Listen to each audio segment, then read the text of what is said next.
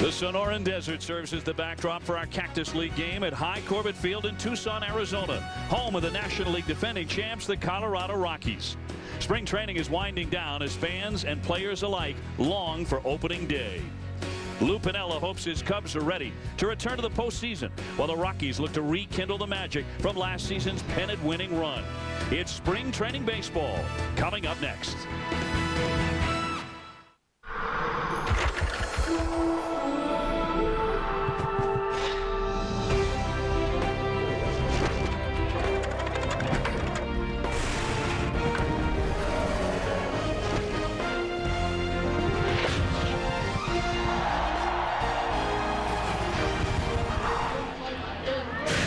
It's spring training baseball on ESPN, and from the Cactus League, today the defending National League champion Colorado Rockies face the Central Division champion Chicago Cubs from High Corbett Field in Tucson, Arizona. Hi, everybody. Welcome to sunny Arizona, particularly those of you tuning in on a wintry day in Chicago. Not fair. They're getting hit yet again. A late-season snowstorm. Lots of sunshine for you today. Dave O'Brien and Oral Hershiser. And Oral, 2008 marks 100 years since the Cubs won their last World Series. An excellent pitching staff has a lot of people thinking and predicting they're going to win it or at least get back to that World Series in 2008. Well, pitching and defense are the key, and the center of the pitching staff, Carlos Zambrano. And then if you think offense, you go to Derek Lee, Alfonso Soriano, and Ramirez at third base. But you know what? Some of the peripheral players could be the keys, especially in center field. Felix P.A., this young man, a top prospect for the Cubs, needs to perform this year. This will be his first full big league season. Only .215 last year, 111 against left-handed hitters. So you would think maybe the Cubs need a right-handed bat in center field at some time, but P.A. will have the first opportunity. Now for the Colorado Rockies, they put together one of the most incredible runs in the history of Major League Baseball at the tail end of last season and into the playoffs, winning 21 out of 22. It's still a staggering feat, eventually getting swept by the Boston Red Sox in the World Series. That kind of momentum, can it translate? Can it carry over to a new season? I think momentum, no, but confidence, yes, and then the ability for sure. Matt Holliday in the middle of this order, a rare combination of power and consistency. A-Rod-esque, really. The numbers are amazing. Passing Ryan Howard with 137 RBIs because of that one-game playoff against San Diego where he picked up two, but number one in batting average, number one in RBIs. I'll tell you what, this guy may be an MVP candidate this year and go from 2 to number 1. Well, two teams who fully expect to be playing come October meet in the warm sunshine of the Cactus League. The Cubs trying to erase 100 years of disappointment. The Rockies trying to take that one last step and win a world championship. Coming up next from the Cactus League in Arizona. ESPN's Spring Training Baseball, brought to you by Major League Baseball 2K8 from 2K Sports. I said 2K, K, and Armor All. Go ahead, stare. Go for him, huh?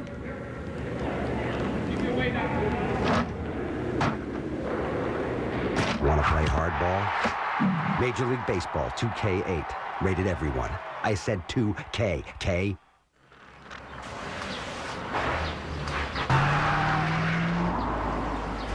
See you tomorrow, Steve. Oh, dreaming. Do not let her get gum. You know, it's Tony Stewart. Tony, get the camera. I've got the camera. Oh, Tony, he's a huge fan. Ready?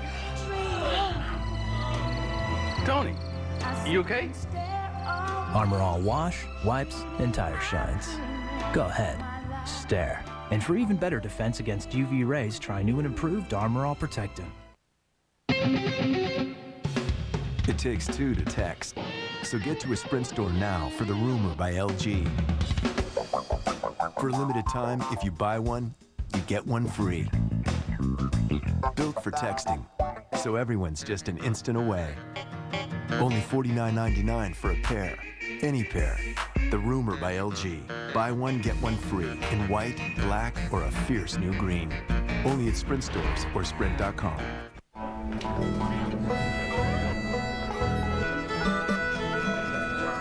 Hey fellas, check this out. First time I saw her, she set my world, you know, she set my world to reeling. And as the years go by for this country guy, well, we never lost the feeling. With this Billy Goat, I played my last note, I can't wait to get home. Viva Viagra. Talk to your doctor about Viagra, America's most prescribed treatment for erectile dysfunction. Learn more at Viagra.com. Viva Viagra.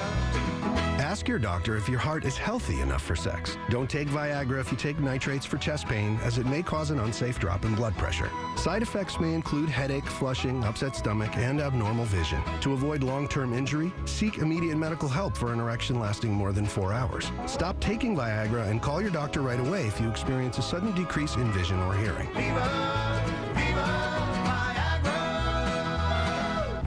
The phenomenon that's taking over the world cannot be stopped. 10,000 BC, rated PG-13. Growing up, the Boys and Girls Club was a safe place where I was taught important lessons, like being part of a team. Teammates learn to play together, work together, and stick together. Major League Baseball and Boys and Girls Clubs of America understand the importance for kids to have a safe place to learn and grow.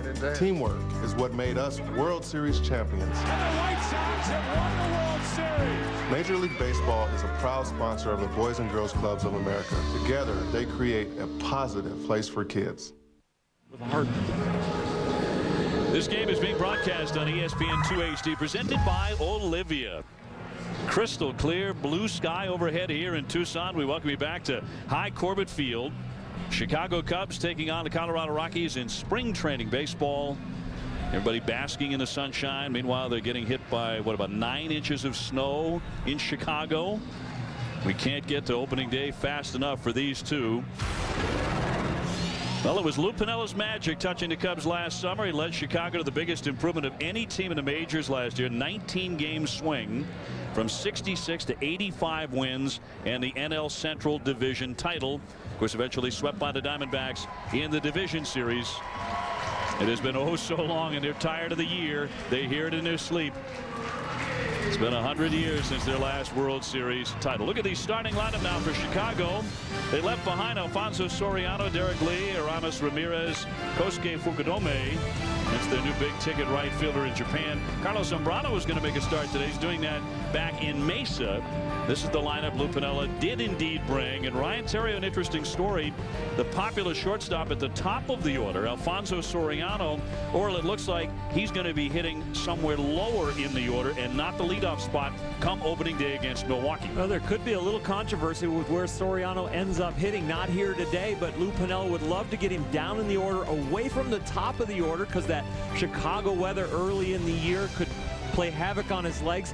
73 and 61 when Soriano is in there, so he is a key component to try and keep healthy, and Lou thinks bottom of the order, middle of the order could be the better place. The lefty Mark Redmond going for Colorado today. He's been around a while, 6'5", 245 pounds. He was a key part of the Marlins championship run at the expense of the Cubs, very famously back in 2003. That year he was 14-9, only 2-0 last year with Colorado, but those 2 wins were key. Colorado was reeling in their starting rotation. They signed him to a minor league contract in late August, and boy, those 2 victories with a 3.2 ERA for Colorado were huge down their stretch run when they won 14 out of 15 to end the year. Now, 2007 was certainly the year of the milestone in Major League Baseball. How will 2008 be remembered? Will it be the year of the Chicago Cubs? We will find out soon enough. They will open up on March 31, a week from Monday, when they will take on the Milwaukee Brewers at Wrigley Field. And Ryan Theriot will be there at shortstop, and looks to be their leadoff hitter for Lou Piniella on opening day. He'll be followed by Cedeno and then DeRosa. Cubs winning 85 last year. You wonder if that's going to be enough in the Central Division in 2008. And some, like the Sporting News Baseball magazine, predicting the Cubs are headed to the World Series 7 months from now. Redmond ready on a gorgeous day, and the left-hander's first pitch misses for ball 1, and we are underway. Well, we do have a beautiful day here. Ryan Theriot trying to kind of cement himself in that leadoff spot, brings a lot of energy to this Cubs leadoff spot. Plays very, very hard, high energy player. And Lou Piniella really loves that. You got to believe that Lou Piniella loves feistiness in a player. A real favorite of Lou Piniella's. Of course, the Brian Roberts rumors continue to swirl. Those were really heavy a couple of weeks ago. the Baltimore Oriole, and whether or not he might wind up in the Chicago Cubs lineup before the end of the season. By the way, 78 degrees under blue skies and sunshine here in Tucson. That one missing downstairs. This is an area that Terrio, they would like to see him work on, getting that on-base percentage up there if he's going to be a legitimate leadoff man. For sure. You know, in your leadoff hole, you want guys to work the pitcher, to work the count deep so that the next hitters can see what he has, what's working. Even if you end up making an out, to make him throw 5 to 7 pitches and let the bench see what the starters taking to the mound really can help your offense. Solid year at 266. Little chopper to Atkins at 30, digs it out, and plenty of time over to Todd Helton. Those, of course, names: Atkins, Tulowitzki, and Tavares, Holiday, Helton, that you heard throughout the October Classic. All through October, in fact, after that incredible run by Colorado. And here comes Ronnie Cedeno, the second baseman, getting a start there today. Now, Mark DeRosa is going to be manning third today, and he hits out of the third spot for Piniella. Outside for a ball on Cedeno, who at Iowa last year hit .359, 10 homers, 35 runs batted in. Has really not made an impact with the Cubs as far as with the bat when he's had his opportunity in the 7-4 at bats with the Cubs. Only hit .203. Up the middle, and that is going to squeak through off the glove of Barmes, the diving second baseman. And Cedeno is on with a single right back up through the box. A one-out single for Ronnie Cedeno. Well, you take a lot of pitchers fielding practice, PFP. They hit some comebackers at you, but sometimes they're not at game speed. For Mark Redmond, the 34-year-old lefty, that one kind of spun him around. Well, Cedeno trying to pile up some hits. The word is that he is being shopped around, that he is on the trade block. So that will certainly help. Here's DeRosa now, coming off a season that saw him hit .293 with 10 homers. You may have read about DeRosa's scare early in spring training. He was forced to undergo a surgical procedure to correct an irregular heartbeat. That had been an issue for Mark since his teens. He was forced to leave a workout on February 23rd. He could not get his heartbeat under control. The procedure uses a radio frequency catheter. Everything went very well. I know you were chatting with him before the game. He feels great.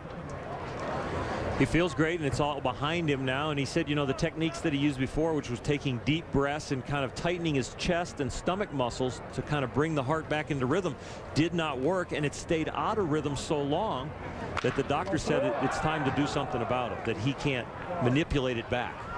If he did not have that procedure, the alternative was a lifetime on medication. He didn't want to have to do that.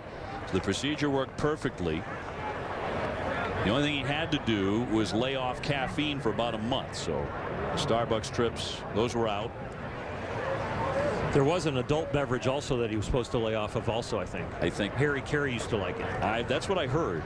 That was the rumor. Throw over to first base and back in Cedeno.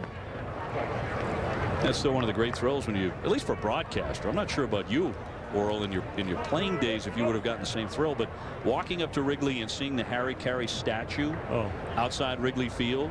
They're doing one for Ernie Banks this year at Wrigley, which is supposed to be just incredible. A check swing, and DeRosa holds the count 2-2. Yeah, I think there's supposed to be an opening day ceremony to unveil the Ernie Banks statue, and somewhere around there there's going to be a plaque, I'll bet you, say, "Let's play 2."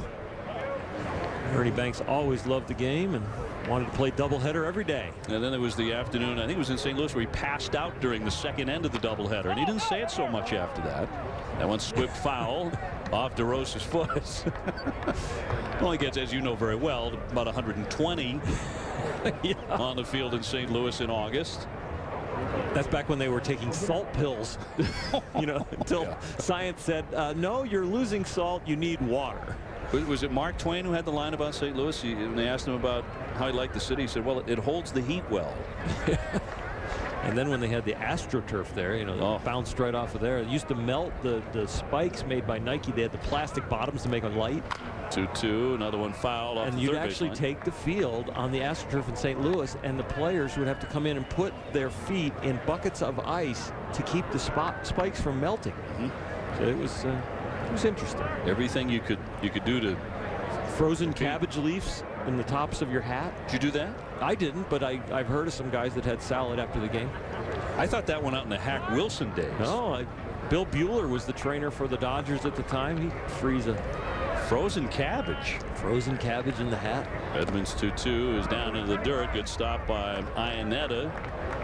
Yorvi Torrealba will be the everyday #1 catcher for Colorado when the season gets underway, but they're very fond of this youngster. Struggled a little bit with the bat. They had to send him back to AAA to get his legs back under him, but they really like what they see as far as the talent. Just needs to settle in at the big league level. Matt Merton on deck here for the Cubs, who left plenty of their stars behind in Mesa. Pickoff here, and Cedeno in a rundown. Helton to give chase here, and he will be tagged out. So Cedeno erased on the base pass. The cagey Redmond with a left-handed move of his with the pickoff, and there are 2 gone. Cedeno pretty much picked himself off here. Redmond just barely picks his foot up, throws it over there. Cedeno was going on first move. Not the smartest of plays, and especially when maybe rumored that you could be on the trading blocks. Probably some scouts in the stands watching what kind of heady game you bring. Won't help the Cubs with the value of that young man. So the base is empty now. Redmond goes back to work against DeRosa. Serves it softly to the middle. Tulowitzki will fire on. Tulowitzki about 10 pounds lighter, maybe even rangier than a season ago. Only 3 men face Redmond. The Rockies are coming up.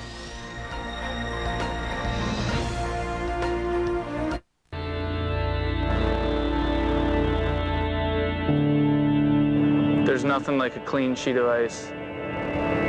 You're there before anybody. The doors are still locked. The rest of the world is still sleeping. Whoever works the hardest is going to get it done. It's not rocket science.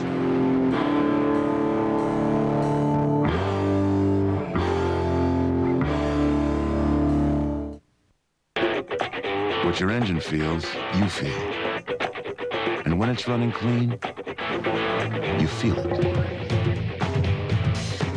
Which is why we developed Pennzoil Platinum with adaptive molecules. Its active cleansing agents help remove built-up dirt and deposits 3 times better than the leading conventional oil. Pennzoil Platinum Full Synthetic Motor Oil. Our ultimate clean for your ultimate feeling. Not just oil, Pennzoil.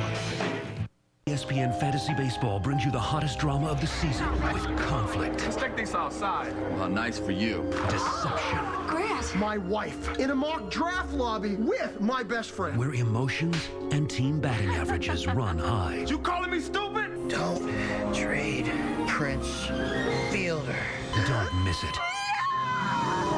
One season, endless drama. ESPN Fantasy Baseball. The best features and experts, all for free. Sign up today. We head to the home half of inning #1. The Colorado Rockies coming to bat here. Willie Tavares about to lead things off for the Rockies. Won the National League crown, their first in franchise history last October, and they did it with that amazing run, winning 21 of 22, including the 1-game playoff for the National League wild card before getting swept by Boston in the World Series. Willie Tavares will lead things off. Tulowitzki, the shortstop, coming off a magnificent year. Todd Helton's at first. Matt Holliday, 137 RBIs last season, a cleanup man. Atkins, Spilborghs, Iannetta, Barmes at second base. Redmond, a pitcher, batting ninth against the lefty Sean Marshall. Tavares trying to bunt his way on, but Marshall will get him at first base by a step. And Tavares is retired pitcher to first, 1 man gone. Marshall last year went 7-8 for the Cubs, an ERA of 3.92. And Sean Marshall came into spring training vying for a spot in the rotation. Probably will not get there. The 5 starters by Lou Piniella will probably be decided sometime today, but we have an idea who they could be. Probably Zambrano, Lilly, Hill, Lieber, and Dempster. But this young man could end up as the second lefty in the bullpen with Scott Iyer. And they really like his deception. He doesn't throw very hard. Pretty good command of 4 pitches. Only 35 walks last season, and delivers a strike to get in front on Tulowitzki. 291 last season, 24 homers, 99 runs batted in. In fact, the most RBIs ever by a rookie shortstop. Well, Troy Tulowitzki, tremendous leadership out of a young man is the biggest surprise that I saw from him. And listening to the players around the Colorado Rockies talk, they are better because he is on the team. This young man has never played for a losing ball club all the way from Little League. Well, rewarded for his terrific rookie season with a 6-year contract through 2013. He takes a ball down and in. Terrific year, 177 hits. Wound up second to Ryan Braun of Milwaukee in the Rookie of the Year voting, but that was decided by 2 votes. So extraordinarily close. The breaking ball outside by Marshall. Tulowitzki is a big collector of autographs, has 20 or 30 in his den, and after signing the contract, rewarded himself and bought a place in downtown Denver. Got a room for all his big league memorabilia. Says the balls are for the players, but if I get a bat, it's a guy I really admire. And the 2 bats he's most proud of are Derek Jeter and Nomar Garcia Parra. Derek Jeter, his boyhood idol. I didn't realize Jeter was getting that old to be Tulowitzki's boyhood idol. The 2-2 is way outside. When you cash in on the big contract, though, a lot of extra toys come with it. He purchased a black Maserati GT sedan to drive around a bit. When you hit it big for the first time, what'd you run out and buy? Shoot, I just paid the bills on the credit card that I already bought the stuff. I didn't think about the next thing. I thought about paying for the things I already had. Oral Hershiser's Credit Counseling 101. Outstanding. You know, let's be honest now that we're broadcasting. Right. 3-2. You have to be a role model when you're a player. Driven deep to center field. PA back. That one high. Off the very top of that center field wall and into second base. Tulowitzki, as he picks up where he left off last October, he smoked that ball to dead center field. Well, he picks on a high pitch right here. See a nice level swing, drives through it, stayed very calm. Strong hands and wrists of this young man. And you know when you hit a ball to straightaway center with that much power, that's power to all fields. And you don't have to pull the ball to hit it hard. Tulowitzki has already hit 4 spring training home runs, nearly had number 5 there. You mentioned it when we were watching him around the batting cage today. They looked a little bit skinnier. He says about a 10-pound drop from last year. And believes that is going to help him. The pitch down low, ball 1 on Todd Helton. Helton coming off another good season at the bat this spring, hitting .364. Batted .320 last year with 17 home runs. But that's 10 straight. Helton hitting over 300. Well, Todd Helton hit for power in the middle and early in his career, but now he's more like, since we're playing against the Chicago Cubs, probably a Mark Grace type hitter. He's going to go more for the singles, take the ball the opposite way, pull the ball when there's a man on first and hit that hole. But I'd look for Helton to try for a high average and to stay away from the home run swing. And I don't think the comparisons to Grace, you don't necessarily say, well, they don't apply defensively. On the inside corner for a strike. Grace, a magnificent defensive first baseman. This guy's won 3 Gold Gloves. Yeah, you really don't think about it. Probably Mark Grace had a lot of more range than Todd Helton at first base, but the soft hands and to be able to pick the throws from the infielders, they're both comparable. Great work ethic. That's how Helton's made himself into an outstanding defensive first baseman. Lines that one into right. Tulowitzki heading home and misplayed by Ward out there in right field. It's going to go all the way to the wall. Helton rounding second, heading into third.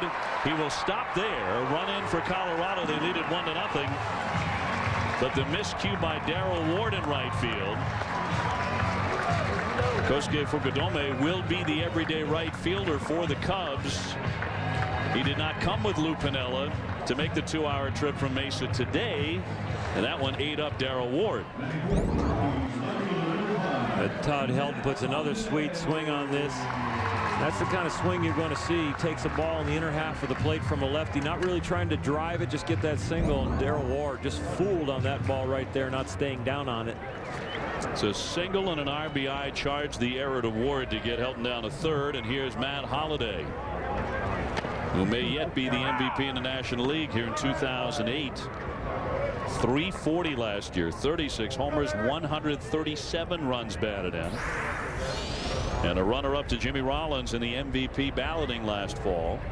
He's had a good spring, late on that cut, however, and a count 0-2. And maybe the most memorable thing about Matt Holliday will be not how awesome his hitting was and play was, but maybe did he touch home plate? Do you have any doubt? I have no doubt he did not touch home plate. Matt Holliday, I don't think, has any doubt that he didn't, and that one's in there for called strike 3. But being your own judge, here it is, Padres Rockies. This for the wild card, the one-game playoff, the play at the plates. Of course, he went in chin first. Eventually, Tim McClellan said, yeah, you're safe. Didn't look like he ever had that hand on the plate. It looked like his hand went right onto the spikes and went right around. Barrett looked like he blocked him off. But that in 13 very dramatic innings, Colorado pulled it out. That was part of that winning 21 out of 22. One heart stopper after another. Let's take one more look. Yeah. A difficult angle. Not the best angle. Atkins takes that one in there for a strike. But I think even Matt has mentioned it during the winter, or at least alluded to it with a sheepish grin when asked the question about did he touch home plate. But it's in the history books that he did. Well, baseball always known as a game of inches, and you think of it as down the lines for doubles and fair and foul balls, but sometimes it's in tag plays and touching bases and home plate. Well, the Rockies have touched home once here in the home half of the first inning. Atkins looks at a strike of the inside corner, not thrilled with that call, but another guy with a big bat for Colorado. 301, 25 homers, drove in 111 runs last season. Did Colorado have 5 guys over 90 RBIs last year? And Atkins, one of the more underrated, the breaking ball outside. When the household name of Todd Helton is playing first base and Matt Holliday is second in the MVP voting and Troy Tulowitzki is second in Rookie of the Year, even though you drive in 111, you get forgotten. So guys like Hopp and Atkins kind of on the back burner, but a huge part of their excellent attack, and he will take ball 4. They were #1 in the National League in hitting. They were also the top fielding team in the National League. Atkins, who by the way was the best man at Chase Utley's wedding. Philadelphia Phillies star, reaches first base on the walk. And here's Ryan Spilborghs. Colorado last year hit .299 with 11 home runs. You see his spring numbers to date. He had a forgettable World Series. He was just 0 for 10 against Boston. High fly ball. PA backing up again, getting underneath this one into the alley, and he puts it away. Side retired. Marshall gives up a couple of hits and a run. A misplay at right certainly didn't help, and it's 1-0 Colorado. Time for a little high life housekeeping. You can't park here. Keep an eye on her. So this is how the other half of 1% lives. Hello, common sense check. $5 for chips. $13.50 for a bag of nuts. This hotel just lost its key to the high life. We got a lot of high life to collect. High life housekeeping. And they say money can't buy you love. Common sense, this is your wake-up call. Get your butt up. For $13, I'll be a macadamia nut. I'm not ready for retirement. I realize it's my responsibility. I know I shouldn't feel anxious. But I just don't know where to start. At Bank of America, we know where you are today, and we can help you get where you want to be tomorrow. Open a no-fee IRA at a banking center near you or online at bankofamerica.com/IRA and start saving for retirement now.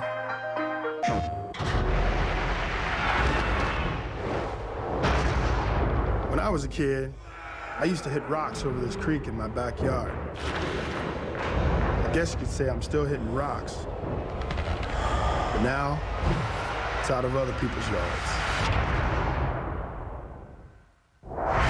There are many roads to the show. What'll yours be? MLB 08 The Show. Nothing gets you closer. Rated E for everyone. Only on PlayStation. So I finally took the plunge and bought one of these HD flat screens. Nice, right? But when I plugged it into my cable, I was really disappointed. Turned out, having an HD TV didn't mean I'd automatically get HD. I needed an actual HD source. So this time, I called the best. DirecTV. They upgraded me to a free HD receiver, plugged in my flat screen, and I was in HD heaven with my favorite channels in HD. So give your HD TV the ultimate hookup. Don't miss out. Call today. The 2008 Major League Baseball season begins on ESPN2 with 2 games live from Japan Tuesday and Wednesday. David Ortiz, Manny Ramirez, and the Red Sox taking on the Oakland A's. That's Major League Baseball on ESPN2 at 6 a.m. Eastern, Tuesday and Wednesday. It's the earliest the Major League season has ever gotten started. From the land of the rising sun this year, Matt Merton leading things off here for the Cubs in the second inning. Colorado with the 1-0 lead. Merton, who played 94 games for Chicago last year, hit .281.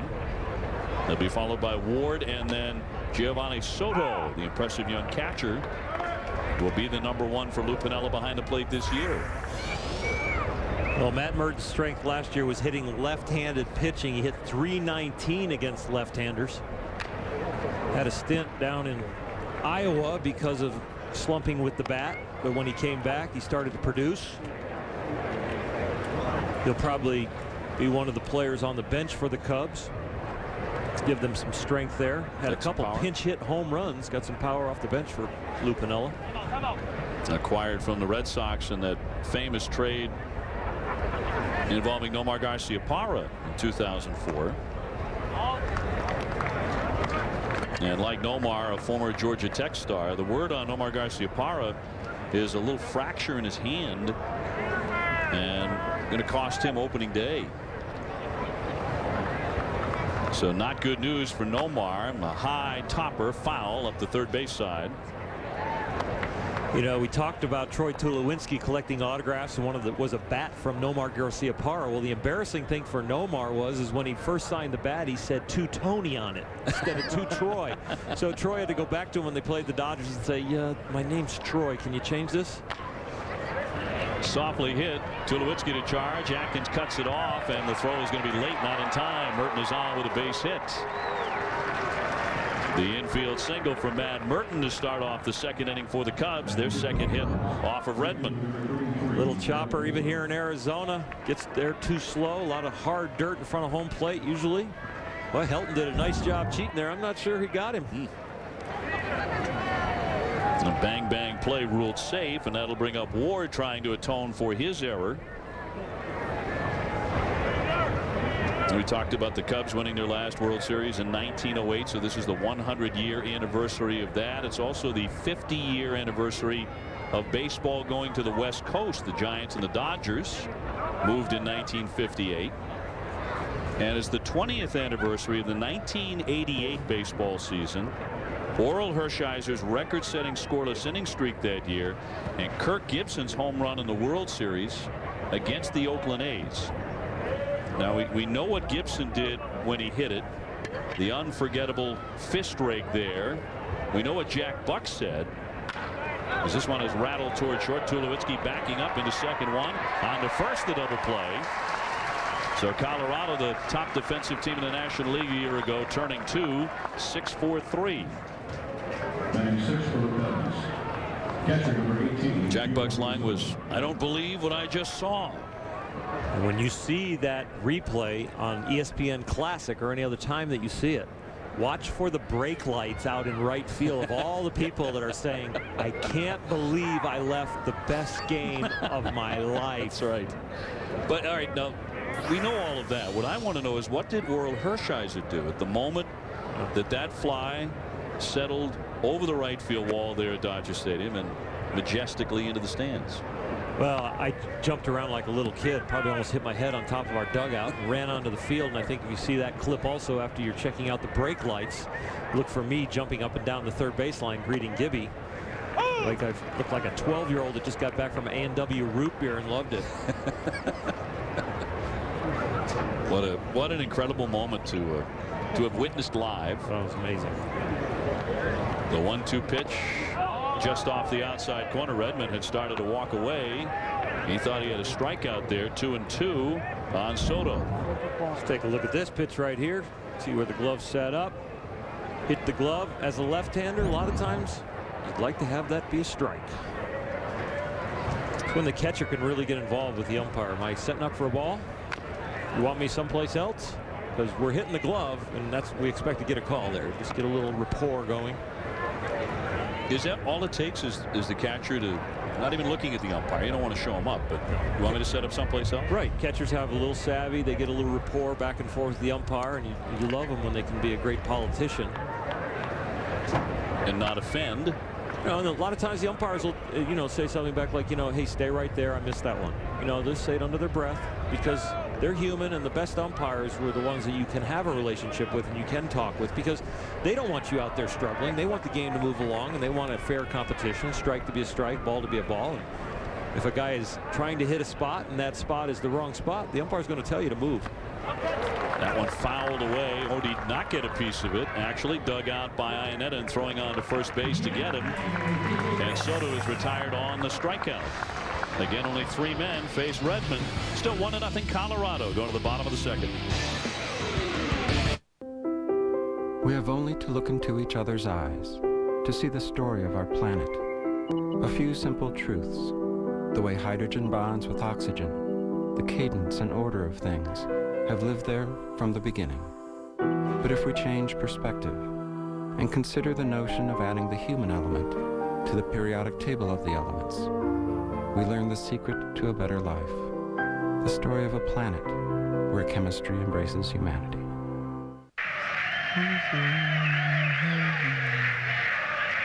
Do you like that song? Yes. Wanna rock? Major League Baseball 2K8. Rated everyone. I said 2K. K.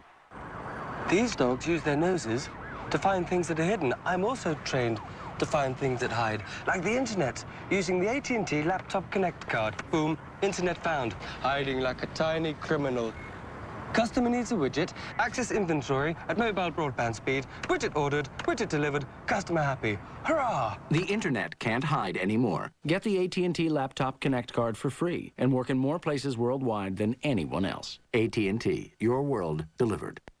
When your engine's running clean, you feel it. And Pennzoil Platinum Full Synthetic Motor Oil cleans 3 times better than the leading conventional oil. Our ultimate clean for your ultimate feeling. Not just oil, Pennzoil.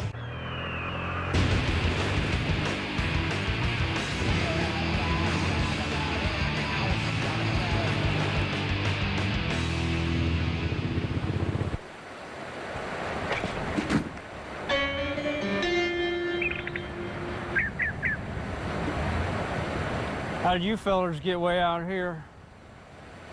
The all-new Terex 4x4, 750 cc's of get up and go. That sure is a pretty machine. Underway in the bottom of the second inning, and the catcher Chris Iannetta swinging away here. He'll be followed by Barmas and then Redmond for Colorado. So that's 7, 8, 9 for the Rockies. Iannetta hit .296 at Colorado Springs last year. Rockies won 90 games a season ago, but they had to rebound in order to do it. Remember, they got off to a pretty bad start. They were 18-27 at one point. They would be unstoppable down the stretch. In September, Orel Hershiser, they won 20 games, eventually catching the wild card leading Padres on the last day of the season and defeating San Diego 9-8 in those 13 innings to muscle their way into the postseason, fouled back by Iannetta. Think about any team sport, somebody putting that kind of run together and then putting it together at the most crucial time of the year when you have to finish off strong to make to the playoffs, win the 1-game playoff. It's hard enough to win 4 or 5 games in a row. Yeah, just one little stumble could be critical. Would have been for Colorado, you know, a little 2-3 game losing streak, and it's over at various points there. Talking to Clint Hurdle before the game, he talked about that was just good for all of us. It was improbable, but we are going to take it and leverage from it, gain a lot of confidence in his ball club. lot of confidence in the character of the individuals, and now it's something that they've always said we can be champions, but now they've actually accomplished it. And you know, running into Boston in the World Series, they went through it and got swept, but it was like getting cut by a sharp knife and not a dull knife. It's probably less scars. And had that lull, that time between the league championship and the World Series. And many of them still believe. You believe it's... Oh, it's huge. You cannot duplicate. Baseball is a game of rhythm. It's a game of repetition. It's a game of day in and day out habits. And to lay off, what it was, 9 days, almost impossible then to play at a high level again. 3-2 inside for ball 4. So Sean Marshall was trying to pitch his way into the rotation, although that appears to be a long shot at this point, has walked his second man.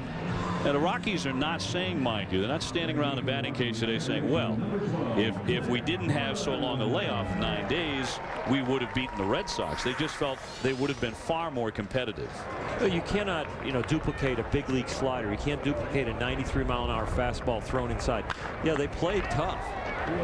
Barnes popping this one up, racing out.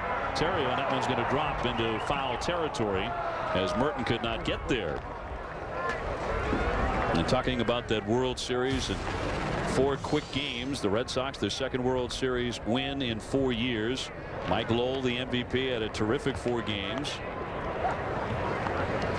The Rockies, with that layoff, it's hard enough to come back from an all-star break if you're not part of the all-star team. The cobwebs that you feel, you hear athletes talk about, well, today I had cobwebs, or you start getting tired in the 6th inning. For some reason, you just don't have the endurance taking 3-4 days off. I know the Rockies worked out. They tried to simulate things by having their own pitchers throw at game speed to their hitters, but you're not going to knock somebody down. You're not going to have that same intensity. And so I know that layoff really hurt them, and it shows the character of the club not taking that as an excuse. Barmes with pretty good power takes a ball outside. Colorado Springs last year hit 11 homers and batted .299. Colorado number 2 in the National League in home runs hit. Tops in batting average in the National League. Also number 1 in on-base percentage. And number 2 in runs scored. Popped up Cedeno there in short right to put it away. 1 man gone. But a lot of their offensive numbers, people say, well, it's because they play in Coors Field. Now remember the humidor, where they keep moisture in the baseballs now at Coors Field. The balls don't travel as far. And so their numbers balanced out this year. And I think the humidor and having Coors Field play a little fairer gave confidence to their pitchers so they didn't get into bad habits when they went on the road. And it made their hitters have more line drive swings. Redmond dropping down the bunt. McGee will fire back to first base. Into second, Iannetta on the sacrifice. Well done by Redmond. 2 down, top of the order now for Colorado. We'll get a look at Willie Taveras again. So when you look at the splits, guys like Holiday and Helton, they're always going to hit so much higher at home. They're going to hit for more power, drive in more runs, but those guys also do it on the road. Yeah, they do. Not to that level. No, not to the level, but when the ball doesn't carry as far and you're not as rewarded for the routine fly ball turning into a home run at home, you develop a swing that all of a sudden is more consistent throughout the league compared to one that's just geared for Coors Field. And so then they get production now at an even keel. Taveras tried to bunt his way on, bunted back to the pitcher in the first inning. He takes a ball outside. Well, no surprise that Willie Taveras tried to bunt. He has the most bunt hits from 05 to 07, 88. This is a speedster at the top of this order that makes them go. Also the most infield hits from 05 to 07, 115 infield hits. That's how you put together a 30-game hitting streak like the one he had in 2006. Terrio up and over, man in time to get him. And the side is retired. 1 man left. We've completed 2 here in Tucson. Still 1-0. The Rockies. Are you ready to change your life, look younger, and be stronger? I went from a size 38 to a size 30 and lost over 70 pounds. You too can get remarkable results with Bowflex Home Gyms. All it takes is one simple workout, 20 minutes a day, 3 times a week. When they say you can work out 20 minutes a day, 3 times a week, they mean exactly that. You've got to get this DVD. It'll change your life. Call now for a free DVD that shows how you can get great results with Bowflex Home Gyms. I gave all of my fat clothes to my fat friends. Only Bowflex Home Gyms have Power Rod technology, the secret to getting a strong, sculpted body fast. I am not embarrassed to take my shirt off. I look better. I feel better. My wife gives me that little wink every now and then. Own your very own Bowflex Home Gym for no money down and payments as low as $14 a month. Be strong, be fit, be Bowflex. Call or go online now for your free DVD that tells you all about Bowflex Home Gyms. Call now. Survivor living in New York City. If anyone is out there, you are not alone. I can fix this! I can save everybody! No! I Am Legend. Buy it today on Blu-ray and DVD. I love winning. Josh has good hands. Sometimes he just loses the ball. It's the glasses. 2 words. Contact lenses. AccuView Oasis is the only lens with HydroClear Plus. Wow. I can't feel them at all. Josh got AccuView. Josh got his game back. For a free trial pair certificate, go to AccuView.com. Today, I plan on not freaking out about my wireless bill. I plan on saying whatever when my daughter talks for hours. Yeah, I plan on being totally down with calling Denver in the middle of the afternoon, huh? Hollering at my boys, kicking it with 3-way calling. I plan on grabbing my celly and getting my... Dad! Oh, sorry. Okay. America's most reliable network introduces a plan with truly unlimited calling. Talk as much as you want with anyone in the U.S. for one flat rate. And now buy an Alias by Samsung for $79.99 and get one free. Verizon Wireless. Fans head to the ballpark during opening week to help Major League Baseball celebrate the 100th anniversary of Take Me Out to the Ball Game. It was written in 1908. For more information on how to be a part of your club celebration, log on to MLB.com. Boy, a whole lot happened the last time the Cubs won the World Series in 1908. Honus Wagner led the majors, hitting .354. Christy Mathewson won the Triple Crown of pitchers. He won 37 games, Earl. You never did that. No, but that was his free agent year. He was going for it. He's going for the big contract. Ford produced the first Model T. Mother's Day was celebrated for the first time. Jason McGee hitting here, the first baseman. We'll tap her back to Redmond, who will gun on in time for out number 1. Some other notable events from 1908. The Cubs are going to be hearing that in their sleep until they finally win one again. First ball was dropped in Times Square. Einstein presents the quantum theory of light, which certainly got me through college. You know, Lou Piniella knew that his club would have to deal with all this with the media and everything, and he just said, you know what, guys, you are not responsible for all 100 years. You're only responsible for what you have done when you were here. So don't let anybody heap the whole 100 years on you. And one of his opening addresses to the club, Lou was saying, well, I'm responsible only for last year, and we won the title. We won the division. Terrific comeback in what was really a year of comebacks in Major League Baseball. Then the Cubs case having to dig their way out of an early hole to overcome the Milwaukee Brewers. PA coming off a season that saw him hit only .215, and the speedy outfielder drops that one in along the line. Spilborghs will not get him. Felix PA with the double with 1 out here in the 3rd inning for Chicago. Well, one of the good things about getting jammed is you won't hook the ball foul. Felix PA right here gets jammed. The ball's in on the handle, but when it's in on the hands, you get jammed. You cannot put the spin on to hook it foul. You actually make it spin backwards. PA with his great speed easily into second base, but the consistent eye-hand coordination, putting the ball in play, but especially on the ground when you have that kind of speed, will suit him better. Here's the pitcher, the lefty Sean Marshall, and that one eats up the catcher Iannetta all the way to the backstop. In fact, over the top of that backstop as it skipped, and down to third is PA. Now, no one denies PA's defensive skills. You saw the speed. Wrigley center field, as you well know, is no picnic.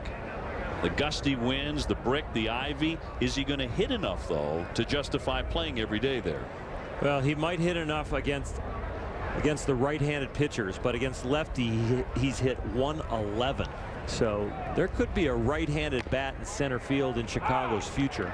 And I would think that they're looking for somebody to help Felix out. 1-1 on Marshall. He does have a home run in his major league career.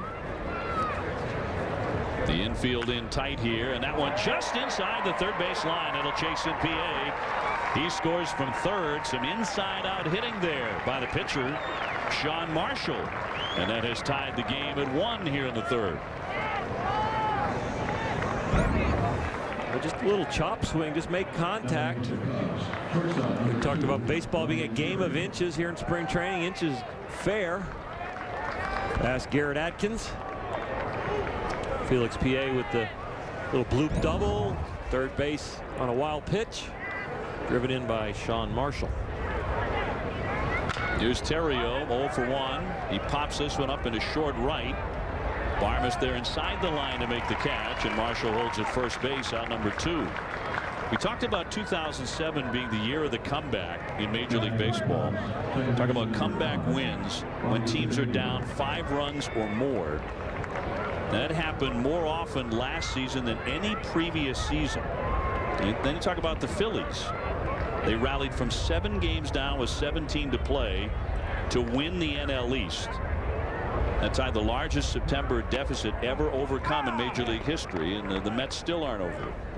Well, comeback wins also relate to clubhouse chemistry, and that can really put you on a roll in the streaks. And you think about the different streaks that happen with the Cubs coming back all the way from June 3rd, their 8.5 game deficit, what the Phillies did. Cedeno grounds that one to Atkins, who digs it, and the side is retired. Pitcher comes up big with an RBI hit, and this one is tied at 1. Holiday coming up, though, for Colorado. Who does she think she's kidding? You know what she's been doing in Miami. You sit here, staring at a cement wall, alone, and she has the gall to just show up 3 days later, toss her bag in the back, and pretend she doesn't smell like new car. She was with a Prius hybrid. Oh, so now suddenly she's an environmentalist. With dozens of the hottest cars to choose from, there's a reason Avis is your other car. It takes 2 to text. So get to a Sprint store now for the Rumor by LG. For a limited time, if you buy one, you get one free. Built for texting, so everyone's just an instant away. Only $49.99 for a pair. Any pair. The Rumor by LG. Buy one, get one free in white, black, or a fierce new green. Only at Sprint stores or Sprint.com. Pizza? For here to go? Delivery. Louis! You never believe me. Pizza's here. Hey. They had a little captain in them because they always designated driver. Drink responsibly. Captain Morgan is proud to be made with Puerto Rican rum. What's your credit score? Not sure? Go to creditreport.com today and get your credit score and report for free in just seconds. Visit creditreport.com now and enter the Big Score $100,000 giveaway. Get a chance to win up to $25,000 instantly and a shot at the $100,000 grand prize. Play today and you could really score big. Go to creditreport.com now. Get your credit score and report for free and put that knowledge to work for you. creditreport.com. Offer includes enrollment and credit monitoring. Hey, division rivals meet in Major League Baseball spring training. We were just talking about the Mets of David Wright taking out Chipper Jones and the Atlanta Braves on Thursday afternoon. Major League Baseball spring training on ESPN Thursday at 1 o'clock Eastern Time. Just a sparkling sunny day here in Tucson, Arizona. And a perfect day for some freshly squeezed lemonade. Tulowitzki drives this one into left, and that's going to drop down for a hit, knocked down by Merton. It's a single for Tulowitzki, who had a double that was almost a home run high off the center field wall in the first inning. So clearly Tulowitzki is ready to go. It's the first time I've ever seen this young man play in person, believe it or not. Watched a lot of him on TV, and I'll tell you, he's more impressive in person, just the way he goes about his business. He and Matt Holliday do not want to be good. They want to be the best players in the game. And the greatest compete against themselves, and those two definitely do that. It came pretty close last year. Yeah. Awfully darn close. Here's Todd Helton, who singled his first time and looks at a strike. Of course, the crowd's coming back to Coors Field last year. A record number of fans purchased tickets to Major League games in 07. Fourth straight year, baseball broke the attendance record. An average of 32,785 per game. Tulowitzki off and running. McGee throwing into second. They cut him down. He is picked off by Sean Marshall. So each lefty has cut a man down on the bases. Tulowitzki retired, one gone.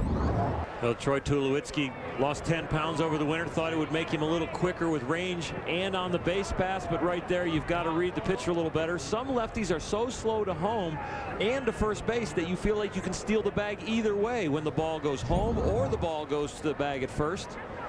Right there, a half a step short. I always thought pitchers got ripped off a little bit by the official scoring on that, because that is not going to go into the books as a pickoff. Goes in as a caught stealing. Yeah, I definitely think that's a pickoff. But yeah, if you don't get caught going back to first base, it's a caught stealing. Holliday on deck, tied 1-1 here in the third inning. Marshall delivers. Did he hold up? He went, and that is strike three. That's all for Todd Helton. So 2 out in the third for the Rockies. Marshall is, at least on paper, still a candidate for the Cubs' 5th starter spot. Even if that doesn't happen, as Earl mentioned, he's pitched well enough this spring, they could keep him as the second lefty in the bullpen. Made 19 starts for the Cubs last year. Lanky lefty at 6'7". Holliday fouls that one off the end of the bat. He struck out looking in the first inning. You know, Matt Holliday, we mentioned, got 2 RBIs against San Diego in that one-game playoff to surpass Ryan Howard from 135 to 137 for the RBI title. Busted bat toward the middle. Terrio gobbles and gets it. So with the help of the caught stealing, technically, Marshall faces only 3 men through 3.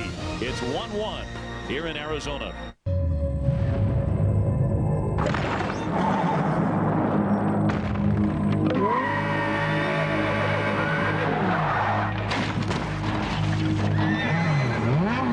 Horsepower is here, and no leading synthetic oil delivers more power than Q horsepower, which is why it's recommended by Ferrari for every oil change. Q horsepower. Unleash all your horses.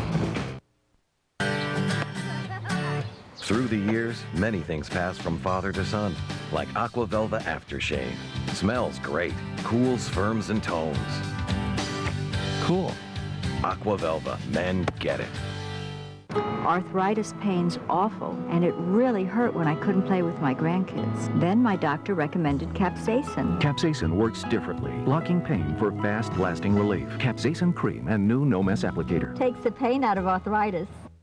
Sarah Fisk, MVP of the Anderson Baby Shower. Congratulations, Sarah. Thanks, Dan. It feels really good. What was the toughest part today? I guess it was, pretending I actually wanted to be here. But I was able to stay focused and watch highlights from a bunch of college hoops games. So great. What's next? I'd really like my sister Nancy to talk to me again, but I'd settle for a ride home. Nancy! All right, back to you in the studio. Be an ESPN MVP. Get live GameCast, video alerts, ESPN bracketology, and more with VCast, exclusively from Verizon Wireless. 85, 86.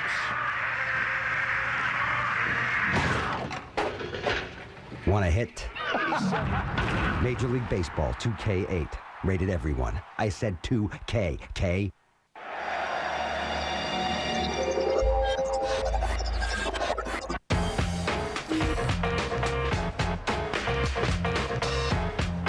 Plug in, the first ultra-adaptable room from Marriott. Back for the fourth inning, 1-1, the Cubs and the Rockies. Here's Mark DeRosa, 0 for 1 on the day. He is grounded out to short. We mentioned this earlier. The Orioles have scouted the Cubs this spring. Everybody has noticed, certainly DeRosa has.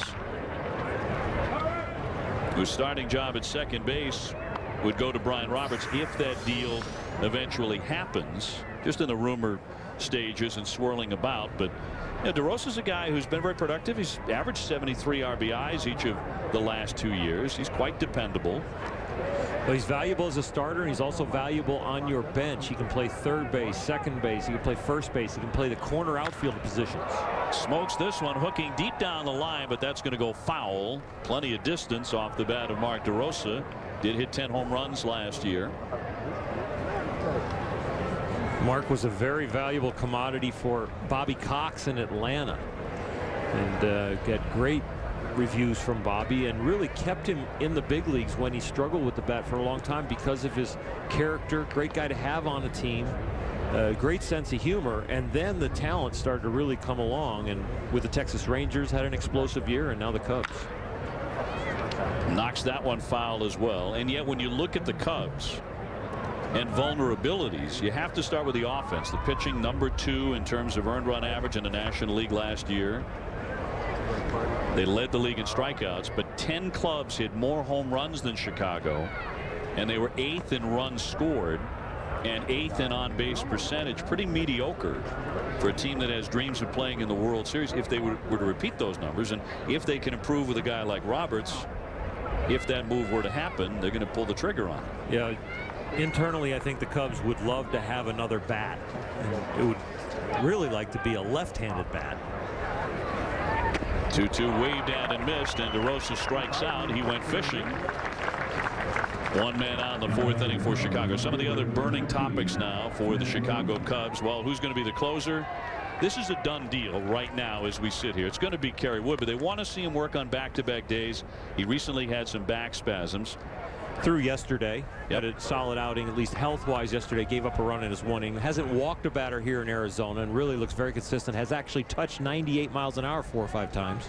Kosuke Fukudome and the big-ticket guy from Japan who will be in right field, but he hasn't really hit yet this spring. No, they signed him really to be the left-handed bat behind Aramis Ramirez to protect, and they have such right-handed dominance in the Cubs lineup. Little slicer that's going to drop down for a base hit. Matt Merton on for the 2nd time. He's 2 for 2. The Cubs were hoping that Fukudome would really be that left-handed bat to kind of balance out the righties of Derek Lee and Alfonso Soriano and Aramis Ramirez, and really has not shown a whole lot of pop yet, or a whole lot of consistency. Lou Piniella not worried though, because he thinks that it takes a while maybe for the Japanese player to adjust to the culture and the pitchers, and reminds us of when he had Ichiro Suzuki, and Ichiro's first spring was not very good. Well, we're going to have Lou with us in the 5th inning to talk about some of these topics as Ward knocks this one to Helton into Tulowitzki. Back to the pitcher, covering a little collision there as Ward went down, and so did the pitcher Redmond. On the collision, both still down, as Ward was upended when spinning into foul territory after he was doubled up. Now Ward is up. We'll see if Redmond is okay. A spring training collision here in the Cactus League.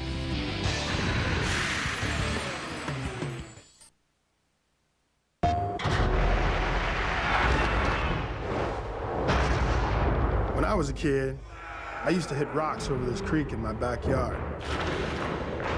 I guess you could say I'm still hitting rocks. But now, it's out of other people's yards. There are many roads to the show. What'll yours be? MLB 08 The Show. Nothing gets you closer. Rated E for everyone. Only on PlayStation. Hey guys, I'm Dan Marino. And I'm Larry the Cable Guy. Get her done. I lost 22 pounds with Nutrisystem. I lost 50 pounds. Losing all that weight feels great and makes me look even better. Well, you look good, but you're missing something. Well, hello, ladies. The new Nutrisystem for Men is our best program ever. A new heart-healthy program formulated to help fight your hunger and curb cravings. Boy, you gotta have a lot of balls to do what I did. I tell you what, 50 pounds is like losing 5 bowling balls. Take it off. 4 bowling balls off my gut. Order our 4-week men's program now, and you can get an extra 3 weeks of food absolutely free. Nutrisystem does all the work. I just eat and eat. I lost 22 pounds. And I lost 50 pounds. Get her done. Call now, 888-607-7493 to find out how you can get 3 extra weeks absolutely free. Sports are great for a kid's body. Steroids aren't. They can ruin tendons in legs and arms. Steroids can stunt bone growth and increase the chances of liver cancer, heart attack, and stroke. Steroids don't make great athletes. They destroy them. Talk to your kids. Need help? Get help. Visit drugfree.org. Cubs and Rockies locked up 1-1 here in the bottom half of the 4th inning. It'll be Atkins, Spilborghs, and Iannetta here for Colorado. Darrell Ward apparently okay. He has gone back to play right field after the collision with Redmond at first base on the double play ball to conclude the last half inning. Atkins drew a walk in the first. He takes some pretty vicious cuts, and that has averaged for him 115 RBIs and 27 homers the last 2 years. And he is typically a slow starter. Actually got benched at the beginning of last year for 3-4 days to kind of calm his brain down. High fly into left, hit well. Merton backing up on the track there, reaching up, and that is high off the wall. Atkins racing into second, now heading for third as the ricochet came back to the outfield. He's into third base with a triple. Some good base running by Atkins for a 3-base hit to lead off the 4th for Colorado. Well, Garrett Atkins, after that slump and sat down by manager Clint Hurdle last year, did a little tweak in his stance, opened it up a little bit right here, drives that ball to left field off the wall. And for your young base runners at home, how do you know if you can continue on to third? Well, if the outfielder has not picked the ball up yet. It's not about the distance of the throw. It's about he has to get it up, because it takes you just as long to load your arm and throw the ball no matter how far you are. So if the ball's not in his hand and you think you can get there, go. Marshall zips in a strike to get in front on Spilborghs, who's 0 for 1 with a fly out to center. And Carlos Zambrano was to make this start today for Chicago. He did not make the 2-hour bus trip from Mesa. He's supposed to be making a turn today in a minor league game back in his camp this afternoon. And to people at home, it's like, you know, why can't he make a 2-hour bus ride to pitch? And, you know, you get this close. Bus rides are tough on the back. It's not an egotistical thing like, oh, he's a prima donna and not come. That's definitely a health thing. The pitching coach, the managers, everybody agrees on the same page. When you don't have to put somebody through a 2-3 hour bus ride, why take the risk?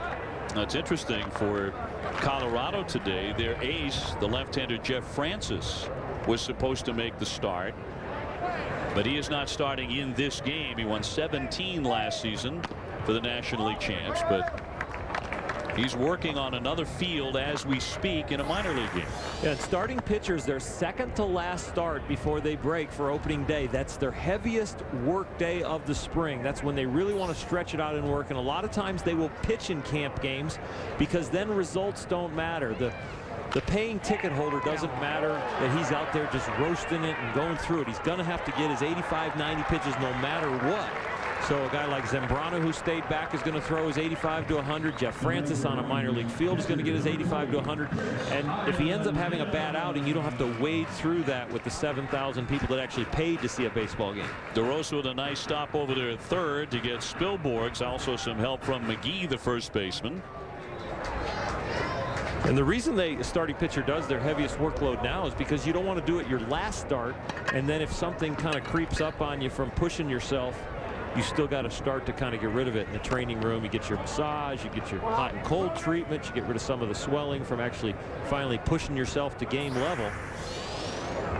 Iannetta here with a runner at third. At what point in your career, Oral, did you feel comfortable with a set spring training routine? You knew every spring. Another nice stop, knocked down by DeRosa. Atkins has to stay put there at third base, and DeRosa's come up big with back-to-back plays, and 2 down. It is the hot corner today here in Arizona. Well, this shows Mark DeRosa's value to the Cubs. All the different positions he can play, a strong bat at the plate, really doesn't get flustered. You remember, this is a guy that normally doesn't play third base. This could be the starting second baseman for the Cubs, but he can move around, say both corner outfield positions, first base, second base, third base.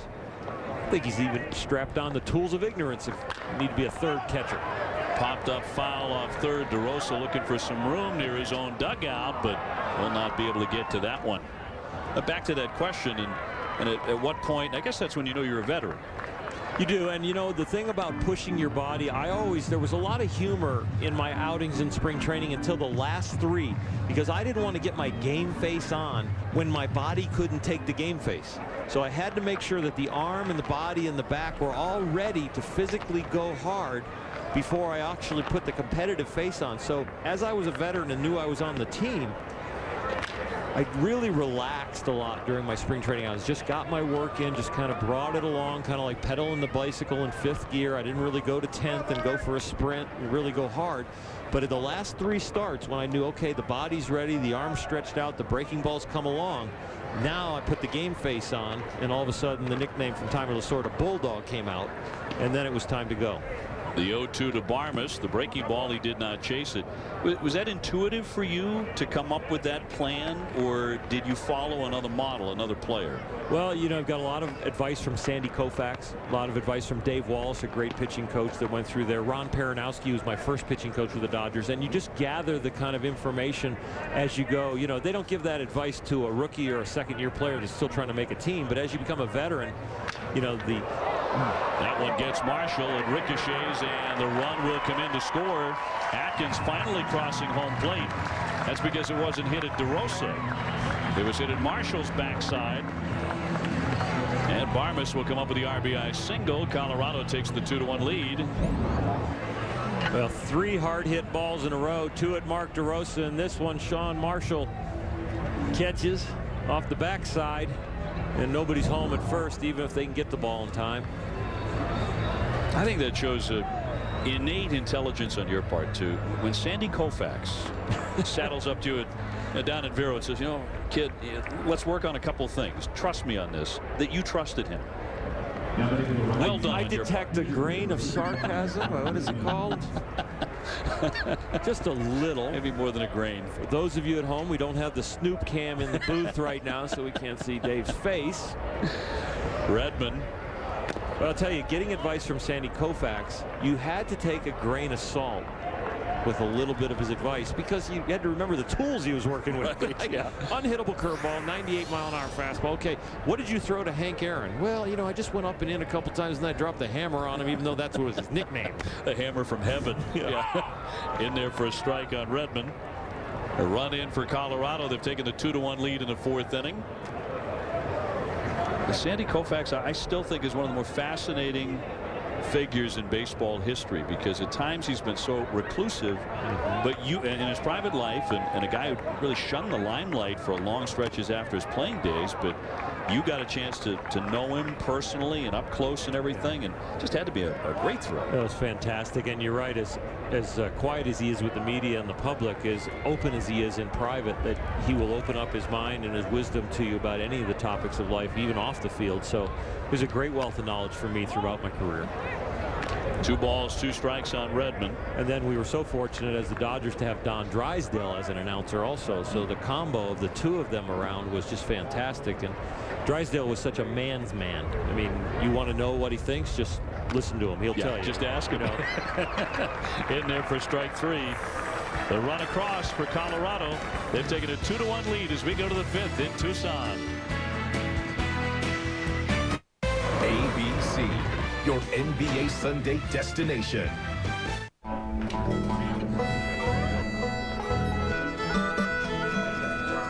Hey, fellas, check this out. First time I saw her, she set my world, she set my world to reeling. And as the years go by for this country guy, well, we never lost the feeling.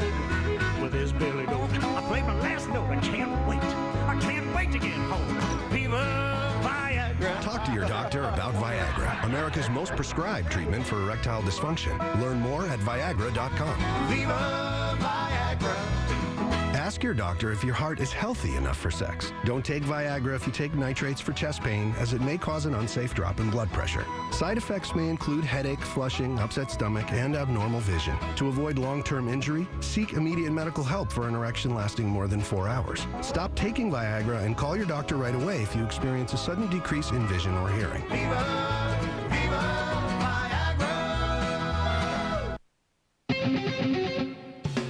It takes two to text.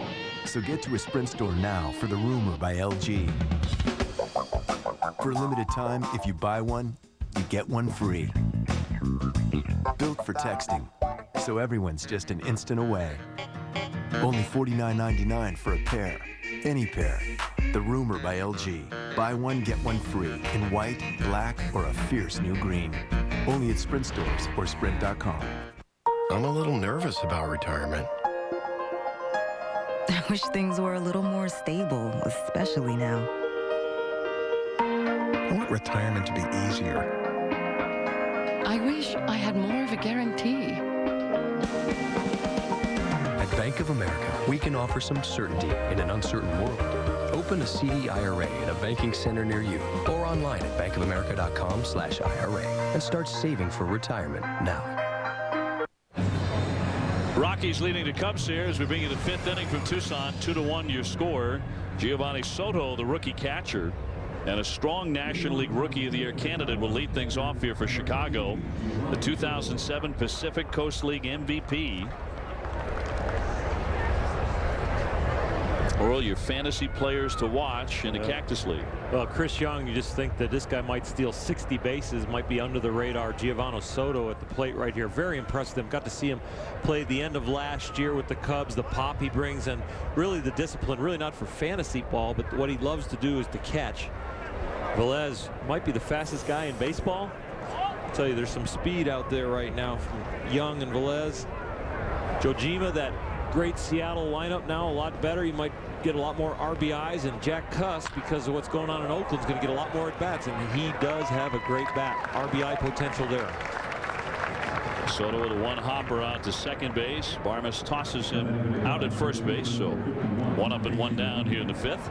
We invite you to sign up now for ESPN Fantasy Baseball Leagues for free on ESPN.com. You can click on our MLB page or search Fantasy Baseball.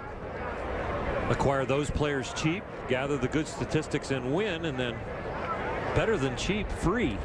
ESPN.com Fantasy Baseball. If it's free, it's for me. That's where we got our shirts. Yours is snappy. I particularly like your color. It seems like you got the email on which one to wear also. Did. Casey McGee here, third baseman out of Fresno State by trade. At first base today. Barmes with another play at second base. 2 down. Mark Redmond on that ball got the idea of just get out of the way, let the infielders catch it. Sean Marshall got plugged last inning. Fortunately for Redmond, it just became a croquet wicket. PA doubled his first time up, dropped one down the right field line, would later score on the hit by Sean Marshall right behind him. Well, 8 teams have new managers heading into spring training this year. The 3 of them, the Orioles, the Reds, and the Astros, fired managers last year. Mike Hargrove, you may remember, resigned midway through the season. Was replaced by John McLaren. Buddy Bell announced August 1st of last year he would step down at the end of the season. And the Yankees, the Dodgers, and the Pirates all making managerial changes in October.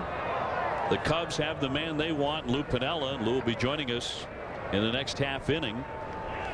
After a tremendous turnaround, the biggest improvement of any team in the majors, a 19-game swing under Sweet Lou from 66 to 85 to win the Central.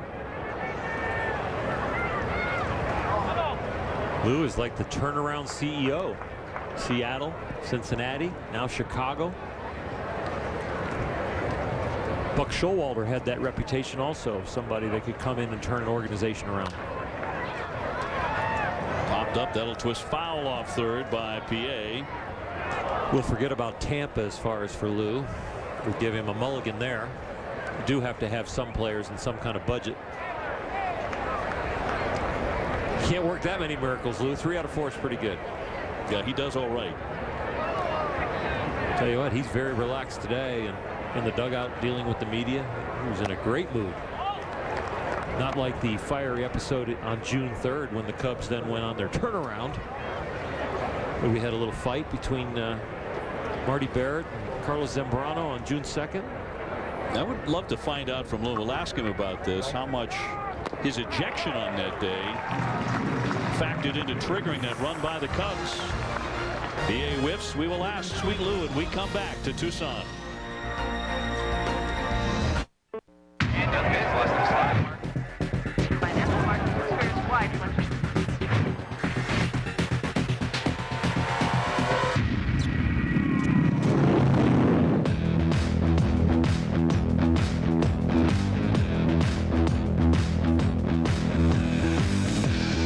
Now get up to $1,000 customer cash on select models, plus low financing on all-star motorcycles. Fun Mart Cycle Center, your everything motorcycle store. Pontiac, designed for action. And the Quad City Pontiac Action is at the area's #1 Pontiac dealership, John Keedy Pontiac. For more than 25 years, no one has sold more new Pontiacs. And now, John Keedy takes the power of Pontiac Action to the people. Row after row of every new Pontiac Action model. The area's largest selection, priced to put power back into your pocketbook. John Keedy Pontiac, in the area's only General Motors Superstore.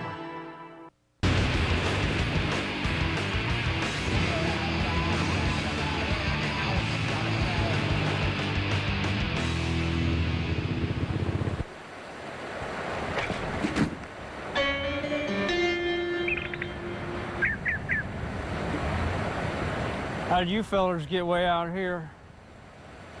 The all-new Terex 4x4, 750 cc's of get up and go. That sure is a pretty machine.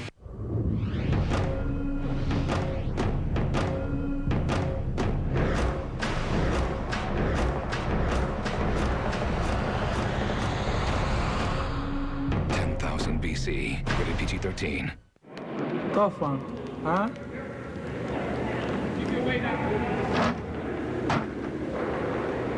Want to play hardball? Major League Baseball 2K8. Rated everyone. I said 2K. K.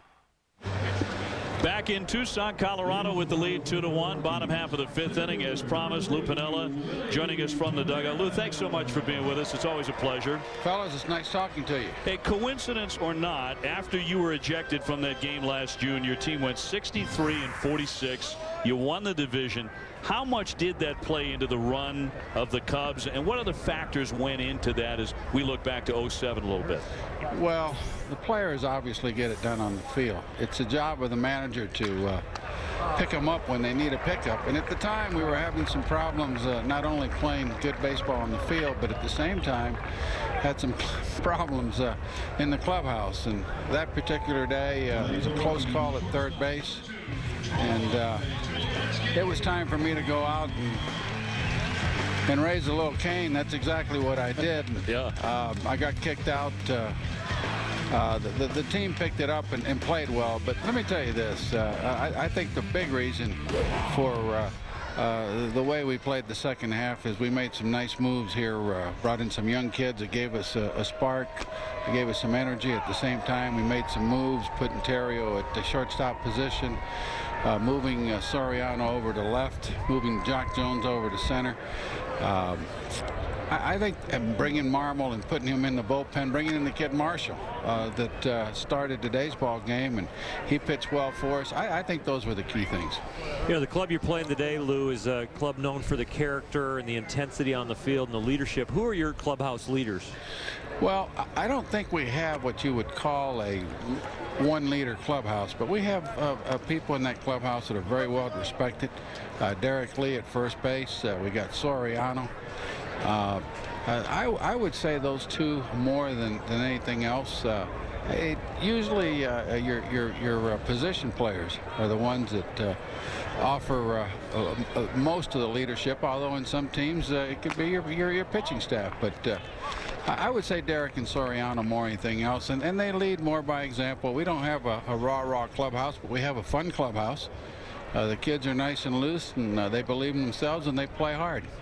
Rocky Roquette on mound here facing Tulowitzki. Lou, are you concerned at all with the Kerry Wood scenario? I know he had the back spasms, but he came back and pitched on Thursday. By now, would you have already named a closer if everything had gone well with him? I think we would have named a closer by now, yes. Kerry's pitched very well this spring. Not only has he thrown strikes, but he's had good velocity. He's had good command of his fastball. His slider has been electric at times. He's done a really nice job here. And the back thing, we want to see Kerry throw the ball back-to-back days. We've got other people here, obviously, that I have confidence in. Bob Howery's a heck of a pitcher. Carlos Marmol, he's young. He needs some experience. And boy, he's got really, really good stuff. But we were waiting on Kerry, seeing him pitch back-to-back, and then we're going to make a decision. And we'll have a decision here by this weekend, not only with our closer situation, but also with the starting rotation. Tulowitzki down to second as the throw goes into the outfield, but he'll hold right there. Starting rotation looks to be one of your strengths, and I know you don't put a lot of stock in spring training numbers, but runs have been hard to come by so far for you guys. Well, we haven't swung the bats nearly as well as you would expect, especially here in Arizona, where the ball carries well and the infields are hard, the outfields are spacious. So. But lately we have been swinging the bats better, and that's a good sign. Derek Lee hit his first home run of the spring this past week, hit it well. So did Ramirez. Soriano's been popping the ball a little bit. What we need for these guys to do is get a few more at bats. So I like to see our regulars get 50 to 60 at bats during the course of a spring, and we're behind, and only because of injury type situations. We've had some people hurt here early in the spring and it set them back a little bit. But you know, our ball clubs should score runs. You know, spring training sometimes is a fooler. You swing the bat really, really well, and all of a sudden you get to the start of a baseball season and you don't hit. So hopefully that'll be the opposite here. But we need to swing the bats and pick it up offensively a little bit. Lou, where do you want Soriano to hit in a perfect world, or is that settled in your mind yet? Might you tweak your lineup a little bit more here in spring training? We might tweak it just a little more. Look, I think Soriano can hit anywheres 1 through 5. He's you know, he's a power hitting guy. He's a free swinger.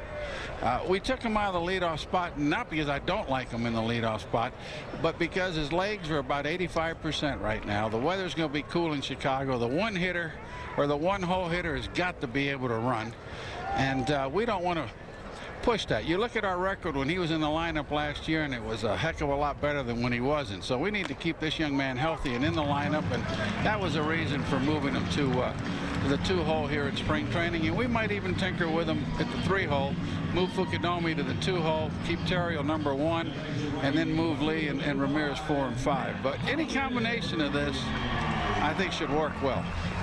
Well, tell us about Carlos Zambrano. We didn't get to watch him throw today. I know he's back in a camp game getting a heavy work day. Tell us how he's been, because the folks at home have watched him last year kind of go through the contract, and then how he kind of overthrew for a while but then settled in and won 18 games for you. Tell us how he's done this spring. Well, he's pitched very well. He's come in very, very focused. He's in really, really good shape. He's pitched well this spring. He hasn't made any predictions, which I really, really like. He's ready to go. He'll be our opening day pitcher. Today he gets stretched out to his longest workload of the spring, probably 90, 95 pitches, and then we'll shorten him up the last time out before his opening day assignment. But he's been really throwing the ball well, and we're really pleased with Zambrano. Another one popping out of the mid and all the way to the backstop, and a run comes in to score to make it 3-1 Colorado. Lou, before we let you go, a little more on Fukudome and the guy from Japan who so far hasn't hit quite obviously the way he would like to hit and the club would like to see him hit, but you have experience with a superstar coming from Japan, obviously in Seattle, with Ichiro right at the beginning of his American journey. Can you put into perspective what Fukudome is going through right now, and you expect him to hit? Oh, sure, we expect him to hit. This young man's had way too much success.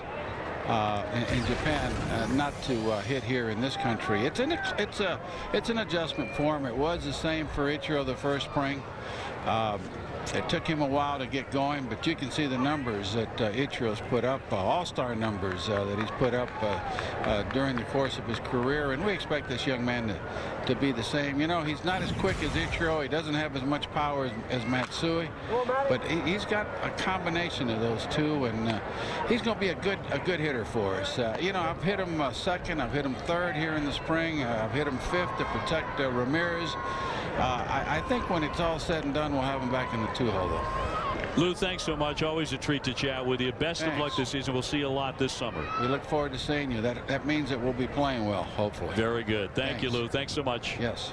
Lou Piniella, the skipper of the Chicago Cubs, as Holiday goes down on strikes for the second time today. Soto behind the plate having some issues, and that is out number 2. Runner at second base is Todd Helton. Here comes Garrett Atkins. Interesting that fans, writers, media types, we have ideas about who's going to hit in the Cubs order, anyone's batting order. The guy who makes that call still has an open mind about how he's going to mess with his lineup and who's going to be most comfortable where. Fukudome, a guy who may very well hit second. Sounds like that's the way Lou Piniella is heading. Soriano, probably not the leadoff man. Popped up into right, and the side is retired. Another run in for Colorado. They lead it 3-1 through 5. Don't be alarmed. I'm going to sneak up on the internet. It's been hiding out here forever, and no one can find it except me and my AT&T Laptop Connect card. Was it Lewis and Clark with a sack full of compasses? No, it was me on a dirt road with mobile broadband speed, accessing the customer's database, confirming their orders. La-di-da. The internet can't hide anymore. Get the AT&T Laptop Connect card for free and work in more places worldwide than anyone else. AT&T, your world delivered. So I finally took the plunge and bought one of these HD flat screens. Nice, right? But when I plugged it into my cable, I was really disappointed. So I called DirecTV, and now I get over 90 of the best channels in HD. Give your HDTV the ultimate hookup. Pizza? For here to go? Delivery. Louis! You never believe me. Pizza's here. Hey. Play a little captain in them because they always designate a driver. Drink responsibly. Captain Morgan is proud to be made with Puerto Rican rum. What's your credit score? Not sure? Go to creditreport.com today and get your credit score and report for free in just seconds. Visit creditreport.com now and enter the Big Score $100,000 giveaway. Get a chance to win up to $25,000 instantly and a shot at the $100,000 grand prize. Play today and you could really score big. Go to creditreport.com now. Get your credit score and report for free and put that knowledge to work for you. creditreport.com. Offer includes enrollment and credit monitoring. The 2008 Major League Baseball season begins on ESPN2. 2 games live from Japan, Tuesday and Wednesday. Big Papi, Manny Ramirez, and the Red Sox beginning their defense of the World Series against Eric Chavez and the Oakland A's. Major League Baseball on ESPN2, 6 a.m. Eastern, Tuesday and Wednesday. Breakfast from Tokyo. Great to have you with us here from beautiful Tucson, Arizona. 3-1 Colorado with the lead. On to the 6th inning here. Off power at 413 for the spring. He's been impressive with swings like that. A fair ball down the line. That'll rattle into the corner. He races into second and stops right there. So Hoffpower with the double to start things off against Redmond. Hoffpower has opened the eyes of Lou Piniella. He really likes this guy, and this is the first swing I've seen him make, and I love the way he dropped the head here, kept the hands down, drove that ball. Great balance. So the 28-year-old left-hand hitter, who is a substitute teacher in Texas in the offseason, has himself a 2-base hit. Ryan Theriot 0 for 2. He has grounded out and popped out, looking to bunt here, and that's in there for a strike. We talk about Soriano and where he might bat in the lineup for the Cubs. Terrio looks to be the leadoff man, certainly for now. Think about this, though. Alfonso Soriano led off a game 12 times last year with a home run. So he can give you that quick 1-0 lead. Terrio's not that kind of hitter. He does drop down a pretty good bunt here. And Hoffbauer into third base on the sacrifice. Yeah, I remember Soriano went home run yard in the All-Star game. Oh, we've got it right here. These guys in the truck are on top of it. High fastball, calm body, quick hands right down the line. There in San Francisco. Little opposite field power by Soriano. Is he the best bad ball hitter in the National League? He doesn't, he puts the bat on the ball a lot. He strikes out a lot, but he can hit the bad ball for power. That one foul down the line. In the American League, it might be Pudge Rodriguez. Or Vladimir Guerrero. Well, Vladimir Guerrero also, yeah. I think Pudge only, I don't know what, he walked maybe 11 times last year. Vlad at least walked because they'll pitch around him. You can't pitch around Pudge. And Soriano looks like he swings about a 7-foot bat. Yeah. With that plate coverage. As Cedeno takes one high. Old school, they call that swing a buggy whip. But, the thing about Sori and leading off, you get every time you move a batter down a slot in the batting order, you lose 20 at bats over the year. So if you move him from first to fifth, that's a lot of at bats that Soriano doesn't get. Cedeno smokes this one into the alley. That'll chase in the run. Hoffbauer scores. Cedeno to second, stops with the RBI double. And the Cubs have cut the lead to 1. Second hit of the day for Ronnie Cedeno was picked off earlier, but if in fact he is on the trade block, and those are the rumors, he's got a couple of knocks today. And DeRosa will step in next. Back to the lineup situation. I thought you made a great point in the commercial break, and we were chatting with Lou about this down in the dugout today as well. When you let guys know that I'm playing with this idea, or I've made up my mind that this is where you're going to bat, this is where someone else is going to hit, it might be out of what is normal for them, and what is the timetable to let everybody know? Well, and managers sometimes get that information to their players by floating.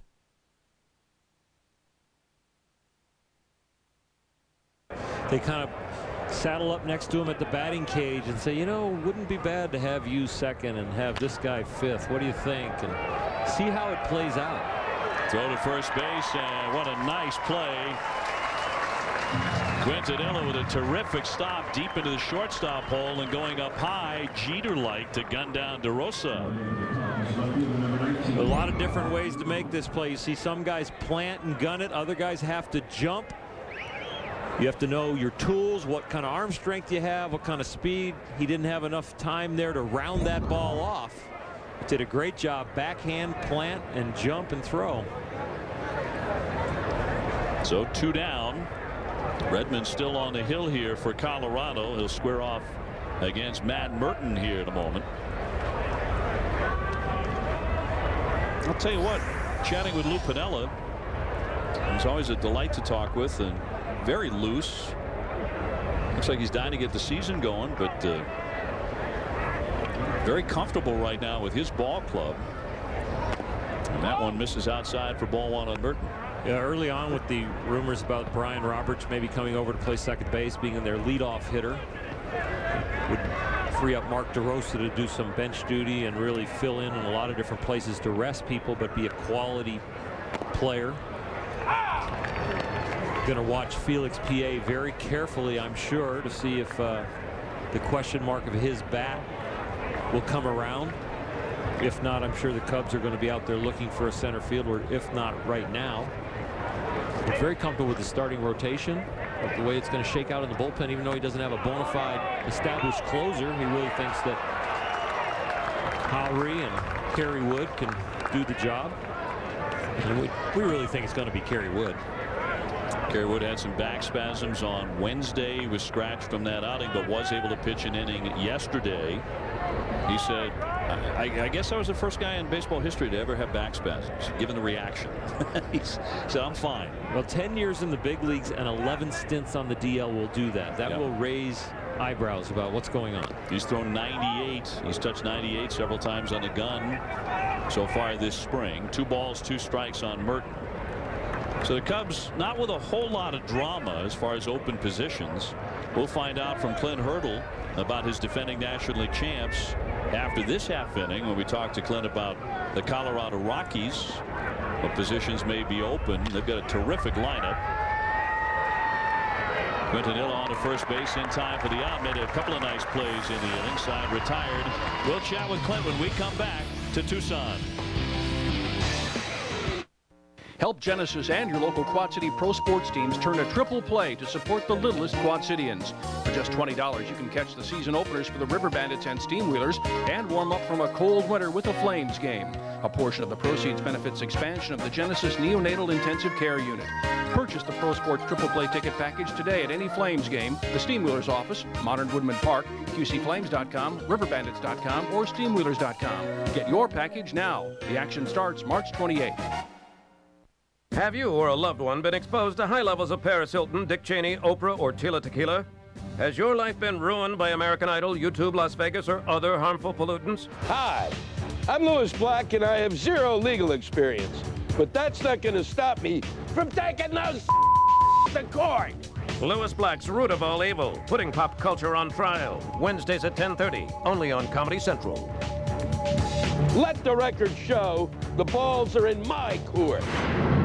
Hoops fans, Verizon Wireless is the only place to experience ESPN MVP. Sign up for VCast free for 1 month and stay in the game with Gamecast, video alerts, ESPN bracketology, and more. Go to VerizonWireless.com/ESPN to learn how. It's game time. Skybox is right up here in section La-di-da. How's everybody doing? Can anybody tell me what inning we're in? All right, boys, we take it back to high life. See, the high life is about sitting in the sun and watching your favorite pitcher get lit up. Take him out. And they can't even hear me through this glass. Come on, boys. Need to smell me a hot dog or something. Just know I'm alive. Woo! Let me pass out some high life. That's what I'm talking about.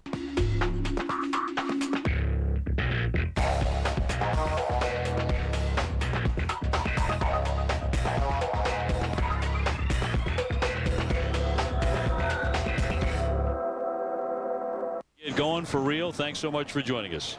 Thanks, guys.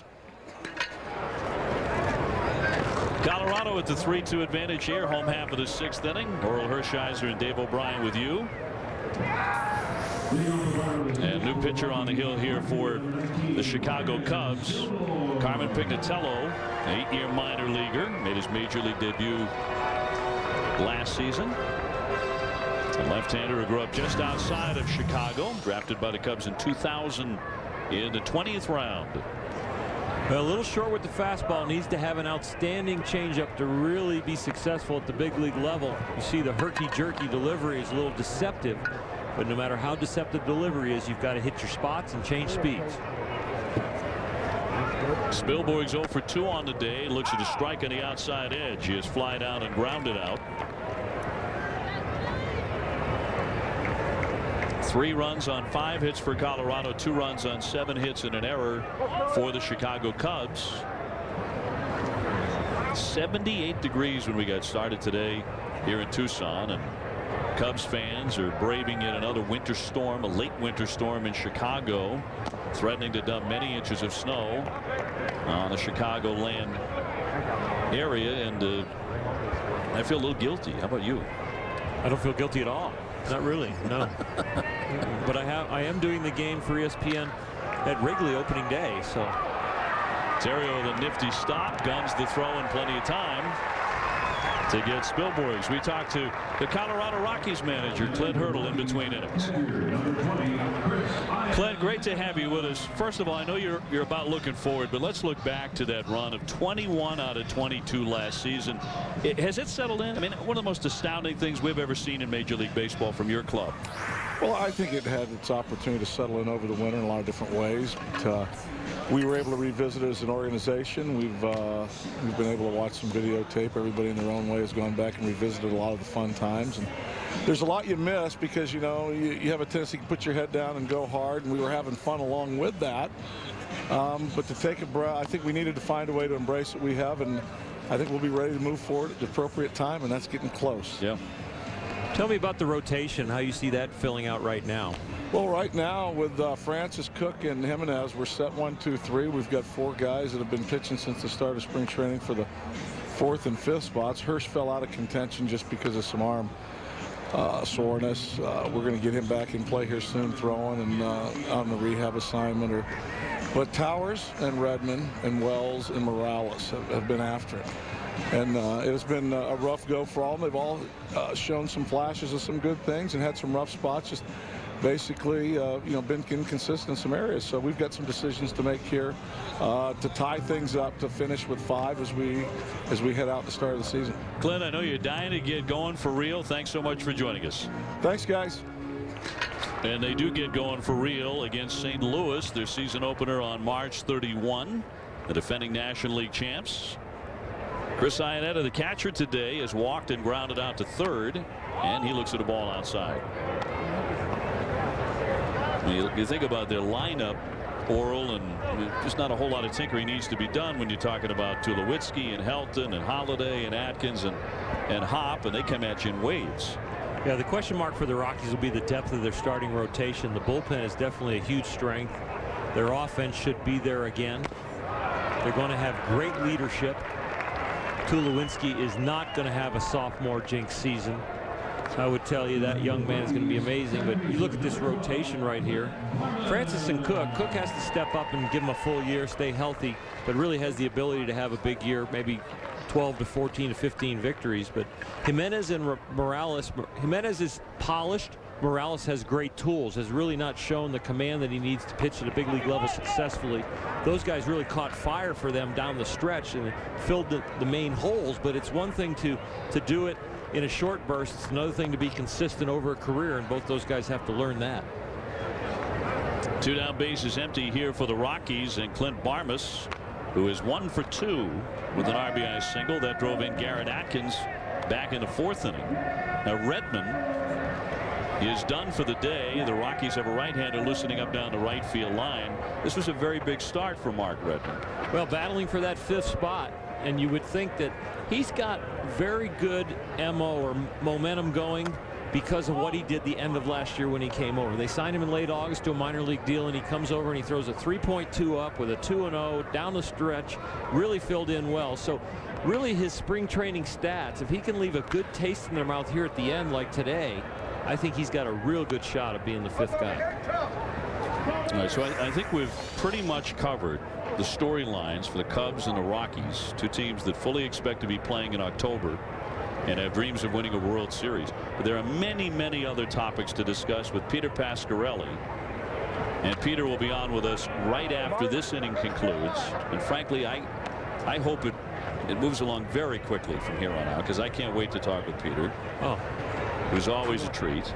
He's the star of Podcast. Podcast, which is a runaway hit, which has started this year. It's going to be all season long. We'll get more information on that as well. I remember when Peter used to dress for radio. Now he's dressing for podcast.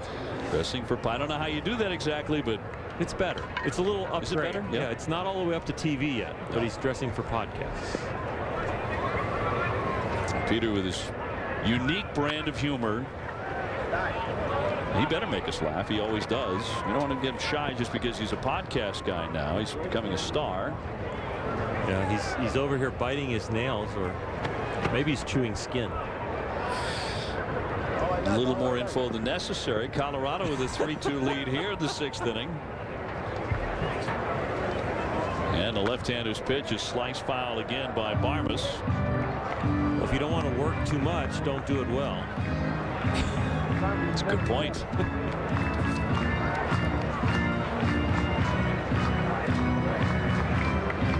But Peter will have an answer for this because we kicked it around earlier.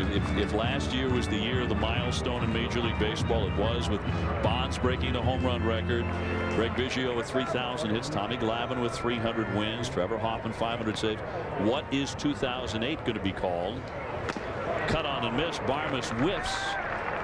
And that's it in the 6th inning. Peter Pasquarelli joining us here in the booth in Tucson when we come back to Arizona.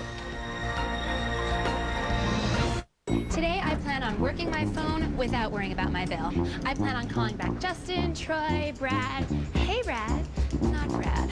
I plan on telling my brother what I really think about his girlfriend and telling everybody everything I've been holding back. This is gonna be fun. I was just about to call America's most reliable network introduces a plan with truly unlimited calling. Talk as much as you want with anyone in the U.S. for one flat rate. And now buy an Alias by Samsung for $79.99 and get one free. Verizon Wireless.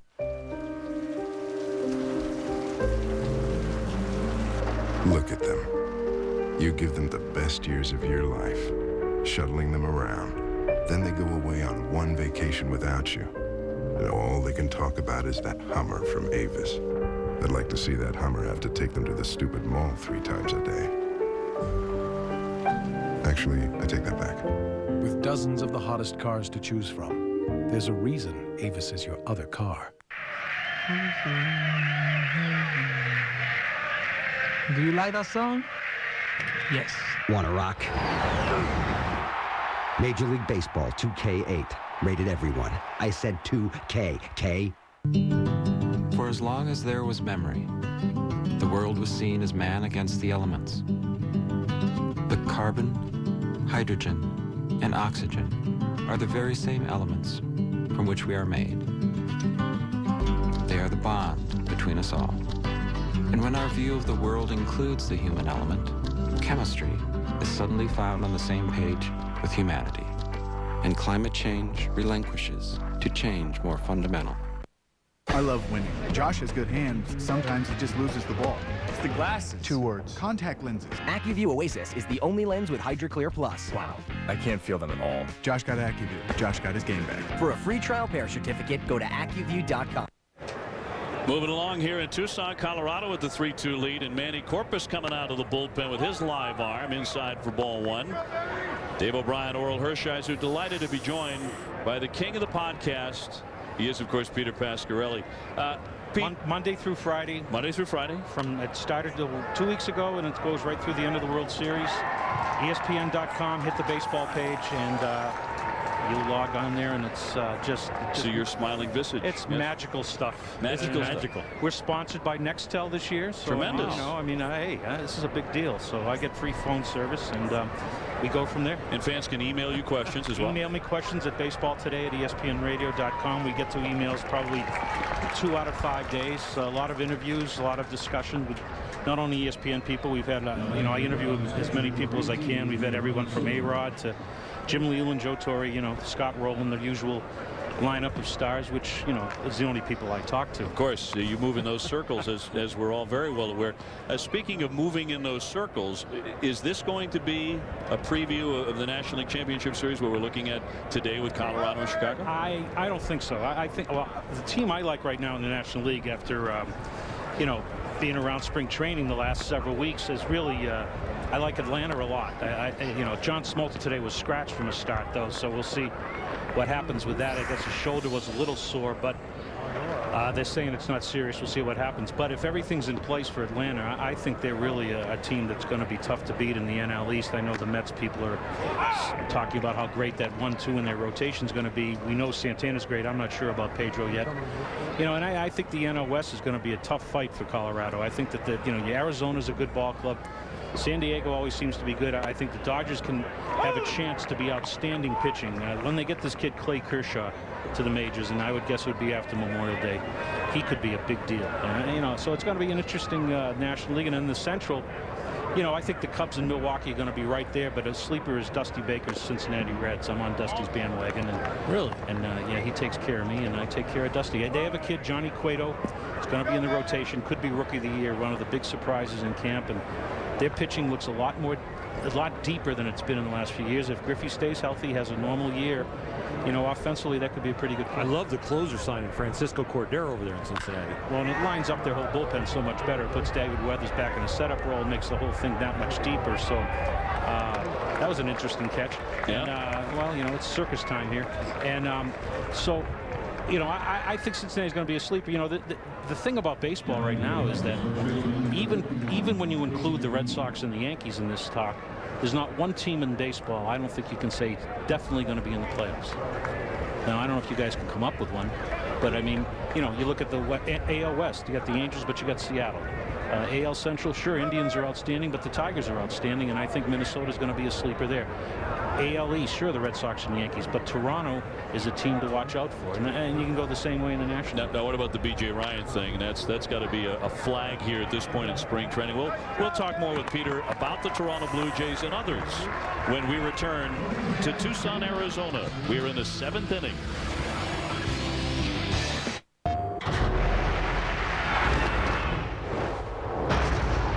When I was a kid, I used to hit rocks over this creek in my backyard. I guess you could say I'm still hitting rocks. But now, it's out of other people's yards. There are many roads to the show. What'll yours be? MLB 08 The Show. Nothing gets you closer. Rated E for everyone. Only on PlayStation.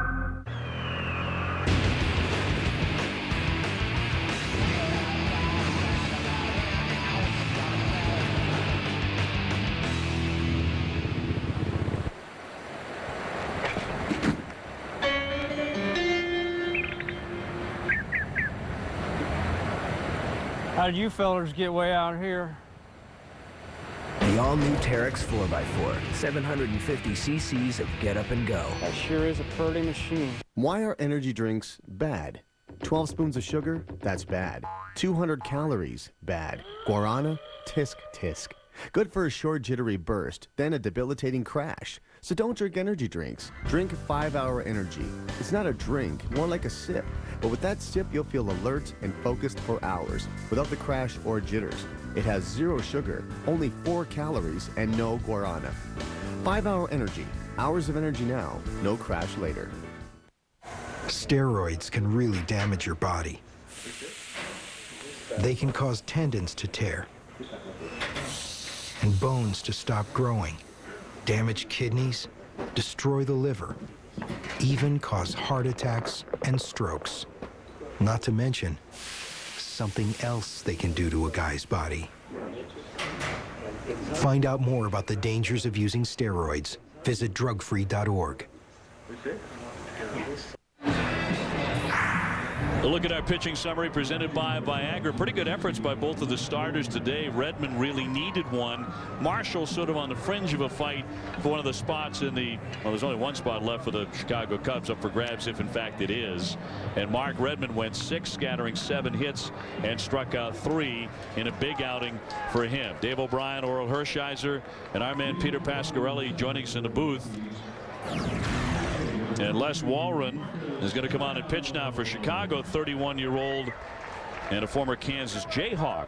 Certainly delighted with the Jayhawks whipping of Portland State in the first round of the NCAA tournament yesterday in the Midwest Regionals. Marcus Giles trying to make the Colorado Rockies club, and he fouls that one back. And Peter, right before we took the break, talking about B.J. Ryan and the tender elbow there with Toronto. How big a concern is it? Well, I think that they rushed him, and I think they're paying the price. That you know, it's not even a full year since he's had Tommy John surgery. So, you know, they were living on borrowed time in terms of accelerating his progress. They were so much encouraged, and I think it will set him back maybe a month or so. But that shouldn't be the end of the world for Toronto, because they already have a good closer with Jeremy Accardo, who was outstanding last year. When they get him back, when they get Ryan back, it just makes him that much deeper. Giles flies out to PA in center field, 1 man out. 3-2 Colorado with the lead over Chicago. You know, Warren, I had to ask you this question. I've been waiting all week for this. You had to have a little tug of nostalgia there when you saw that Vero Beach might be the last time the Dodgers are there. You have some memories from there, don't you? Oh, I have tons of memories, and to think that the Dodgers are no longer going to be there. My parents retired to Vero Beach the year before I was drafted by the Dodgers, so Vero Beach for me was always a homecoming going to spring training. It was absolutely fantastic. And then to think, you know, Carl Erskine was there that day and played the national anthem on his harmonica, and Tommy Lasorda managed the game because Joe Torre was off with the team. So to watch Tommy, you know, on video walk out to cross bats, which is kind of safe for weddings of minor leaguers, and it was very, very hard. You know, I read the story in the USA Today the next day, and it almost brought me to tears.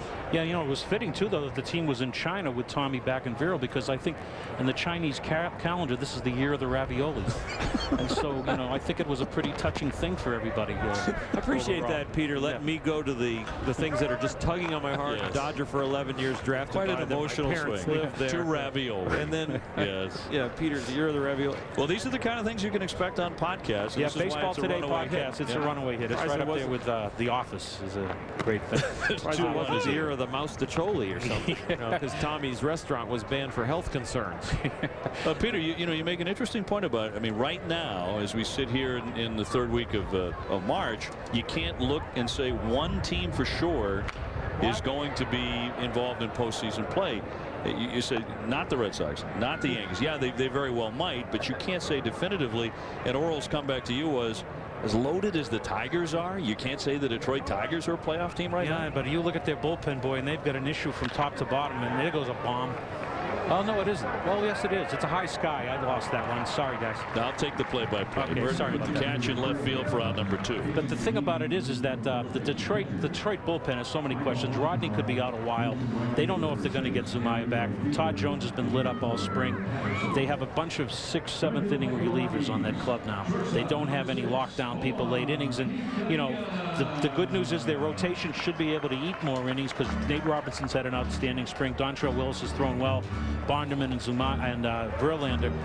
But I just think that bullpen could be an issue with them. And, you know, the Cleveland Indians, everyone seems to overlook the Cleveland Indians. Last year, they had the best record in baseball, and they came within one game of going to the World Series, except that, you know, they couldn't win one more game against Boston. It makes no sense. Great lineup. I mean, 2 studs, obviously, and pretty good bullpen and all of that. But is that because of the way it ended? A little bit of sour taste in the way they collapsed in the ALCS? And I think a lot of the national baseball writers don't want to go to Cleveland in October.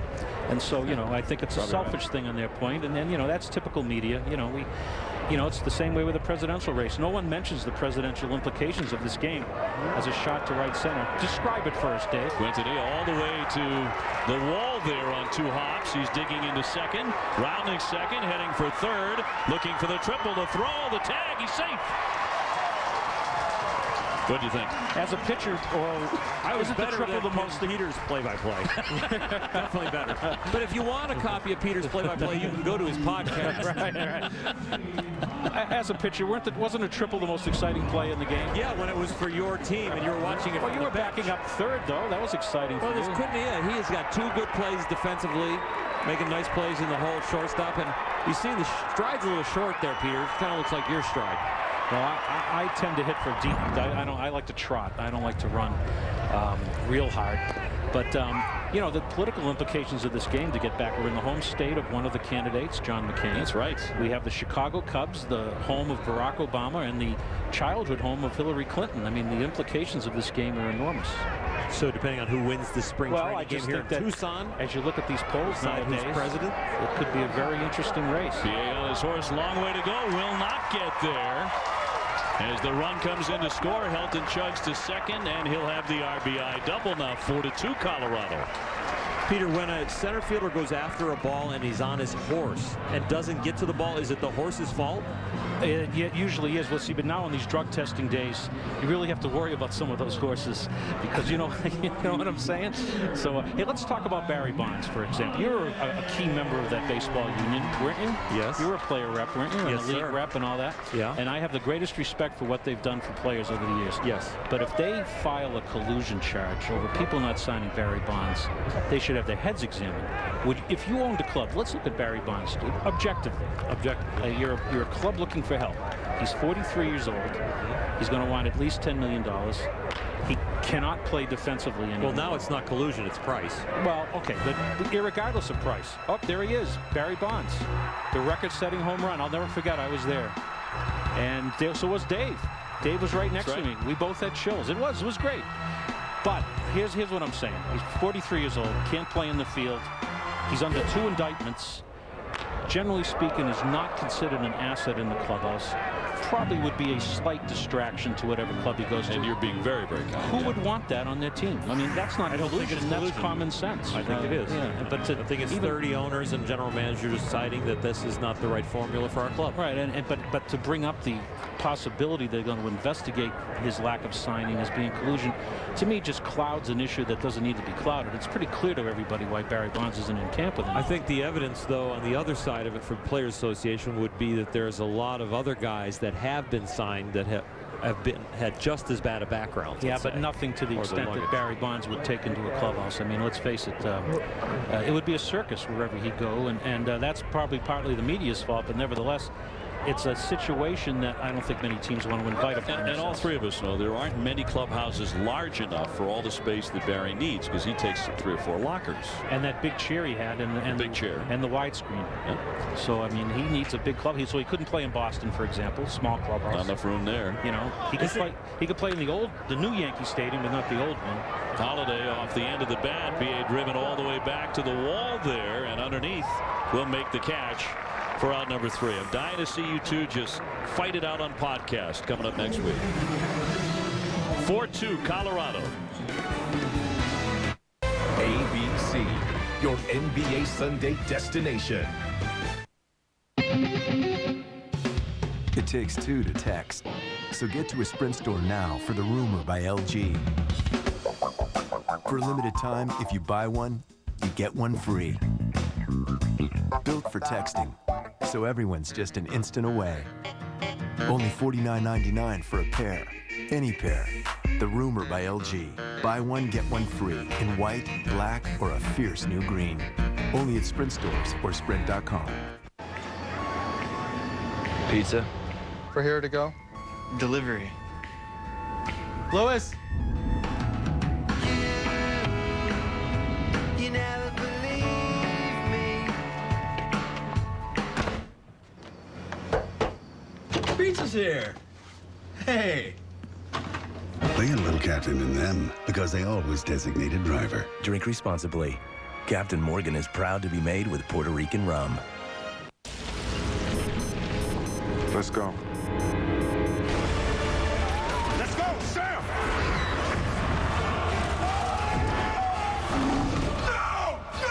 I Am Legend. Buy it today on Blu-ray and DVD.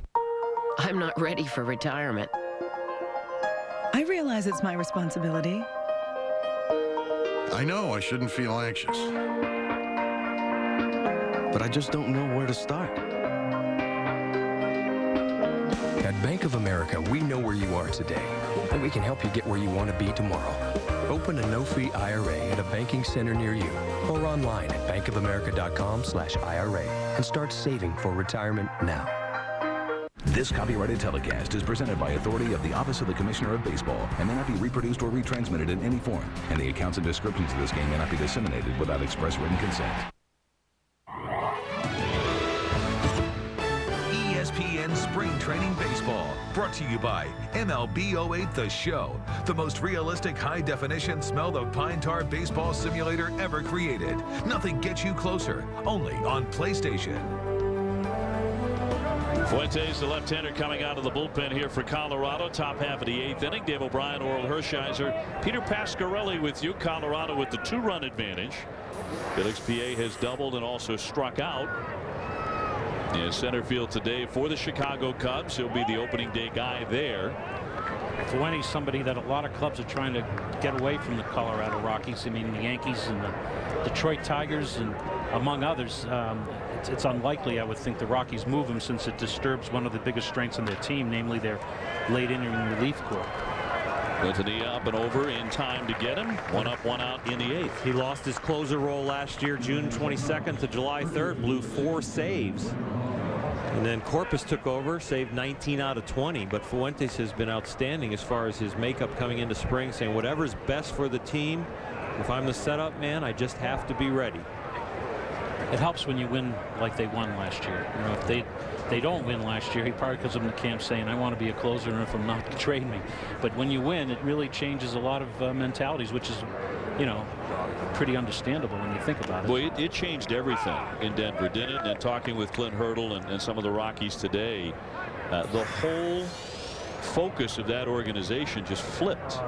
Now they're all about going after a World Series.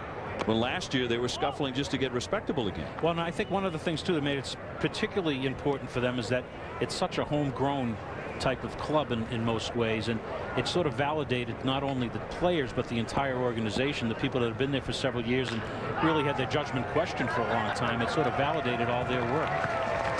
Off power with a bouncer to second, 2 down. Well, the question on the judgment came when Denny Nagel and Mr. Hampton were signed for all the money and didn't come through, and then they gave Dan O'Dowd enough time to go with a new plan, and now it's all about the National League Championship trophy, which is mostly homegrown talent, a focus on the boys in Latin America and signing them, and also then their minor league system through the draft. I wonder why they have the trophy in Arizona, though. Shouldn't that be in Denver?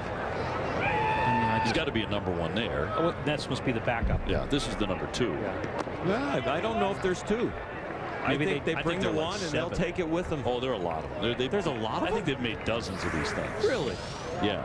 Well, I have one in my house from the '88 World Championship at the Dodgers, but it's the miniature. It's like 1/3 the size kind of thing. Maybe it's not plastic. The huge one. Maybe this is the plastic one, not the gold one. I don't know. But if you tune into your podcast, Baseball Today will have out. the true story about where that'll be. Baseball Today every weekday, Monday through Friday, the entire season. I think a lot of people at home would wonder, why are you here? You know, and I'll tell people why. It's because you make us smarter.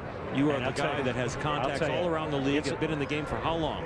You've been in the game for how long? Well, I've been in the game since 1979. That's exactly when I first started covering Major League Baseball. Yeah. So since Baltimore 1979. Warriors, world champions. You guys are old. Well, I started when I was 11. So I'm really not that old. Ingenue. Yeah, I was a prodigy, really. First beat runner under 16 in baseball history. They, you know, it's funny why I'm here, but the other thing about talking back against the Rockies is that, you know, they're a team that you look at and they have pieces that are going to be here for a long time. Right. It's a team that's not going to go away. Terrio flares this one to right field. And that'll drop in for a base hit. The scenario also of like wild card teams making to the World Series. Absolutely amazing when we've opened it up. So what, since when was it? 95 was the first wild card, or 90? What was Somewhere, it? I don't know. Right in there. Well, but I think a lot of, I don't know. I'm just saying that most of the time, wild card team has to go to the end of the year to make it. So I think they have a little bit of momentum is the wrong word. Maybe a little bit of juice going for them as they get into the playoffs. The juice would be the wrong word. Juice is probably not the wrong word this time of the year, but this day and age. But you know, I think a wild card in a lot of ways has that advantage. Though a lot of these division champions are sort of spinning their wheels for 10 days going into the playoffs. Right. And I think that has an effect. And the same reason then the Rockies with the layoff before the like World the Tigers Series. The year before had that layoff, and then go out and do a pitching fundamental clinic that had people running for the exits. So Jim Leland still hasn't lived that one down. He smoked about 11 packs of cigarettes when I asked him about that. Really? Yeah. It was pretty How good. long was that interview? About 10 minutes. He goes through them pretty fast. How confident is Jimmy with the changes that have been made, and Cabrera aboard, and Willis? He knows, yeah, he knows his lineup's going to be good, and you know, obviously it's his bullpen that everyone's worried about there. And he says I have my bullpen set in my mind, and I think he has a secret weapon he's hoping for that is coming out of their minor league camp. I'm not sure who it is, but they have some hard thrower there. They had a kid, by the way, named Cuchetta, a Dominican Republic kid that they signed as a free agent, who they thought was going to be a real sleeper, and they haven't been able to get him into the country because of visa difficulties. I personally have MasterCard difficulties, but this kid's had visa difficulties, and so he's never got to camp. He was someone they were actually counting on. I mean, that's the kind of spring they've had with their bullpen. I have American Express. Well, see, they have hitmen, American Express. So. Don't leave home without it, Oral. A 3-0 pitch in there for a called strike. What about around both leagues, the rookies you think that are interesting to watch? American League, the kid Evan Longoria is outstanding with Tampa Bay. They sent him back. Obviously, they're going to keep him down there long enough so that they cost him a year of arbitration.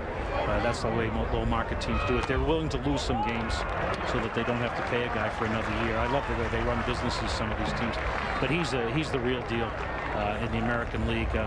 Adam Jones, the kid that Baltimore got in part of that deal for Eric Bedard, he's going to be their opening day center fielder.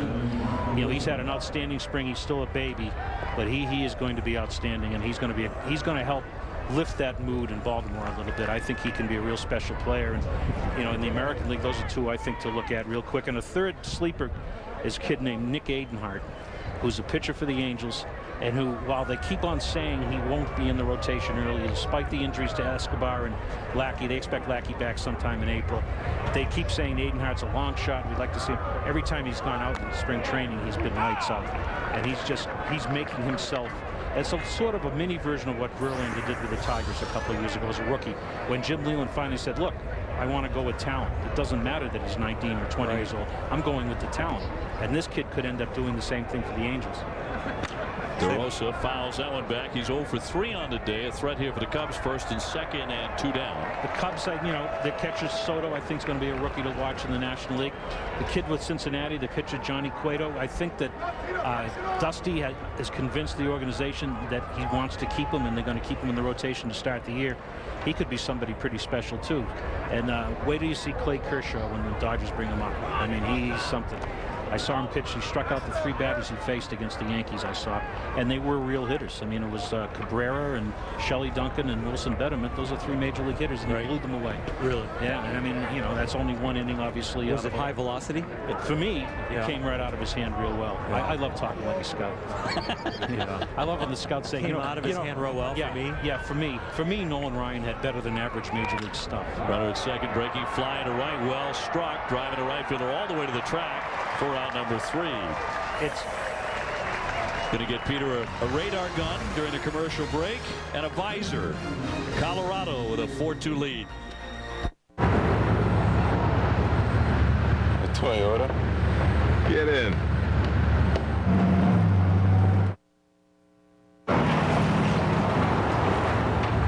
A Toyota? Get in. The Toyota Tundra is changing a lot of minds. And now you can get $2,500 cash back or choose 0% APR financing for 48 months. Find out more at whytundra.com.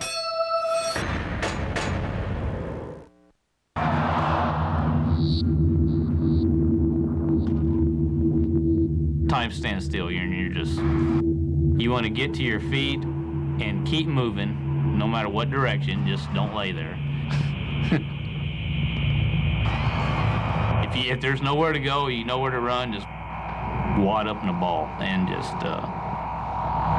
pray everything's gonna be all right.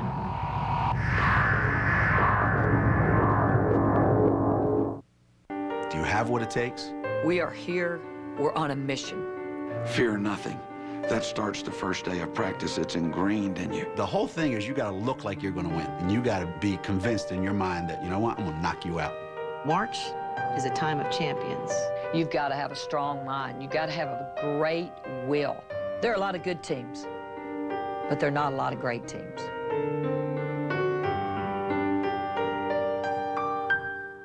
When your engine's running clean, you feel it. And no leading conventional oil helps keep engines cleaner than Pennzoil motor oil. So change with Pennzoil and feel the clean. Not just oil, Pennzoil. 85, 86.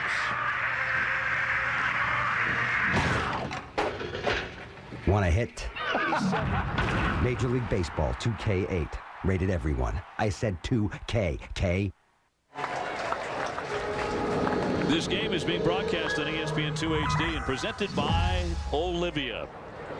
Oral Hershiser, Dave O'Brien, Peter Pasquarelli with you here from Tucson, Arizona. Colorado still on top 4-2 over the Chicago Cubs. We cannot talk to Peter without talking about the Yankees and the Red Sox a little bit. Well, it's funny. We should talk about them because ESPN basically neglects the 2 teams. So I think we should give them some airtime. Because what about Bartolo Colon now, who has been sent to the minor leagues to work on some things, but his velocity was up there in that mid-90 range, even though he's having trouble commanding it. He could end up being a real important pickup for them because you know everyone says about the. It's funny when the discussions about the Red Sox and the Yankees are made, and people in Boston, as you well know, Dave, are probably smarter than anybody anywhere else. And I can say this because I grew up in Boston, but you know, when they talk about the Yankees, well, you know, they have to depend on these rookie pitchers this year. That never works out. Well, the Red Sox have 2 rookies in their rotation. You know, how come it's different for them than it is for the Yankees? Yeah, and I mean, I'm not saying those guys are going to fail or whatever, but I'm just saying that that's just as iffy as the Yankees depending on rookie pitchers. Sure. I think Cologne's great insurance for them because of the 2 rookies, number one, and because, you know, they're not going to get Kurt Schilling back at all until probably August, if at all. Cologne gives them a veteran who's been through playoffs, and if he's healthy and if he could come back, he could end up being a steal. Ed Campusano, the left-hander, on the hill here now, taking on Clint Hurdle and the Colorado Rockies in the bottom half of the 8th inning. Rockies held to 7 hits on the day, and the Cubs with 8. You know, it's funny, in talking to Terry Francona about that same subject, and, you know, he says that, you know, hey, I love Buchholz. You know, I like everything I see about him. He's only made 3 major league starts. I can't project him to win 15 games this year. I'd love to be able to. And threw a lot of innings last year. Right, and I mean, ability-wise, sure, but you know, it's still a reach to project a guy like that into all those wins. So, you know, Tim Wakefield's another year older, and he had physical issues last year, and Daisuke wasn't exactly lights out the second half of last season either. So, you know, Cologne's a pretty good insurance policy for the Red Sox. What about this kid at the plate, Ryan Spilborn? Maybe the best 4th outfielder in baseball. Yeah. I mean, you know, you project his numbers from last year. You were doing that 25 earlier. And 100. Yeah, and he's a good defensive outfielder. He can play any of the 3 spots in the outfield and do it adequately. Did a great job for this club last year when Taveras was hurt to fill in, and you know, he's really an outstanding player and somebody that, you know, looking down the road, you know, obviously the Rockies don't want to look at this way, but Matt Holliday single to left as we speak of how good Spilborgh's is. You know, Matt Holliday is going to be a very expensive player represented by Scott Boras. You don't know what's going to happen with him 2-3 years down the road. And here's a kid that maybe can go in there and fill that spot adequately. If, you know, if worst happens and they have to move Holliday or whatever, that they might have someone who's a pretty competent replacement. The Rockies here with runners at first and second in the 8th inning and nobody out for Chris Iannetta. The catcher has walked round to the 3rd and struck out today. Now you look at the Yankees, Dave, and you know, it's funny. I like talking to some of the veteran players, some more than coaches and managers sometimes, because a Jeter or a Rodriguez or a Damon, they know players as well as anybody, I think. And they're realistic. They're smart enough to see through players. They're not going to be, you know, wide-eyed about how good a rookie is. And it's amazing how consistently they all say they think Phil Hughes is going to be a big-time star. Really? They think he's going to be a 16 to 18 win stud. Now, whether it happens this year or not is another question, but it's amazing to me how, you know, they talk about Jabba and how electric his stuff is, and how Jabba, you know, is obviously going to be an asset in the bullpen. And they talk about Ian Kennedy, the other young player, pitcher, who's a sort of Messina-like in terms of being a craftsman. When they talk about Phil Hughes, they all say he's an ace. He's going to be an ace. And I respect Derek Jeter. I mean, I respect a lot of people's opinions, but Derek Jeter's opinion to me is a pretty good one to respect. 1-1 slice foul back out of play. The Jabba Chamberlain situation. Now, when does he? We got a Yankee fan asked me this in a flight into Tucson. I said, tell me when he's going to be the closer. When is he going to close games for the Yankees? Is that the role, or is he going to be a starter one day? I think he's going to be a starter one day. I don't think he'll end up being their future closer. They had a kid in camp this year, to keep the name in mind, a kid by the name of Mark Melicone, who they drafted last year, and they brought to camp as a non-roster pitcher, and they were just stunned by how good he throws. Really? He has reliever's mentality. He was a starter at the University of Maryland. They're converting him to reliever. They think he can be a factor in the majors this year, similarly to how Chamberlain came fast last year. This one popped up into short right field. Runners at first and second here for Colorado. They will stay put, and that's out number 1. You know, to me, that's the biggest thing that the Yankees have changed. You know, whether we'll see whether it works out or not, but for so many years, the Yankees were a club that developed players to trade for veterans. They filled their holes by trading for veterans or signing free agents. They have now stockpiled a pretty significant group of young arms.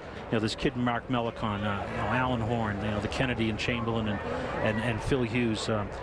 They have another kid, Jeff Marquez, who they think is going to be a big-time starting pitcher. Now, they won't all work out. They never all do. Right. But the fact is that they've built themselves up a really significant inventory of young pitching talent, which just makes them all the more dangerous when trading deadline comes along. Did that philosophy change because of the Steinbrenner change? Because why do you think it happened? I think it happened more so because Brian Cashman, I think, has become more in control of the baseball operation. And I think that's been his philosophy, that we're not going to be afraid to spend money, but at the same time, if we're developing our own talent, which is what the Red Sox have done. I mean, look at the Red Sox. Red Sox don't win the World Series last year without Ellsbury, or without Papelbon, you know, without all the people that they've developed over the last few years, or without the talent Dustin Pedroia, or with the talent they used to go trade for a Josh Beckett and a Mike Lowell. They used talent that they had developed.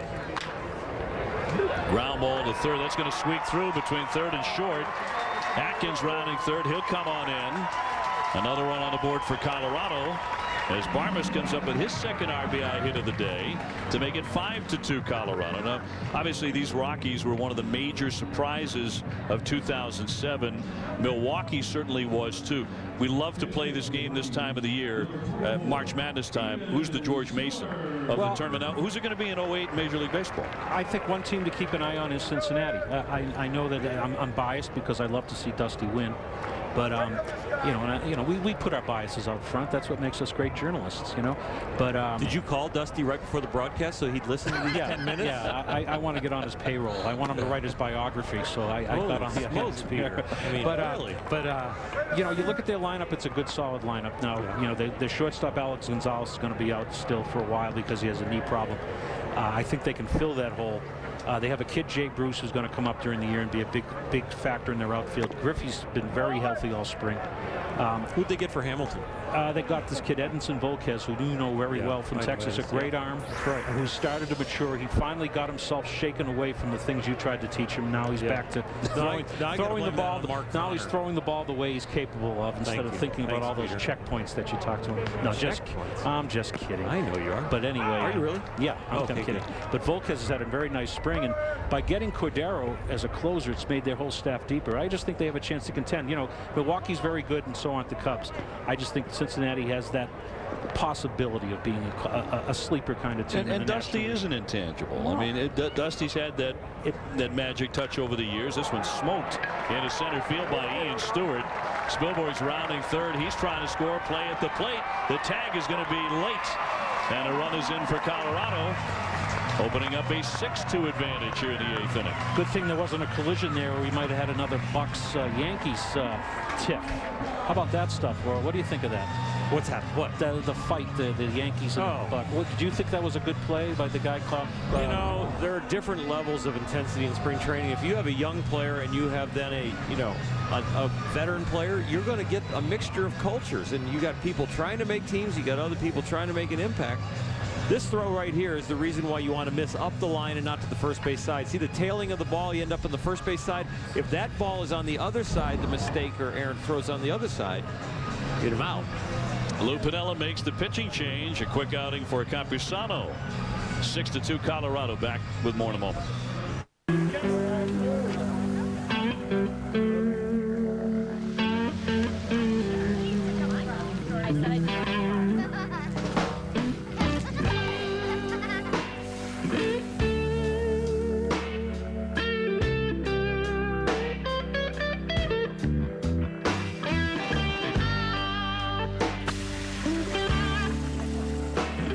Now you can slow down and grill with new Kingsford Hickory Charcoal.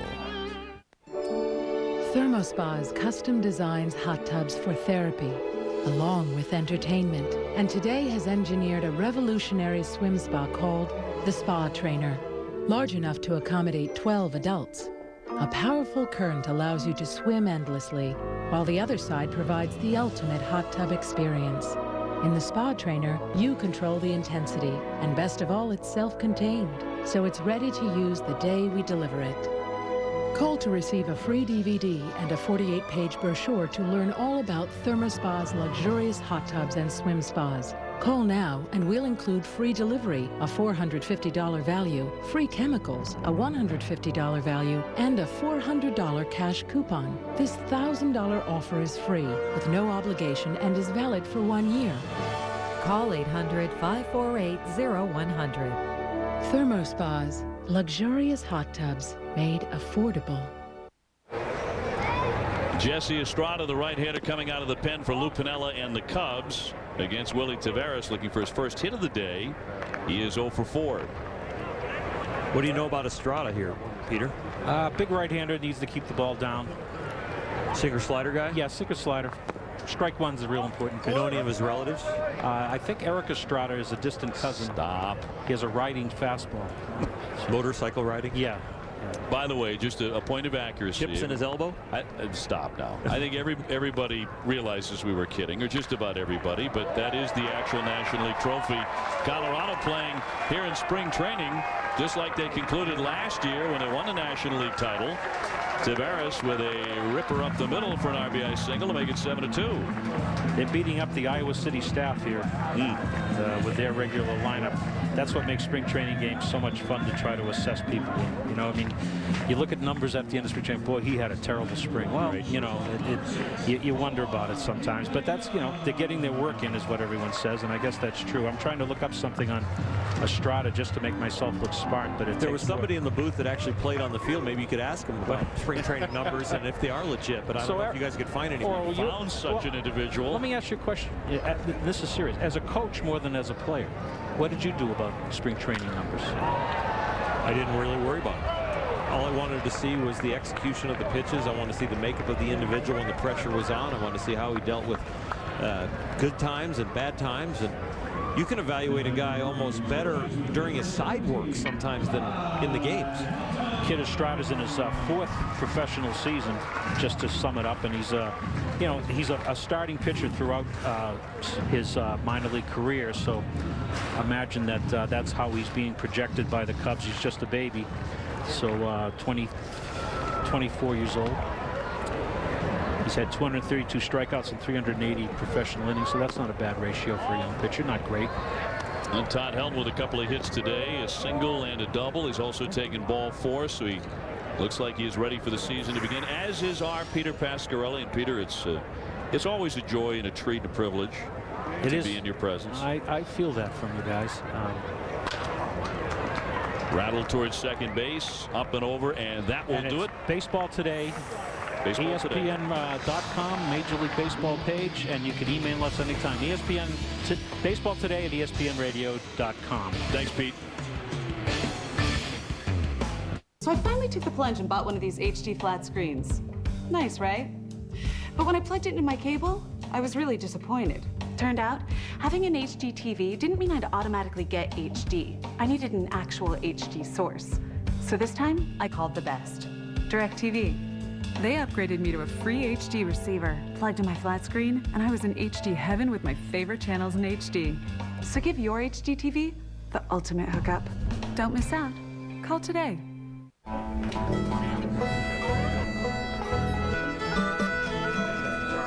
Hey fellas, check this out.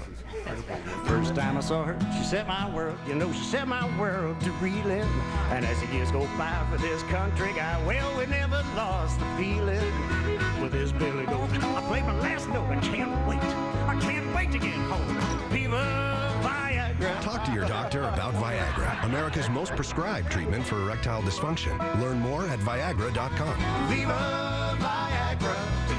Ask your doctor if your heart is healthy enough for sex. Don't take Viagra if you take nitrates for chest pain, as it may cause an unsafe drop in blood pressure. Side effects may include headache, flushing, upset stomach, and abnormal vision. To avoid long-term injury, seek immediate medical help for an erection lasting more than 4 hours. Stop taking Viagra and call your doctor right away if you experience a sudden decrease in vision or hearing.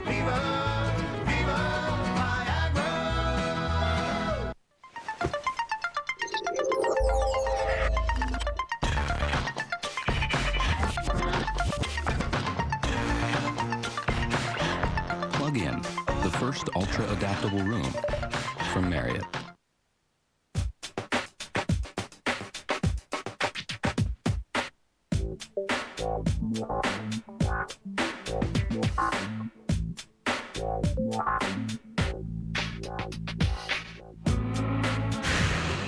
Rockies and Cubs from Tucson, Arizona. On in the 9th inning. Colorado with the 7-2 lead.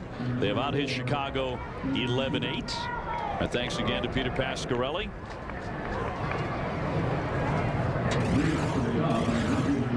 And Ramon Ramirez on the hill now, the right-hander for the Colorado Rockies. Pitcher who is out of options.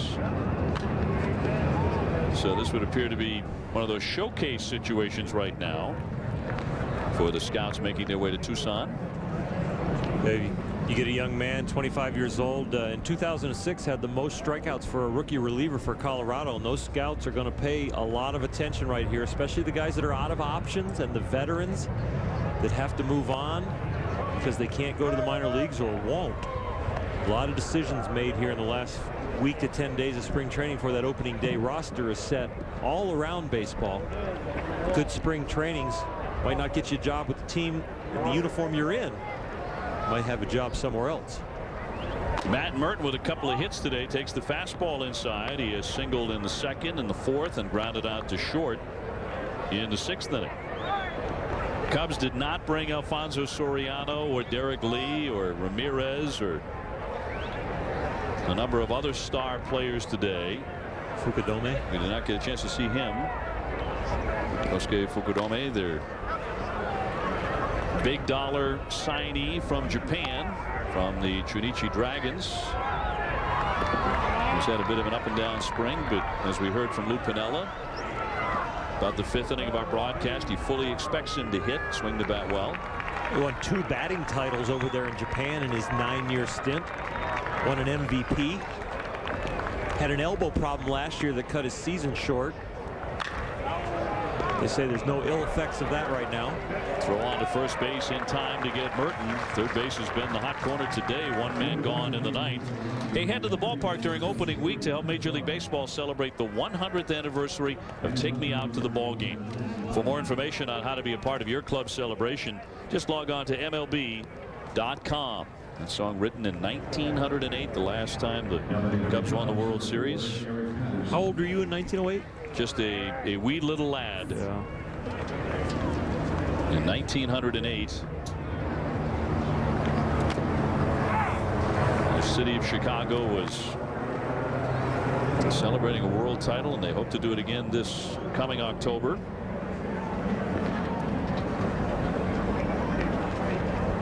Eric Patterson here. He is 0 for 1 on the day.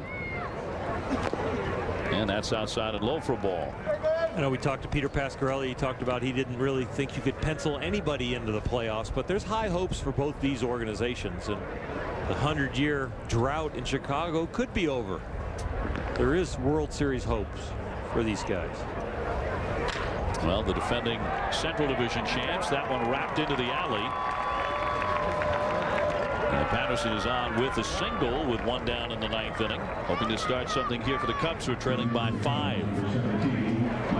Now we'll get a look at Mike Fontenot, who will pinch hit. And what was Giovanni Soto's spot. Soto had kind of a star-crossed day. He was 0 for 3 at the plate and had a little bit of difficulty. Had a pass ball charged against him in 1 inning. But I know the Cubs believe that he is a frontline catcher, and many think that he is the choice to be National League Rookie of the Year in 2008. Up and away for a ball on Fontenot. Fontenot's got a chance to be a utility player, bench player, good hands in the infield. Handles the bat well. Somebody that Lou Piniella can call on in a lot of different situations. Pinch run, lead off an inning. Split his time between the Cubs and AAA Iowa last year. For Chicago, he hit .278. For Iowa, .336. Originally acquired by the Cubs in a trade that sent Sammy Sosa to the Orioles in February of 2005, and Mike was on that terrific LSU team. He's also Baltimore's minor league player of the year back in 2003, and he takes one right through the middle.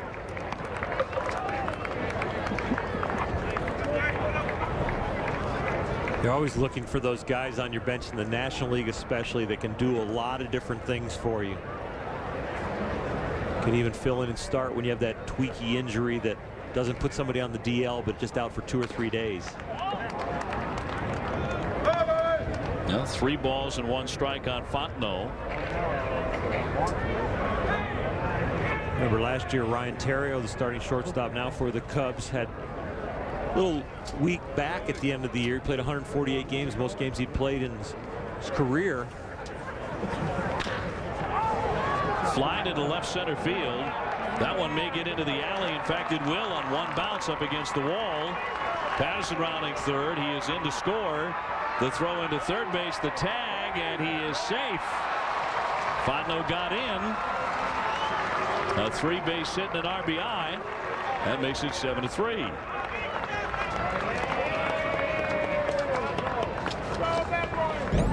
He showed some pop in his bat right here. Short little swing. Ball's out over the outer half, but he drove this ball in the gap. Coming around first, decides this could be a triple. Never breaks stride. Does a good job. He watched the slide here. Slides away from the ball in left field. Slides to the inner half of the diamond. Gets him in on that corner of the bag. Nice hitting, but also a nice slide. Home plate umpire Angel Campos, the man who had to come up the line to make the call there. Here's Casey McGee, runner at third. Only 1 out for the Cubs. McGee today 0 for 3, has yet to hit it out of the infield. But look at this, he's driven in 8 runs and a home run so far for the spring. Arizona known to be much friendlier for the hitters than the pitchers in the Cactus League.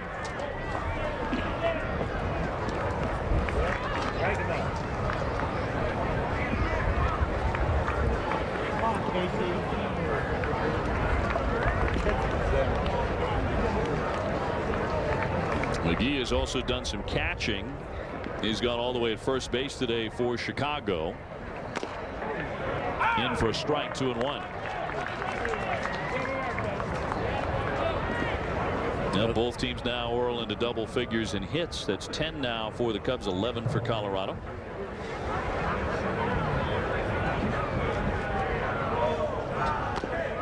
You know, we talked about just now the hitters are more friendly here, you know, as far as Tucson and Arizona. The double wall here has saved us today. Tulowitzki went off that center field wall early in the game. We've had a couple other balls off the second tier of the wall. So I think it's the Tucson Toros who play here normally. Tulowitzki's was an absolute bomb that only that high wall saved. It was gone anywhere. Talking to some of the locals before the game, the fans, they said that the Tucson Sidewinders now play here. But that double wall saves a lot of home runs. 3-2, popped him up into shallow right field. And that'll be out number 2 with Fontenot holding at third. So the Rockies 1 out away from securing a Cactus League victory here on what has been a beautiful day once again in Arizona. It's 81 degrees right now. We're not rubbing it in for fans of the Chicago Cubs who have had to endure another snowstorm. I was reading today this storm threatening to dump 9 inches in the city of Chicago. That is a distant thought for us where we are today. You think this might be an insignificant at bat, but Felix Pie, starting center field for the Chicago Cubs, but the question mark is his bat. So the more good reps he can get, it's going to gain him some equity in the regular season if he gets off to a slow start. He has a double today in 3 at bats. He's also struck out and grounded to short. You know, you go into the season as a young player, but there's question marks about whether you're going to be able to stick. The club is counting on you to produce. If you can have a good spring or leave a good taste in their mouth as you're leaving Arizona, to get off to that slow start, get up into that 30-40 degree weather in Chicago. A little equity with the brass to kind of hang on and get more reps until you catch your legs. Down and in on PA, who did hit .362 in the 55 games he played in at Iowa. So hit for a very high batting average, but then with the Cubs got 177 at bats last year. He hit only .215. What worried me is that above 40 strikeouts with those 177 at bats, and the walks were low. So it tells me that lack of contact and lack of eye. Well, he eyed that pitch and didn't like it very much. In for a strike, and the count 2-2. 2-out runner at third for the Cubs here in the 9th. Rockies leading it 7-3 in the Cactus League. Ripping one on the wall. Remember how great a year he had last year? He lost 10 pounds in the offseason because he said, I can be even better, especially defensively. And then he went out and lost 10 pounds. That's a young player committed to doing this right. And then he said of Evan Longoria of the Rays, he's 5 times better than I am. He may be sent down. That's a misplay by Darrell Ward out there. Tulowitzki's in. Colorado's up 1-0. Tulowitzki on any other field would have had a home run. Instead, it was a double off that high wall. Garrett Atkins to left. Matt Merton lost it. A high Arizona sun. Clint Barnes drives him in to make it 2-1. And the Rockies go on to win 7-3 over the Chicago Cubs. So a little new look to the Cubs. We'll talk about that lineup in just a second. Unfortunately, there's a familiar look to the Cubs, which they've seen for the last 100 years. The last time the Cubs won the World Series, Fenway Park had not even been built. And you know how old Fenway Park is. But the old story in Chicago is, we've got to win this thing at some point. Teddy Roosevelt was president. The National League home run leader had 12. Fenway Park had not been built, and the Yankees were still the Highlanders. The year was 1908, and this year marks the 100-year anniversary of the Chicago Cubs winning the World Series. The 99 years without a championship is, by 13 years, the longest that any team has ever gone. Since the Cubs last won the World Series in 1908, the Yankees have won 26 times, the Cardinals 10, and the Red Sox 6. The Diamondbacks, whose first season was 1998, have more championships. The Marlins, whose first season was 1993, have only 2 500 seasons in their history, yet have 2 more championships than the Cubs since '08. The Cubs haven't been to the World Series since 1945. According to Chicago legend, a barkeeper placed a curse on the Cubs when he was not allowed to bring his goat inside Wrigley Field for Game 4 of the World Series against the Tigers. The curse of the Billy Goat, some Cub fans maintain, is responsible for the black cat that appeared on the field in September 1969 when the Cubs blew the division to the Mets. Come on, bring them out because we're ready for them, and this is why I'm cheering today. Think they can handle the Padres? Oh, we can handle the Padres. Hey, we got the lineup of the Padres right here. They ain't nothing. Then there was the ball that went through the legs of Cub first baseman Leon Durham in the 1984 League Championship Series against the Padres. And, of course, poor Steve Bartman, who wrapped himself in controversy in the 8th inning of the NLCS against Florida in 2003. Lee hits a fly ball deep left field, back toward the wall. That ball is gone. The Cubs made it to the playoffs last year, but were swept by the Diamondbacks. Manager Lou Piniella pulled ace Carlos Zambrano after 85 pitches in Game 1, but there was no curse attached. The Cubs were just outplayed. But that all ends this year. Cubs pitcher Ryan Dempster said so this spring. He said the Cubs would win the World Series in 2008, and who are we to say no? Well, take solace in the fact that the Red Sox ended their 86-year drought, and then they won twice. In 2006, the White Sox stopped their drought at 88 years. It's the Cubs' turn. 2008, will it be the year? Ryan Dempster certainly believes so. We'll have more from TK in just a second. Let's bring in Oral Hershiser, who is there to help call the game. Is this going to be the year for the, let's just start with an easy question, Oral. Is this the year the Cubs get to the World Series? Well, I don't know if it's the year they get to the World Series, but they sure are armed with a possibility. Carlos Zambrano, I don't think, is going to be quite as nervous with the big contract. The energy's going to be there, the intensity. Rich Hill has to respond after having a good year, and Ted Lilly, again, was a great sign, had a great year last year, so the rotation looks like he's got a shot. The bullpen could be very, very strong, but Kerry Wood's back spasm kind of put a kink in that. I still think he's going to be named as the closer, and then you've got to get power out of Ramirez, Derek Lee, and Alfonso Soriano. Fukudome was signed to be a protection bat, a left-handed bat there in the middle of the order to protect Ramirez. Doesn't look like he's going to function with the kind of power of a fifth hitter. Lou Piniella wants to put him up in the 2-hole or even the leadoff hole and move Soriano down to keep him healthy. Remember, the Cubs were 73 and 61 when Soriano was in the lineup, so keeping him healthy is a key for them. All right, put the fan at the ballpark in the clubhouse with Lou Piniella. We know how fiery he can be. He's taken teams to World Series before. What is the sort of mood about the Cubs?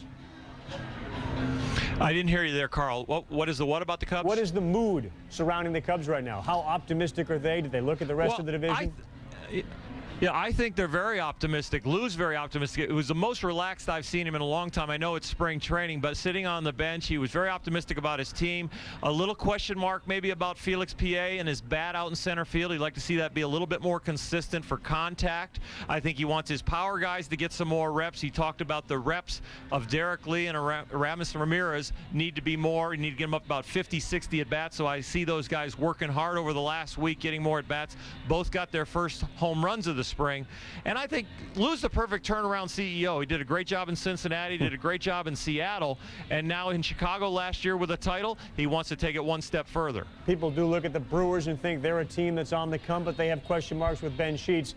Ultimately, Orel, if you reduce it to the number of ifs that a team has, do the Cubs have the fewest ifs, other than Kerry Wood, of any team in that division? I think you're probably right. I think the bullpen, if that can settle in and Kerry Wood can really do the job down there, he's touched 98 4 or 5 times down here in Arizona. I think the back spasms were just a blip on the screen. And if you look in center field for the Cubs, it could be a big key, and second base. You heard the rumors about Brian Roberts coming in. Mark DeRosa is a key part to this team, but he could be expendable as far as a starter, and you could then move him around. Like today here in spring, he played third base. He can play both corners in the outfield. He can play a little first base. But a healthy Derek Lee, a healthy Ramirez, a healthy Soriano, you've got to believe that their offense is going to improve from last year, where it was kind of about 8th in the National League. Orel Hershiser from the Cubs and the Rockies. Hang in there. We'll just get a thought on the Rockies in just a second. Let's bring Tim Kirchner back in. 100 years, Tim, is a long time, but certainly the optimism, I think, is as high as it's been. I mean, they were a playoff team last year, but it's got to be even higher with some of the moves they made. Right, and it should be. Orel's right about that. And I talked to Lou for a long time this spring also. They really do want to get Brian Roberts to play second base. He would solve any sort of leadoff issue. He would be the bat that they're looking for. If they can't get Brian Roberts, they may go looking for a center fielder, because again, Felix PA may not give them enough offensively, but they have a lot of good pieces on this club. If Ted Lilly has the same year they had last year, their starting pitching is in good shape. Somebody whispered to me, I'm not sure we have a number 2 guy behind Zambrano who we know is going to win 17 or 18 games. That's another issue. But again, in the National League, no team won more than 90 games last year. You don't have to be great to go to the World Series in the National League. You think they learned anything from what the Diamondbacks did last year? I mean, they did play with an enthusiasm, and Zambrano has sometimes been criticized for that enthusiasm. Do you learn anything from the teams you lose to, or the ones that you see succeeding in the postseason? Well, I think the Cubs learned an awful lot about their club last year, and they realized we have to go get another outfielder, and Fukudome is that guy. Now,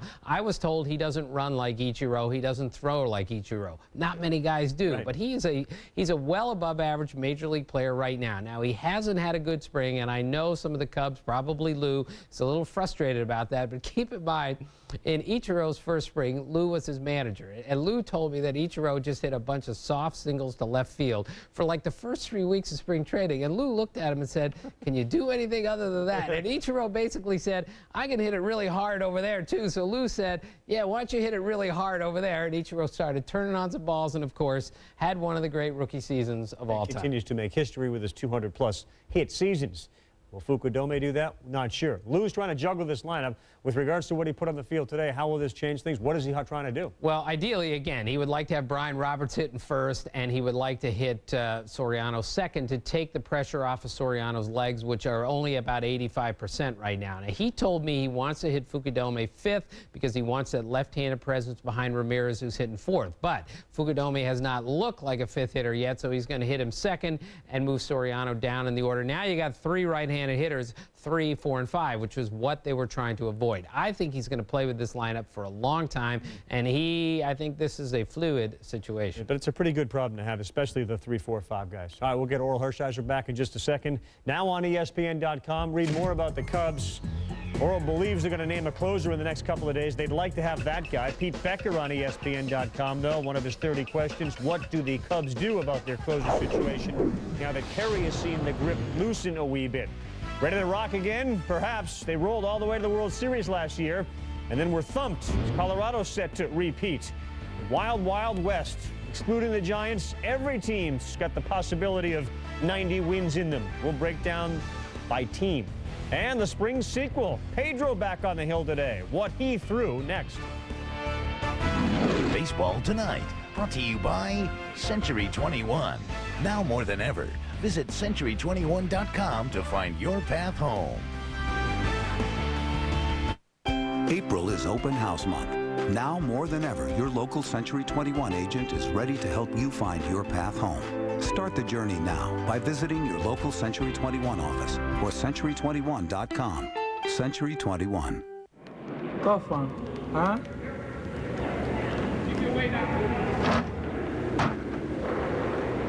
Want to play hardball? Major League Baseball 2K8. Rated everyone. I said 2K. K. It takes two to text. So get to a Sprint store now for the Rumor by LG. For a limited time, if you buy one, you get one free. Built for texting, so everyone's just an instant away. Only $49.99 for a pair. Any pair. The Rumor by LG. Buy one, get one free in white, black, or a fierce new green. Only at Sprint stores or Sprint.com. I'm a little nervous about retirement. I wish things were a little more stable, especially now. I want retirement to be easier. I wish I had more of a guarantee. At Bank of America, we can offer some certainty in an uncertain world. Open a CD IRA in a banking center near you or online at bankofamerica.com/IRA and start saving for retirement now. When your engine's running clean, you feel it. And Pennzoil Platinum Full Synthetic Motor Oil cleans 3 times better than the leading conventional oil. Our ultimate clean for your ultimate feeling. Not just oil, Pennzoil.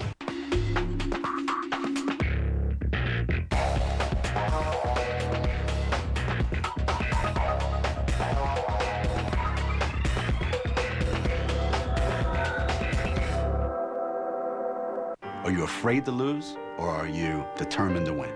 Which one are you? Some teams think we've arrived. You never arrive in this game.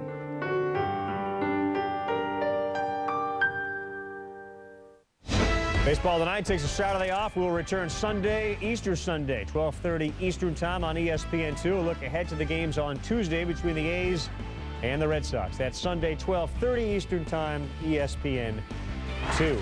All right, time to talk NL West. Oral Hershiser is going to rejoin us in just 1 second. 2 teams won 90 games last year in the NL West, Arizona and Colorado. The Rockies hoping to repeat that again this season. You take a look at some of their offseason moves. Did they need to do a lot? One of the keys is really the departure at second base in Kaz Matsui. He was kind of a vital part of that team. Yeah, offensively and defensively. Speed at the top of the order and really good around the bat. They bring in the 3 pitchers, Towers, Vizcaíno, and Wells. They lose Affelt, the lefty, Fogg, and Troy Hawkins as well. All right, Tim, clearly this is a young team that feels really good about themselves. How would you describe their strengths?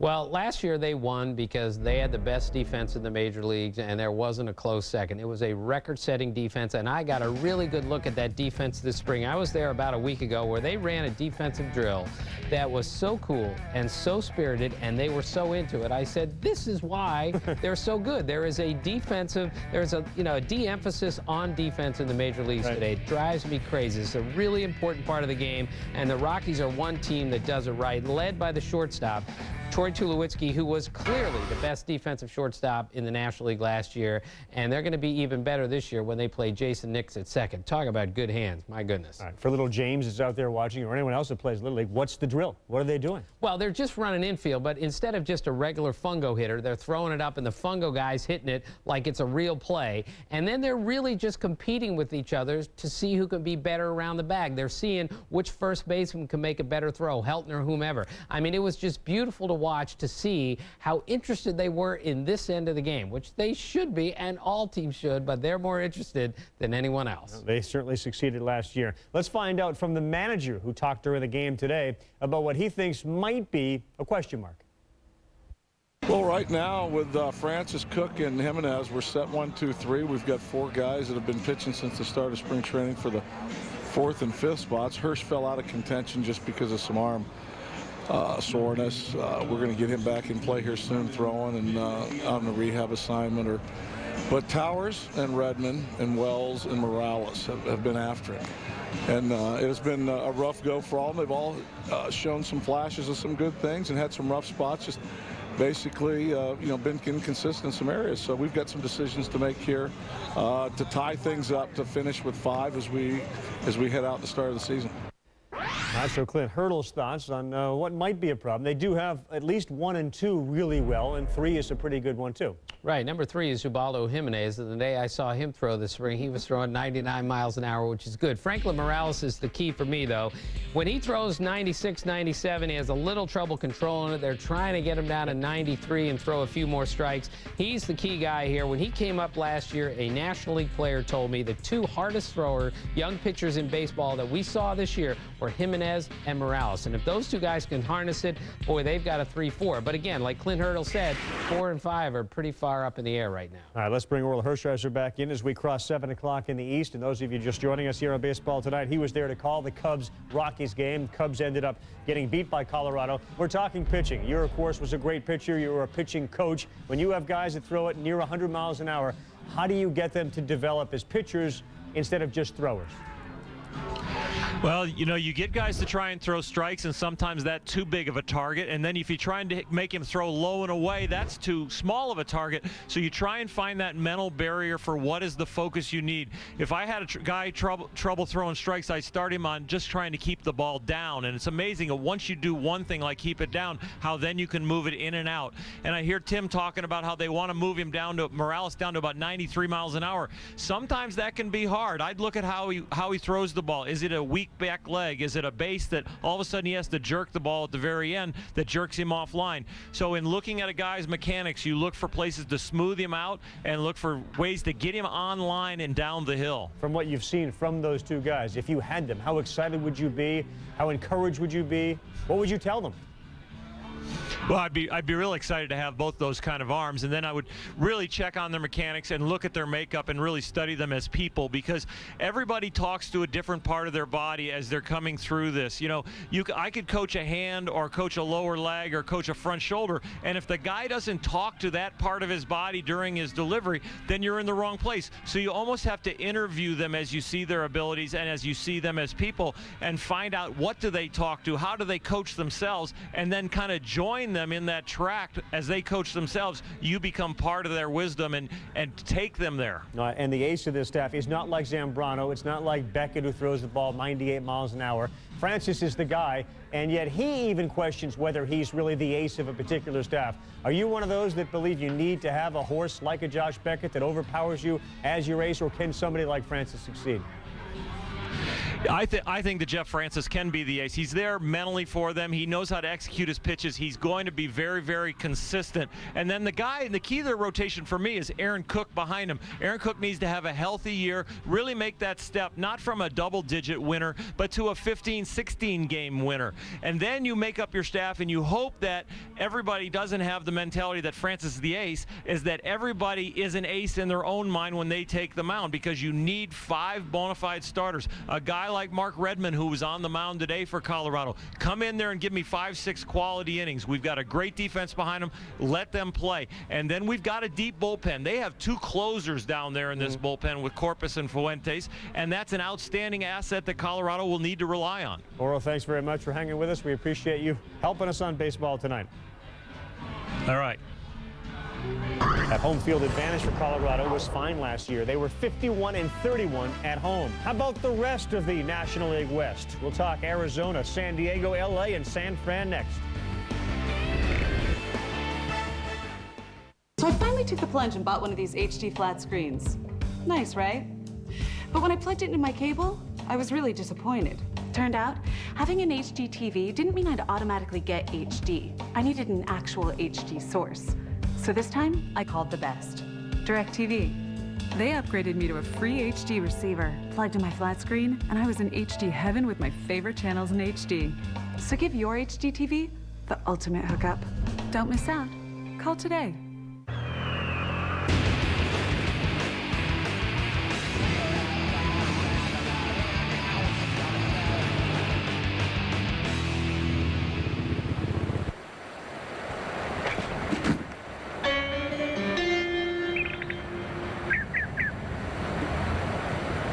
How did you fellers get way out here? The all-new Terex 4x4, 750 cc's of get up and go. That sure is a pretty machine. I'm not ready for retirement. I realize it's my responsibility. I know I shouldn't feel anxious, but I just don't know where to start.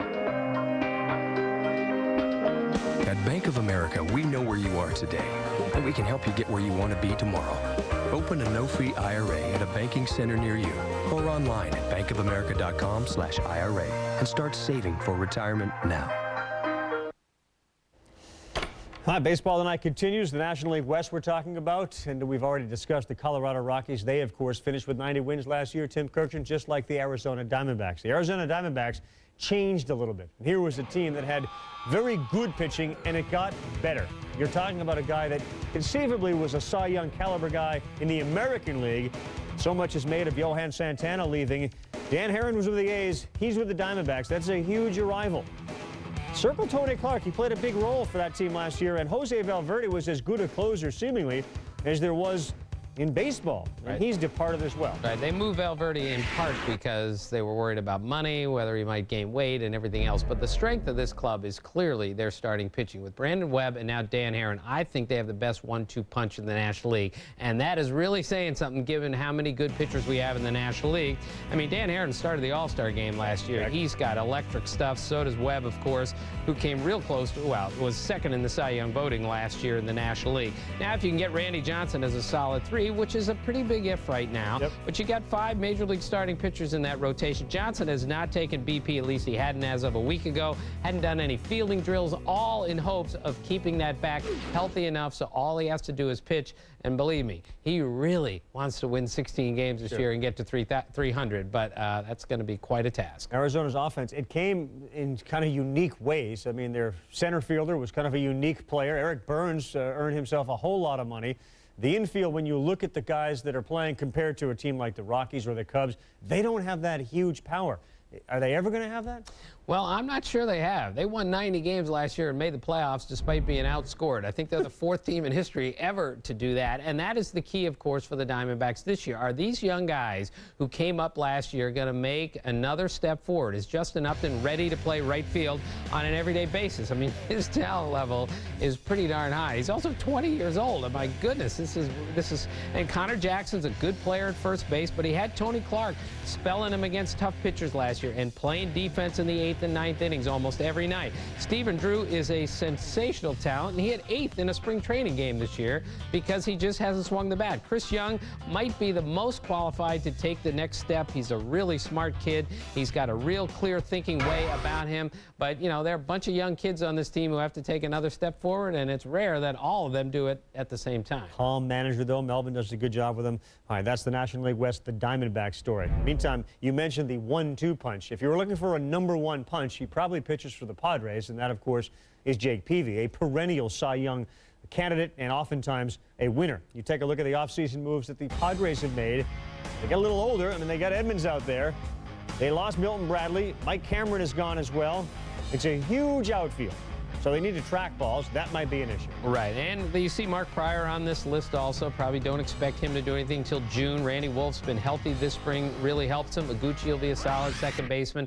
You know, the strength of the Padres, their starting pitching is very good, but their bullpen is really good too. And you look at what Heath Bell did last year. He struck out over 100 guys in 93 2/3 innings. You got Trevor Hoffman, who, by the way, Ravi, went on the China trip because he wanted to see the Great Wall of China. I know this may not make any sense at all, but he's a guy who likes to experience all sorts of things because he can learn from them, and he will learn from what happened to him last year down the stretch, which was just awful. But he's a smart guy who says, all right, somehow this is going to help me down the line. I'm not sure how, but he's had a good spring. Their bullpen's very good. 42 saves last year, but you're right. I mean, he seems to have the mental capacity, not just to come back day to day, but he's been around this game for a long time. What he suffered last year was... Right. But again, smart guys who enjoy the learning process of life can get through it, and boy, did he learn a hard lesson last year. All right, the Padres' strength is their bullpen. Is their weakness covering that ground out there? Yeah, I think so. I mean, if you look at their outfield, Jim Edmonds has a calf injury, and he's limping all over the place, and he might not be ready for opening day, and they were really counting on him. And even if he is ready, is he going to be 100%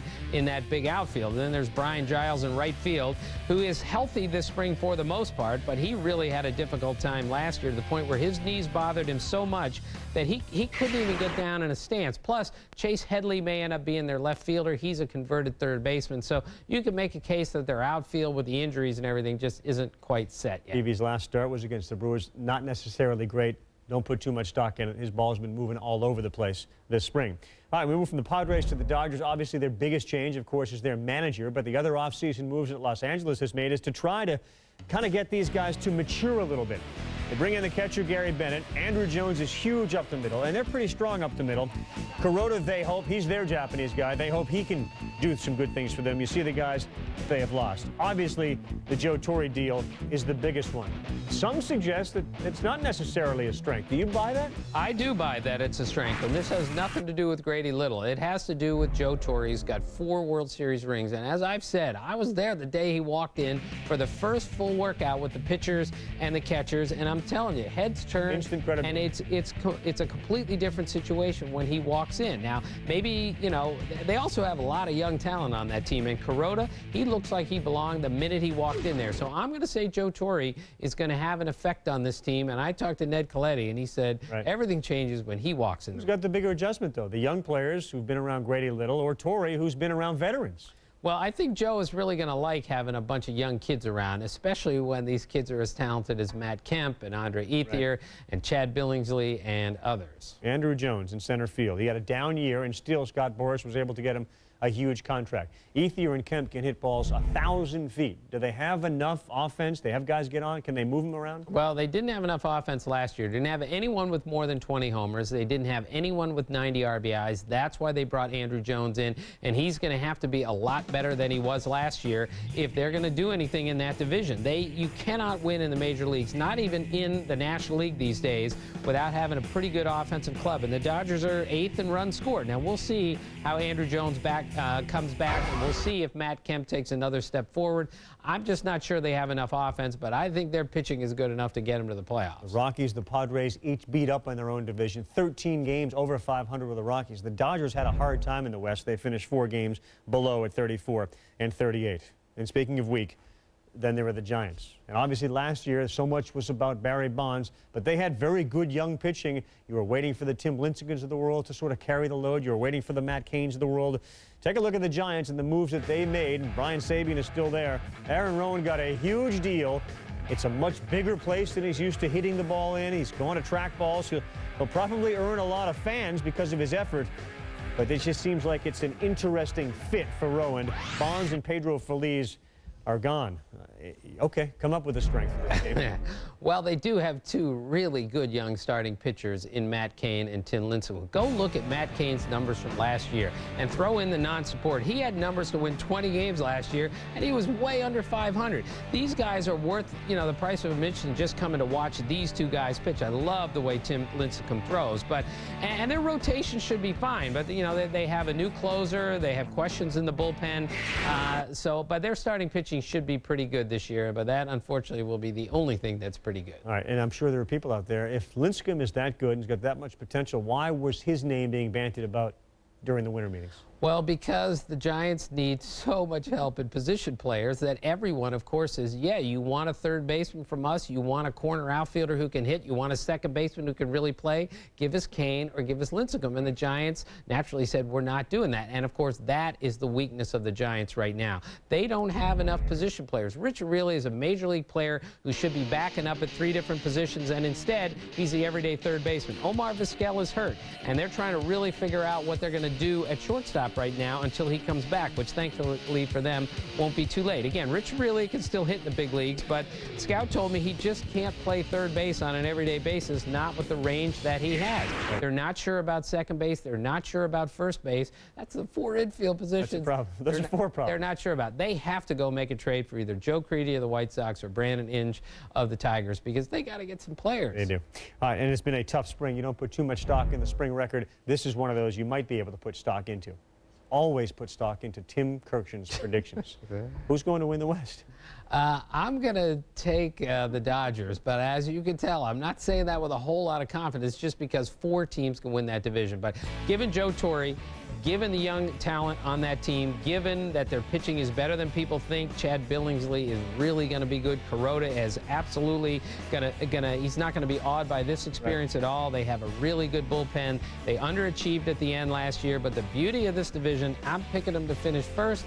They could finish 4th, and you can say that about 4 other teams in this division, and that's what's so really interesting about it. And obviously, we saw the guys that have departed from the Giants. Bonds was on that list. You and I seem to disagree a little bit. I think a team in contention late will try to get him. You don't think he returns this season. Let's assume he does not return, okay, and his home run record is out there. He was a huge guy as far as milestones last year. When you look ahead of this year, are there going to be more? Well, there's never going to be a season like we saw last season. We had a 300 win guy, a 3,000 hit guy, 3 500 homer guys for the first time in history. We had a 600 homer guy, and of course we had the all-time home run record fall. Last year was the greatest milestone season in the history of baseball. This year won't even come close, but there still are a lot of interesting things to look forward to. Bassick's 3-2 again. There's a swing and a hot fly ball right center field. And he swings, and there's an long one deep in the right center field. $756. The 2007 season was unprecedented when it came to historic milestones. The 2008 season can't compare, no season can, but there will be more than a few that will be reached. High drive by Sammy the other way. Jock Jones going back near the bullpen, and there it is, number 600. As it has been in recent years, the milestones start with home runs. Ken Griffey Jr. needs 7 to become the 6th player with 600 homers.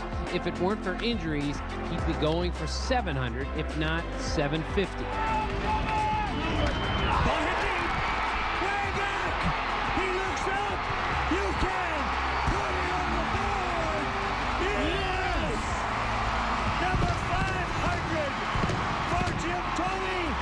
You're awesome, big man. Last year was the first season that more than 2 players hit 500 homers in the same year. This year, Manny Ramirez needs 10 for 500, and Gary Sheffield needs 20.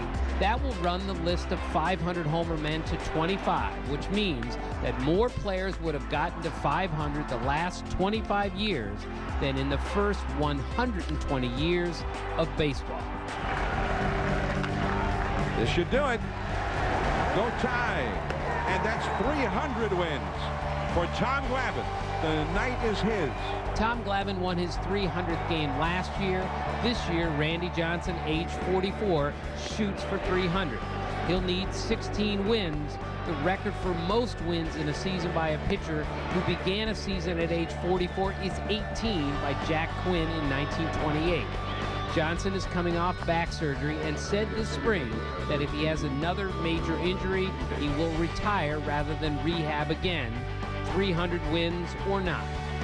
John Smoltz needs 25 strikeouts for 3,000. He'd be the 16th with 3,000.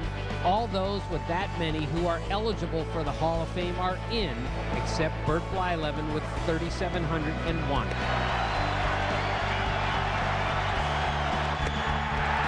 500 saves for Trevor Hoffman. Jason Isringhausen needs 19 saves for 300, and Billy Wagner needs a block because my knees hurt so bad. I want to leave, and that was it. I swore off everything else, and that became my new best friend. It gave me my life, and it gave my girls their mom. I started dancing, started playing basketball with them. To see the look on their face when mom beats them and mom can outrun them now is amazing. They're like, that's my mom. That is my mom.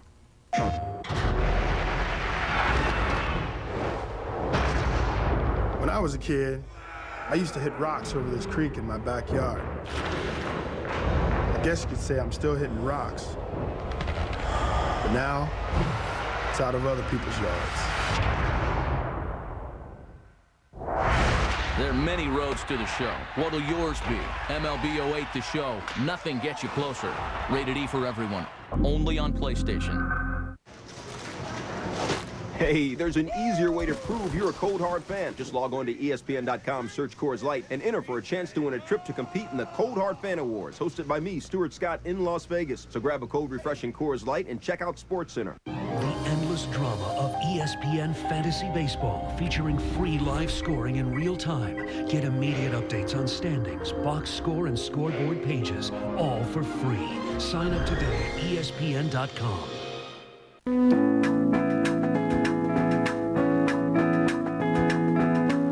Memories of your wedding last more than just a day.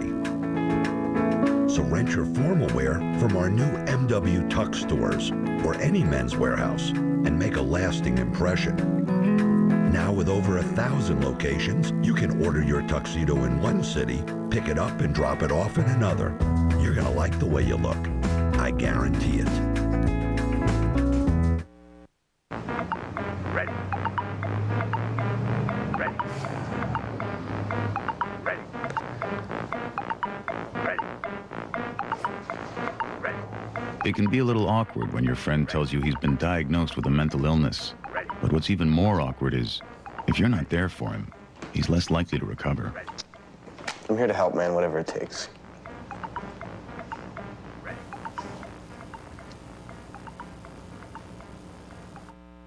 Turning Japanese, the A's and the Red Sox, they're there now. They'll play a game Tuesday and Wednesday. ESPN2 is your home, 6 a.m. Eastern time. Set that alarm, 5:30. Roll out, check them out. 2 games. Daisuke Matsuzaka fever running rampant now in Japan. He'll pitch game 1. And going in game 2 for the Red Sox will be John Lester. Yes, the A's are playing, and yes, they hope to win. 3 a.m. in Oakland. 3 a.m. in Oakland. They'll catch the re-air. John Smoltz didn't start on Friday. Little shoulder tightness, although both he and the manager, and Bobby Cox said Smoltz actually wanted to go out and pitch. Said if it were a regular season game, he would have been on the mound. Think John Smoltz is fine? I think so. He's been on his own program this spring, and it's working well. Good program to be on. He'll play golf with Tiger in the afternoon, show up to the yard occasionally. Pitch to Tiger in the afternoon. I was there for that. I'll tell you about that someday. CC Sabathia throwing for the Indians. 91 miles an hour to Matt Diaz, and then Scott Foreman swings to end the inning on an off-speed pitch. Look out! Lopez hit it right back in his ear. 6 innings, 3 earned, 3 Ks. Got an earful early in the game because he was giving up hits and wasn't focused. Johnny Peralta down the third baseline. Sizemore's in. Asdrubal Cabrera coming home as well. The Indians went up 6-3, and they win it by a score of 6-4. Another team that's going to score a lot of runs. Cleveland Indians, for sure. Meantime, the Nationals and the Mets. Pedro's on the mound on Friday. In the first, you can't throw at 90. You may as well throw at about 36. That's a good major league hitter looking like me and you. That's Ryan Longerhands there, who had no chance against that changeup. They look like knuckleballs. They move so much. And again, when you can throw it with the same arm action as your fastball, hitters have really hard time. Austin Kearns, though, exit stage left.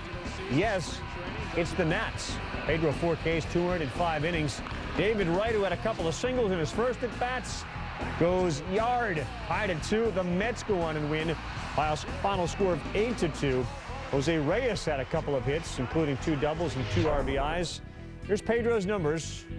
Don't worry about the innings. Worry about the fact that he says the shoulder feels good. An ERA of 2, 9 hits allowed, and 4 walks and 4 Ks. I think, you know, here you and John Kruk and Steve Phillips and all the guys that have played before, don't worry about the numbers. That's like the perfect guy not to worry about the numbers with. Right, and all you do is you ask him, how do you feel? And I asked him twice early in spring training, and he said, I haven't felt this good in a long time. And, you know, I watched him today, and he was only in the mid-80s with his fastball, maybe in the upper 80s once in a while, which was, you know, less than what he threw the other day. But again, when you could throw a changeup like that, you got a really good idea. And the one thing that Pedro, we all know about him now, is he's as smart a pitcher as there is. And he can win at 87 miles an hour. He used to win at 98 miles an hour with the greatest curveball and changeup we've ever seen, a threesome together. But he doesn't have that anymore, but he's so smart, he can figure out the rest. And as long as he's got that changeup, he's got a chance. And we were there at 99 at Fenway in the All-Star game when he threw at 95, passed 5 of the first 6 hitters, struck him out.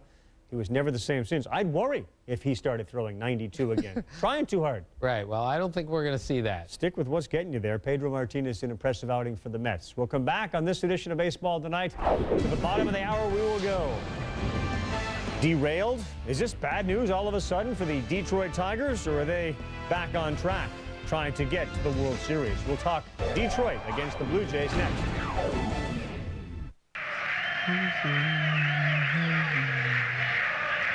Do you like that song? Yes. Wanna rock? Major League Baseball 2K8. Rated everyone. I said 2K. K. When your engine's running clean, you feel it. And no leading conventional oil helps keep engines cleaner than Pennzoil motor oil.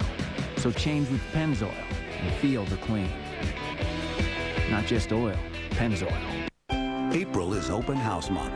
Now more than ever, your local Century 21 agent is ready to help you find your path home. Start the journey now by visiting your local Century 21 office or century21.com. Century 21. Everybody is dead.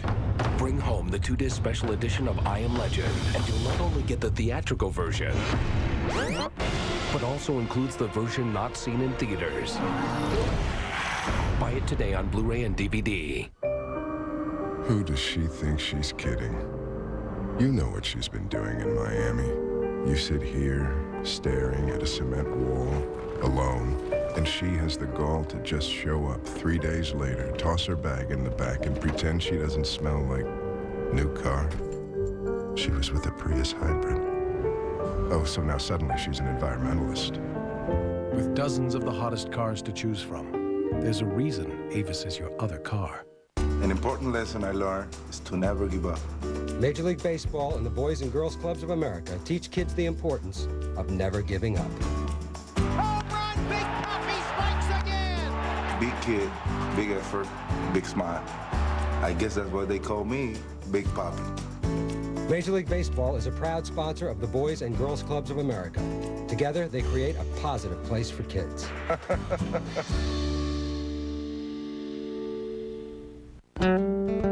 In February 2009, TV stations will broadcast exclusively in digital. Every TV that's hooked up to cable will still work just fine.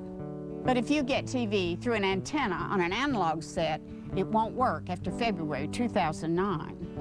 So call 888-DTV-2009 to learn about a government coupon program that begins in January, or visit dtvtransition.org. ABC, your NBA Sunday destination. Here we go, baseball tonight. I love it. My favorite show of the season is the Fantasy Draft Special. Hello, Matt Berry, and the rest of them.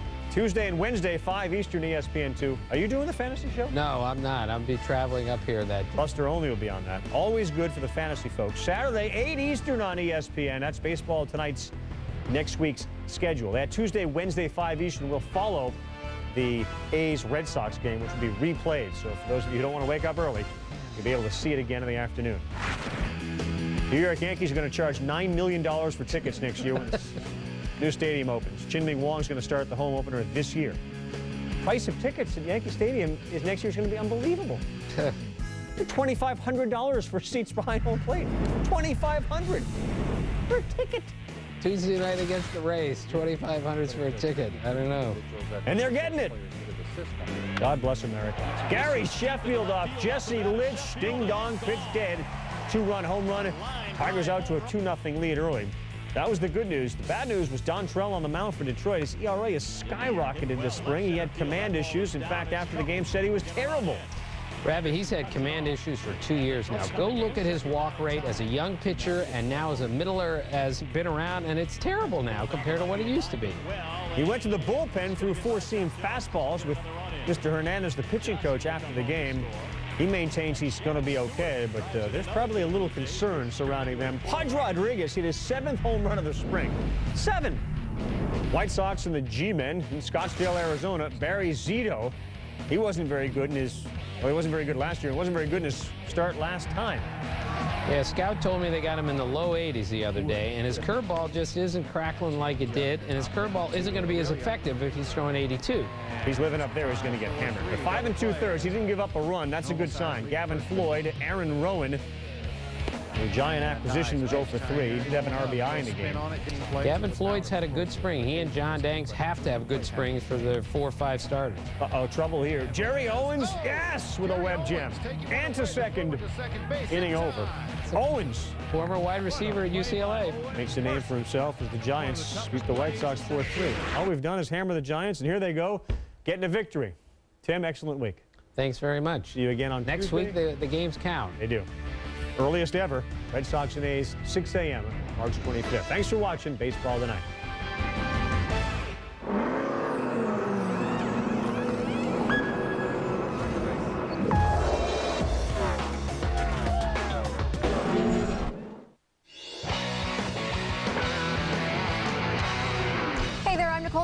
Welcome to NASCAR Now. Let's check out the starting grid. Does Carl Edwards really need 4 guitars in his trophy case? Find out who looks good enough in Nashville practice to stop that from happening. David Reagan is one of 6 cuppers crashing the nationwide party this weekend. Why he thinks it's his turn to be Nashville's newest star. And Jimmy Johnson, he can drive a race car, we know that. But how is his slap shot? Yeah, you heard me. We hit the ice with NASCAR's champ right now.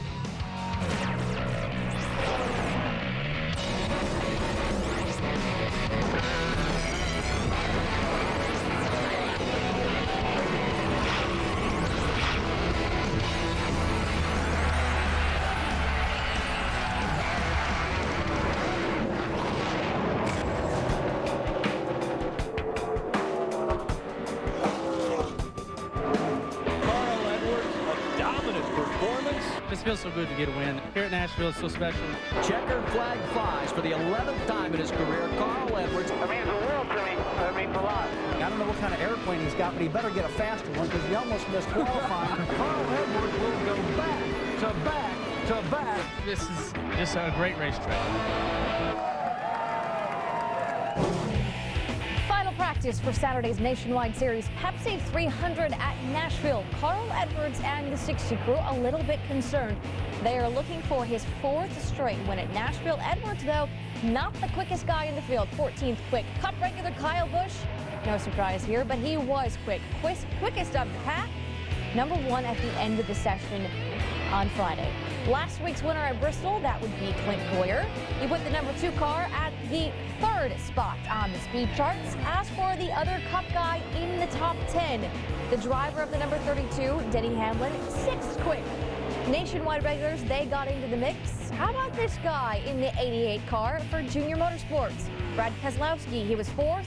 As for the number 1 nationwide regular, he was number 2 on the day. Mike Bliss in the number 22 car. So, 3 of the 6 Cup guys among the top 10 quickest on Friday. Kyle Busch, much quicker than the rest of the field, and the number 2 guy, Mike Bliss.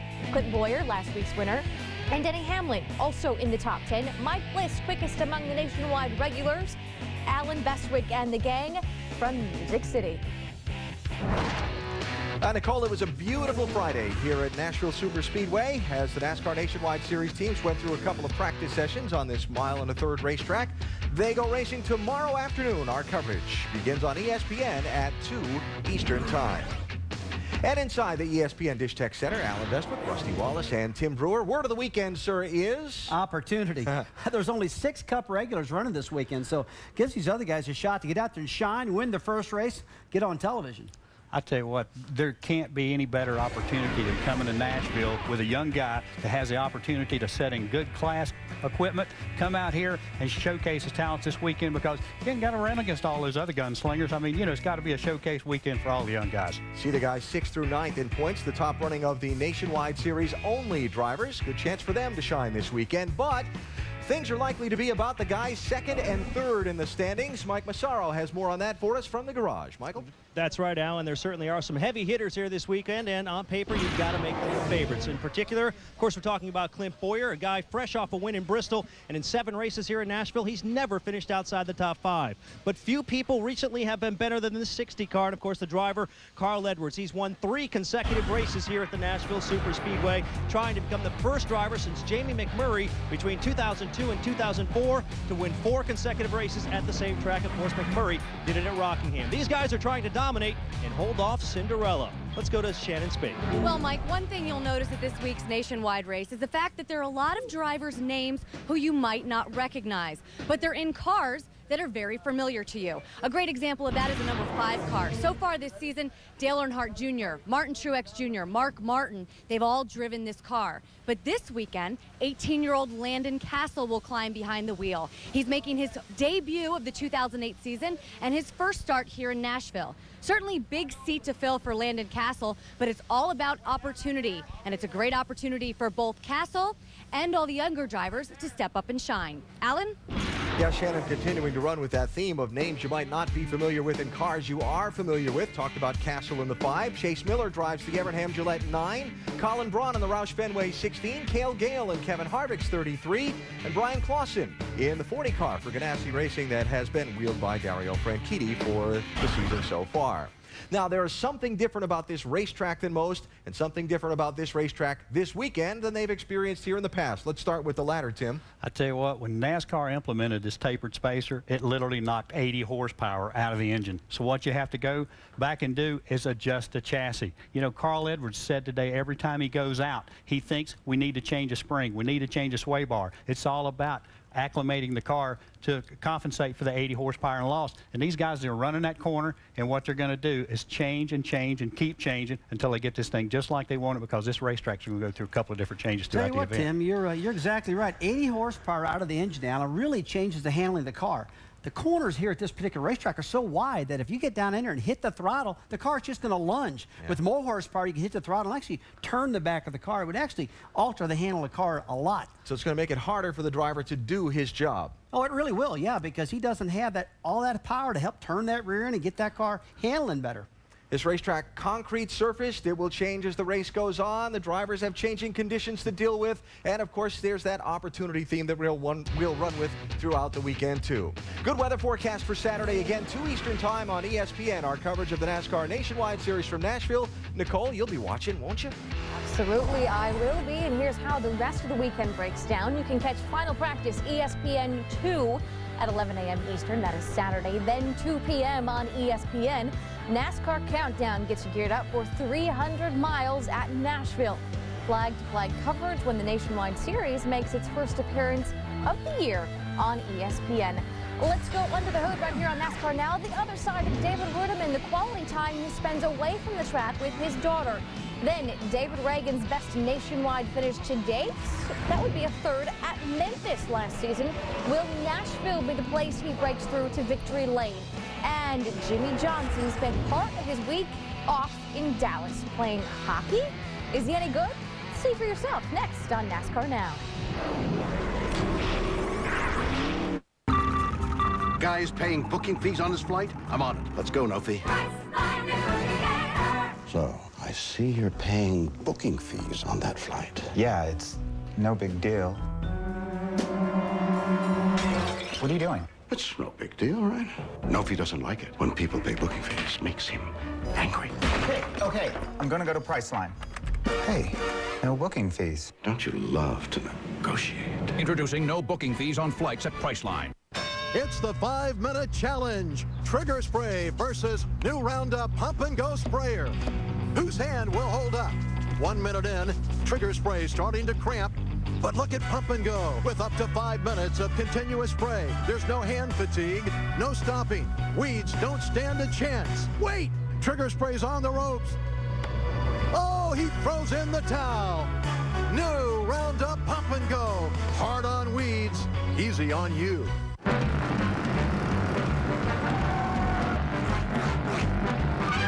Of course Geico sponsors Mike's Race Car because they insure everything race car fans love. RVs, motorcycles, ATVs. Tell you one thing they can insure. Lauren Wallace. Because Lauren Wallace is made of lightning. Those guys are like, hey, where's Lauren? He was just here a minute ago. I'm 100 miles away, son. Ready to strike. Geico, saving you money on insurance for your car and the other stuff that moves you. The hotter the hot, the colder the cold, the greater the demand, the more you need Duralast. Batteries built to exceed the need. Only at AutoZone. Hey, if we get their pizza Monday before 5, it's $5. Dude, Pizza Hut's new Pizza Mia's are just $5 every day. Pizza Hut's new Pizza Mia. Just $5 each every day for 3 or more one-topping Pizza Mia pizzas. $5 never tasted so good. Pizza Hut. Are you afraid to lose, or are you determined to win? Which one are you? Some teams think we've arrived. You never arrive in this game.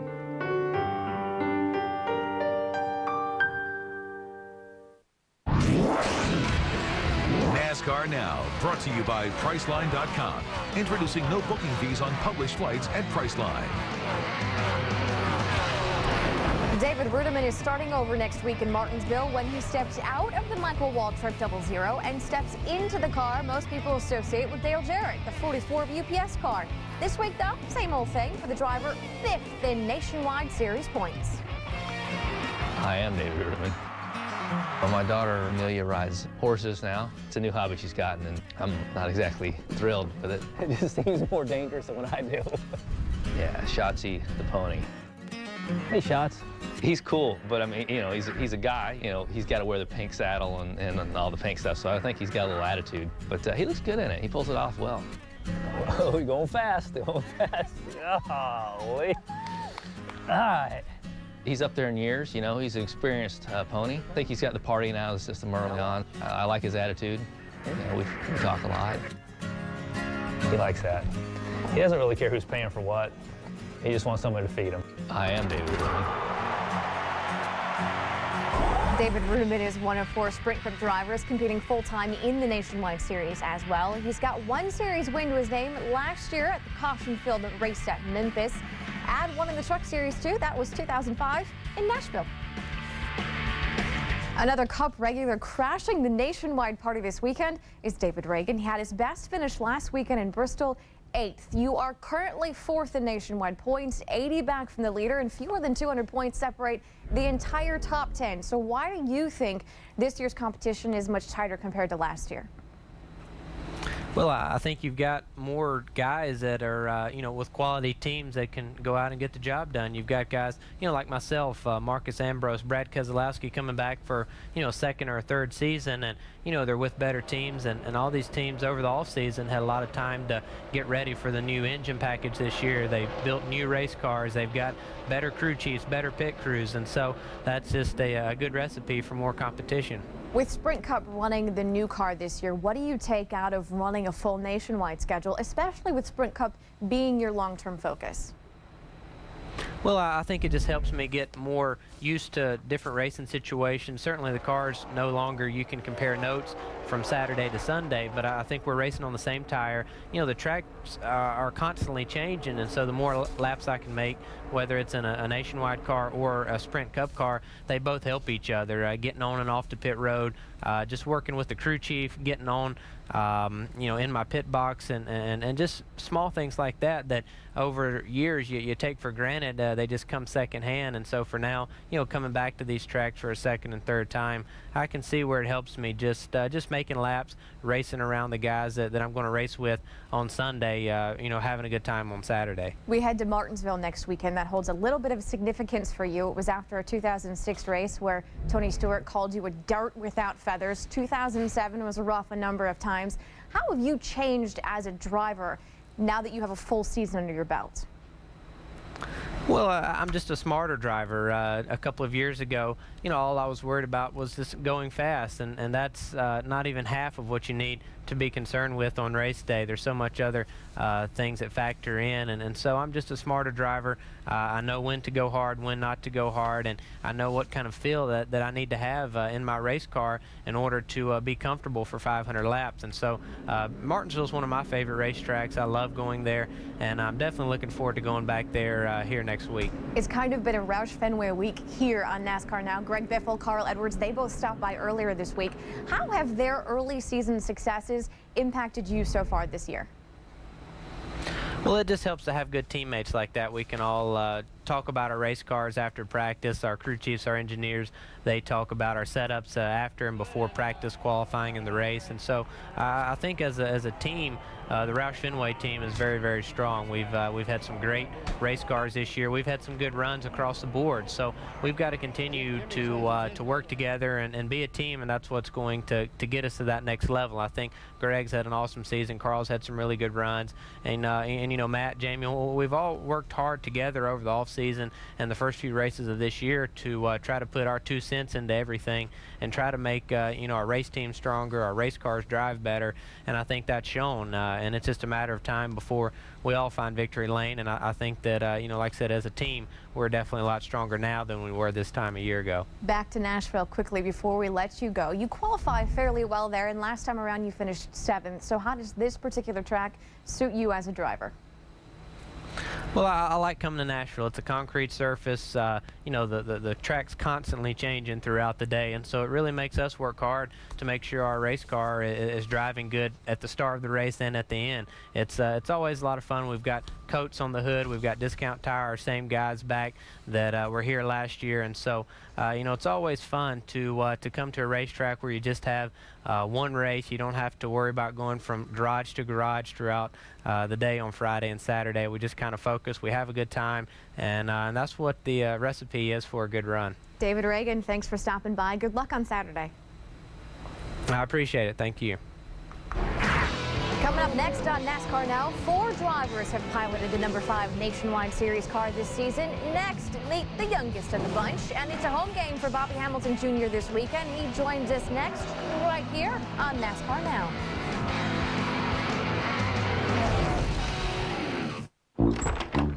Today, I plan on not freaking out about my wireless bill. I plan on saying whatever when my daughter talks for hours. Yeah, I plan on being totally down with calling Denver in the middle of the afternoon, huh? Hollering at my boys, kicking it with 3-way calling. I plan on grabbing my celly and getting my... Dad! Oh, sorry. Okay. America's most reliable network introduces a plan with truly unlimited calling. Talk as much as you want with anyone in the U.S. for one flat rate. And now buy an Alias by Samsung for $79.99 and get one free. Verizon Wireless. Q horsepower is here, and no leading synthetic oil delivers more power than Q horsepower. Unleash all your horses.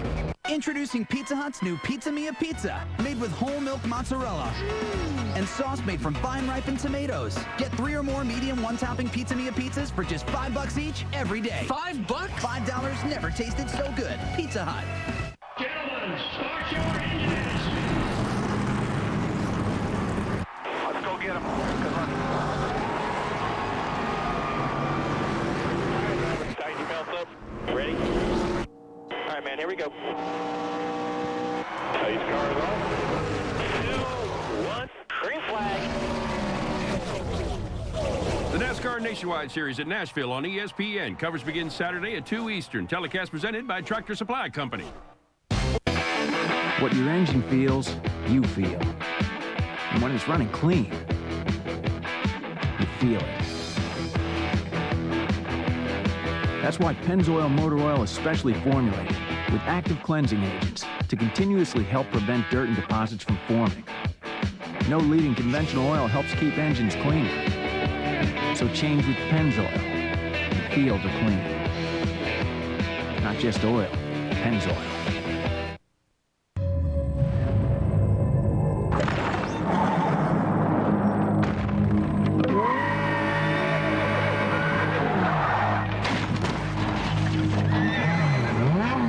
Horsepower is here, and no leading synthetic oil delivers more power than Q horsepower, which is why it's recommended by Ferrari for every oil change. Q horsepower. Unleash all your horses. NASCAR Nationwide Series takes center stage Saturday, 300 miles at Nashville Superspeedway. ESPN takes you flag to flag. Coverage starts 2 p.m. Eastern with NASCAR Countdown. Now back to Music City and our crew chief, Tim Brewer, in the Tech Center. Coming into Nashville, Tennessee, hey, we've got some good notes from what we've ran here in the past. Springs, shock absorbers, weight distribution, air pressure. But when we were here last year, we had about 80 more horsepower than what we've got right now. What that is, that's the tapered plate.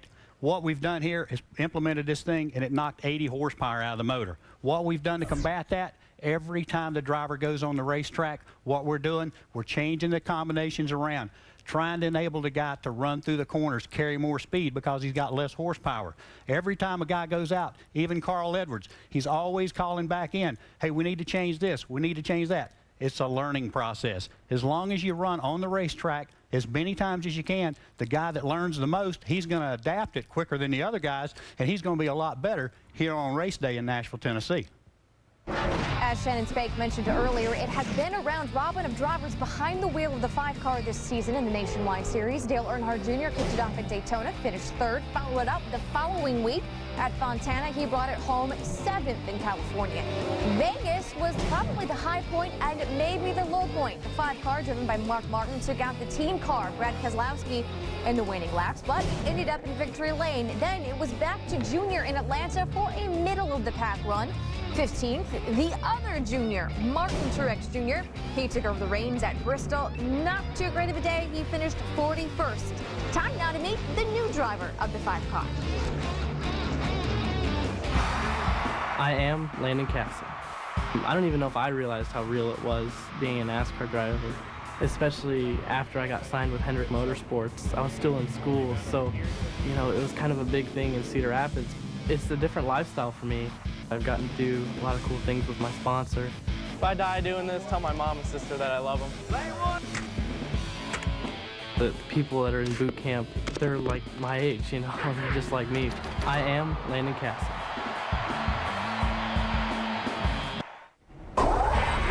The 18-year-old will make his 7th Nationwide Series start Saturday. A pretty cool story. Castle was discovered by Hendrick Motorsports in 2006, as you heard him say, and he signed a development contract with them in December of that year. He also was a part of last season's Sprint Cup success. He is a former COT test driver. Castle will take on a series of Nationwide regulars. Some of them have been around for a while, like Bobby Hamilton Jr. in his 9th year of Nationwide Series competition. It's a home weekend for you, both as a driver and a partial team owner for Sadler Hamilton Racing. What does being at home mean for you guys? Really, it's a convenience. You know, it's not so much travel. It's not so much of, you know, being in a different area. You know everything's around here. You know, I mean, for instance, the shop's 20 minutes from here. The house is 30 minutes from here. So it's just convenience, and it makes it easy for your guys, makes it easy for you. You sleep in your bed and stuff like that. So it's just, you know, it's almost like a week off, except we get to race on the weekend. So, I mean, everybody looks forward to this week, especially if they're local. You're currently 13 in Nationwide Series points. You've been rather consistent this season, always finishing on the lead lap, save for Atlanta when you were 1 lap down. Assess your season for us so far.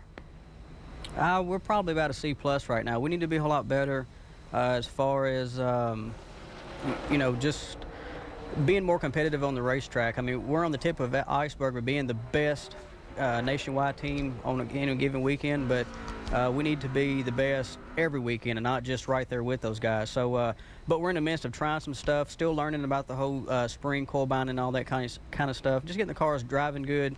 The bodies are, I mean, they're as good as I've ever had them as far as in my career. So, and the Yates Roush horsepower, they're getting back with the torque, try to keep up with the Toyotas and Chevrolets and stuff. So it's a bunch of pieces of the puzzle you got to put together. But when you do, you know, for instance, I mean, being consistent, making sure my race car has all the fenders on it when we come home, giving my crew chief all the info I can give, keep my guys pumped up, keep myself pumped up, just everything you need. And hopefully by the end of the year, we're back where we were last year, maybe a little bit better, in the top 5 in points instead of finishing 6th. So we still got a little bit of work to do, but I know how, you know, we started this way last year, learning this, trying this right now. And it's easy to score points, it's easy to lose points right now. So, you know, you really can't look at the points and say, oh, I'm 13th, or hooray, I'm 5th. You know, by the middle of the year, you about know where you need to be, about who you know, who you can pass, who you can't, who's really strong and who's really not. So, yeah, it's still a waiting game, but just making sure when it's that time, our game is on A.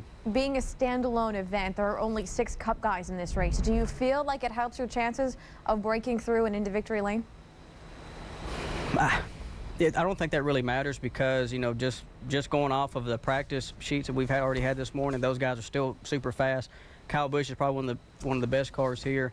And it's just not, you know, just because there's not 10 of them. They're still probably going to win this race, or they'll probably win the pole and everything else. Their teams right now are really owned. They have everything they need. They have the info, the engineering, the support of the manufacturers 100%. So they have what they need. So they ought to be winning races, and the Cup drivers ought to, and they're the best in the world. That's why they're in the Cup side. So, you know, but the bottom line is, you know, they are beatable. The teams are beatable. But right now, you're going to have to really be on your A plan plus to beat those guys. But it gives you a little bit. It gives you a little bit extra hope as far as compared to going to, you know, say a Vegas where those guys are getting all the practice and everything like that. But still, overall, they are the best teams right now, and they'll continue on that. So I mean, it's just not just because there's only 6 of them here. You know, you're still going to get your butt kicked a little bit, but you know. But what do? You just give up and walk away? I mean, you can't do that. So we just stick to our plan, make sure we're the fastest nationwide car, regular guy, and if we can get to that point, then we'll start picking the Cup guys apart if we can. Bobby Hamilton Jr., good luck to you this weekend. Thanks for stopping by. Thank you. Coming up next on NASCAR Now, not that I could do any better, but perhaps Jimmy Johnson should stick with his day job. On thin ice with the NASCAR champ next.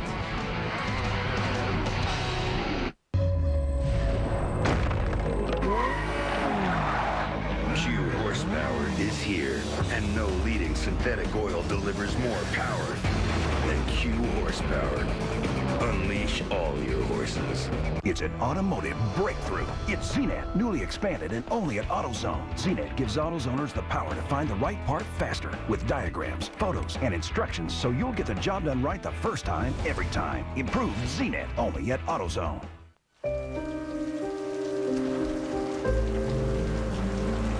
Look at them. You give them the best years of your life, shuttling them around. Then they go away on one vacation without you. And all they can talk about is that Hummer from Avis. I'd like to see that Hummer have to take them to the stupid mall 3 times a day. Actually, I take that back. With dozens of the hottest cars to choose from, there's a reason Avis is your other car. Why are energy drinks bad? 12 spoons of sugar? That's bad. 200 calories? Bad. Guarana? Tisk, tisk. Good for a short jittery burst, then a debilitating crash. So don't drink energy drinks. Drink 5-Hour Energy. It's not a drink, more like a sip. But with that sip, you'll feel alert and focused for hours, without the crash or jitters. It has 0 sugar, only 4 calories, and no guarana. 5-Hour Energy. Hours of energy now, no crash later. If you could change the way wireless companies did things, what would you do? I'm Dan Hesse, the new CEO of Sprint. Here's our idea. Use your phone for all the great things it can do without worrying about the meter running. How's that for a wireless revolution? Pretty awesome, huh?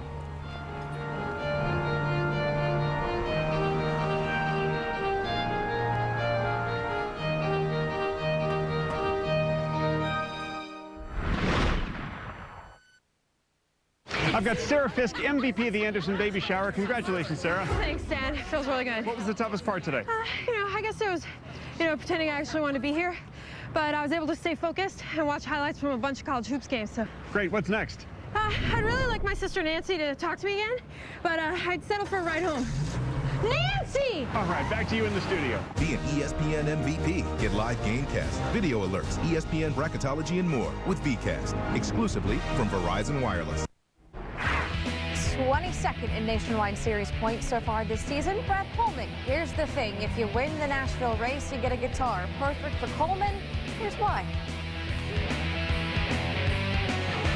I am Brad Coleman. I'm not the best guitar player out there, but I've been playing for almost 2 years now. So I can play some John Mayer, some Jack Johnson, or Led Zeppelin. I take pride in my guitars. I have a Fender Stratocaster, I have a Martin Brothers acoustic guitar, and another Fender acoustic guitar. I don't think I could be able to play in public as of right now. Jeez. I can't imagine. It's making me nervous just thinking about it. It's probably ladies out there. I am Brad Coleman. Quite a scene Thursday in Dallas when 2-time defending Sprint Cup champ Jimmy Johnson hit the ice with hockey superstar Mike Modano. was all to promote April's Cup race at Texas Motor Speedway. When Johnson hobbled back onto solid ground, the questions quickly turned to Hendrick's struggles so far this season. We're certainly not happy with where we are. I think the whole company, we're working to be stronger. Junior and I both have finished second. It's been the best Hendrick finish. Outside of that, we've been scattered throughout the top 15, you know, through the rest of the cars. We don't have what we all need right now on the big tracks. We're getting better and we're getting smarter. What I'm really excited to see is what takes place on the small tracks, where we ran the COT last year. I think that will be more indicative of the gap being closed up or not. These big tracks, it's kind of a free-for-all right now. It's all new technology and new thoughts. But when we get back to the short tracks, hopefully the things that were working for us in the short tracks then will still work now, and we'll have that gap. Dale Jarrett will drive the UPS truck, taking a lucky fan on a one-lap tour of Lowe's Motor Speedway in the rig before climbing into his race car one final time for the May All-Star race. And that is it for this edition of NASCAR Now. We are off the rest of the weekend, but you can join Alan Bestwick for the Monday Roundtable edition of NASCAR Now, 5:30 p.m. Eastern, right here on ESPN2. We'll see you next week.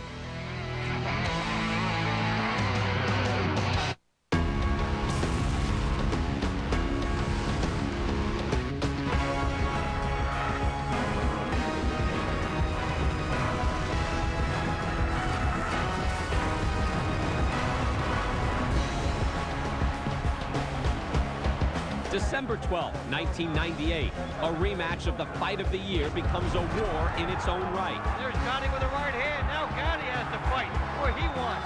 They go back and forth. Tremendous body shots by Gotti. In their first meeting, Ivan Mighty Robinson defeated Arturo Thunder Gatti in a slugfest. In the rematch, they pick up right where they left off. Good hook by Gotti. Oh, good shot by Robinson. Gatti Robinson 2 next. Walks in there, Arturo Thunder Gatti for this rematch. To the theme of Rocky, no less.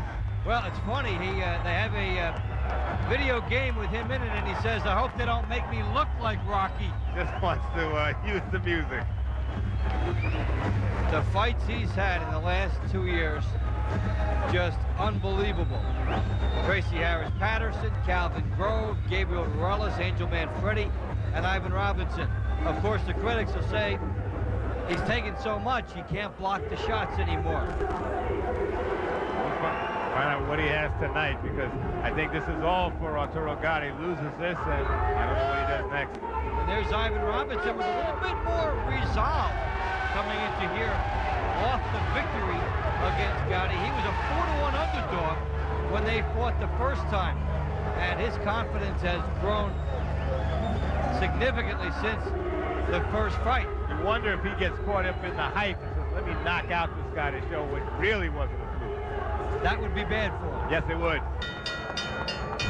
Now, ladies and gentlemen, from the Mark G. Edis Arena at the Trump Taj Mahal Casino Resort on the boardwalk in Atlantic City. Introducing now the principals first. In the blue corner to my right, wearing the all-black trunks, weighing in at 135 pounds, with a professional record of 29 victories, 3 defeats. He has 24 wins coming by way of knockout. He hails from Jersey City, New Jersey, introducing Arturo Thunder Gatti.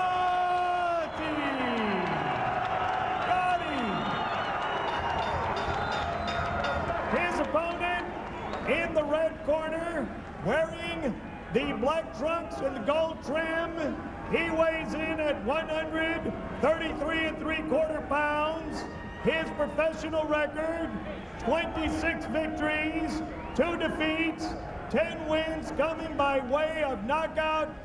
He is the pride of Philadelphia, Pennsylvania, introducing Ivan Mighty Robinson. 10 rounds, lightweights. I met your buddy, Boss, told me to tell you hello. Okay, man, do it again. Again, obey my commands at all times, protect yourself at all times, touch up and good luck to both of you. So they go back to their respective corners. It's set for 10 rounds. Who needs a title? Right, who cares? Who cares? Is Arturo Gatti. Some tremendous wars throughout the years. And there is Ivan Robinson. It's Philadelphia against Jersey City. A couple miles up the turnpike, a couple hours. And so just a great melting pot, everything come together. And here we go with the rematch. Robinson starts jabbing. Going right after him, Dave. The uppercut. Remembering what Gatti said about 50% of himself. That stung Robinson. You don't see Gatti moving his head like Ronnie Shields told him to. Well, old trick. He knows how to talk it, and that's certainly the idea. But it's hard to change a slugger. Especially a slugger who's been very successful with it. Gatti stalking, trying to land a shot early here. In his last couple fights against Manfredi and Ivan Robinson, he was in deep trouble with cuts early on. He had first-round trouble in both fights. There's a little bit of that head movement. Coming forward, but he's not throwing any punches as he comes in. There he is. Seems like as soon as Gatti throws a couple, Robinson's right back. Seems like it might be picking up where it left off. This is round 13, I guess. Gotti's stalking. They get the jabs together. Now the tie-up. A little bit of a measured performance so far, but it'll open up, and in fact it does right now. There's a good right hand by Gatti. Robinson comes right back and hits him with a couple. Stand corrected, Dave. Pick up round number 11. The last one was 10 rounds, so is this one. I think Robinson is hooked up in that height that he wants to knock Gatti out. Especially after it landed a couple of those shots. Robinson not known as a knockout puncher, just 10 in 28 fights.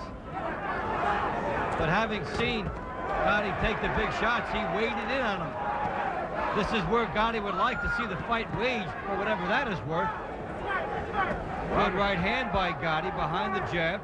Robinson very sharp, Dave. Very quick punches. Trying to use that distance. He could just stand outside and pot shot Gatti. Gatti maybe fighting for his career.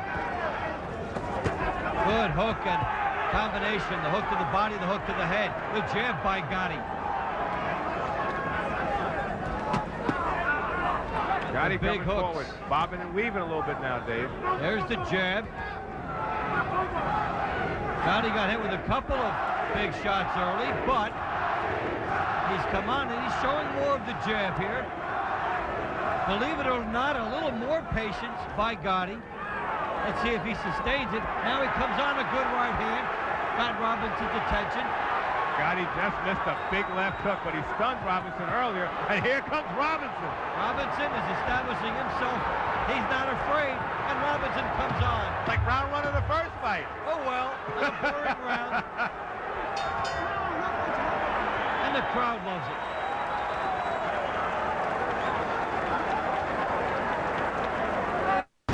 At Michelin, our tires are rigorously tested.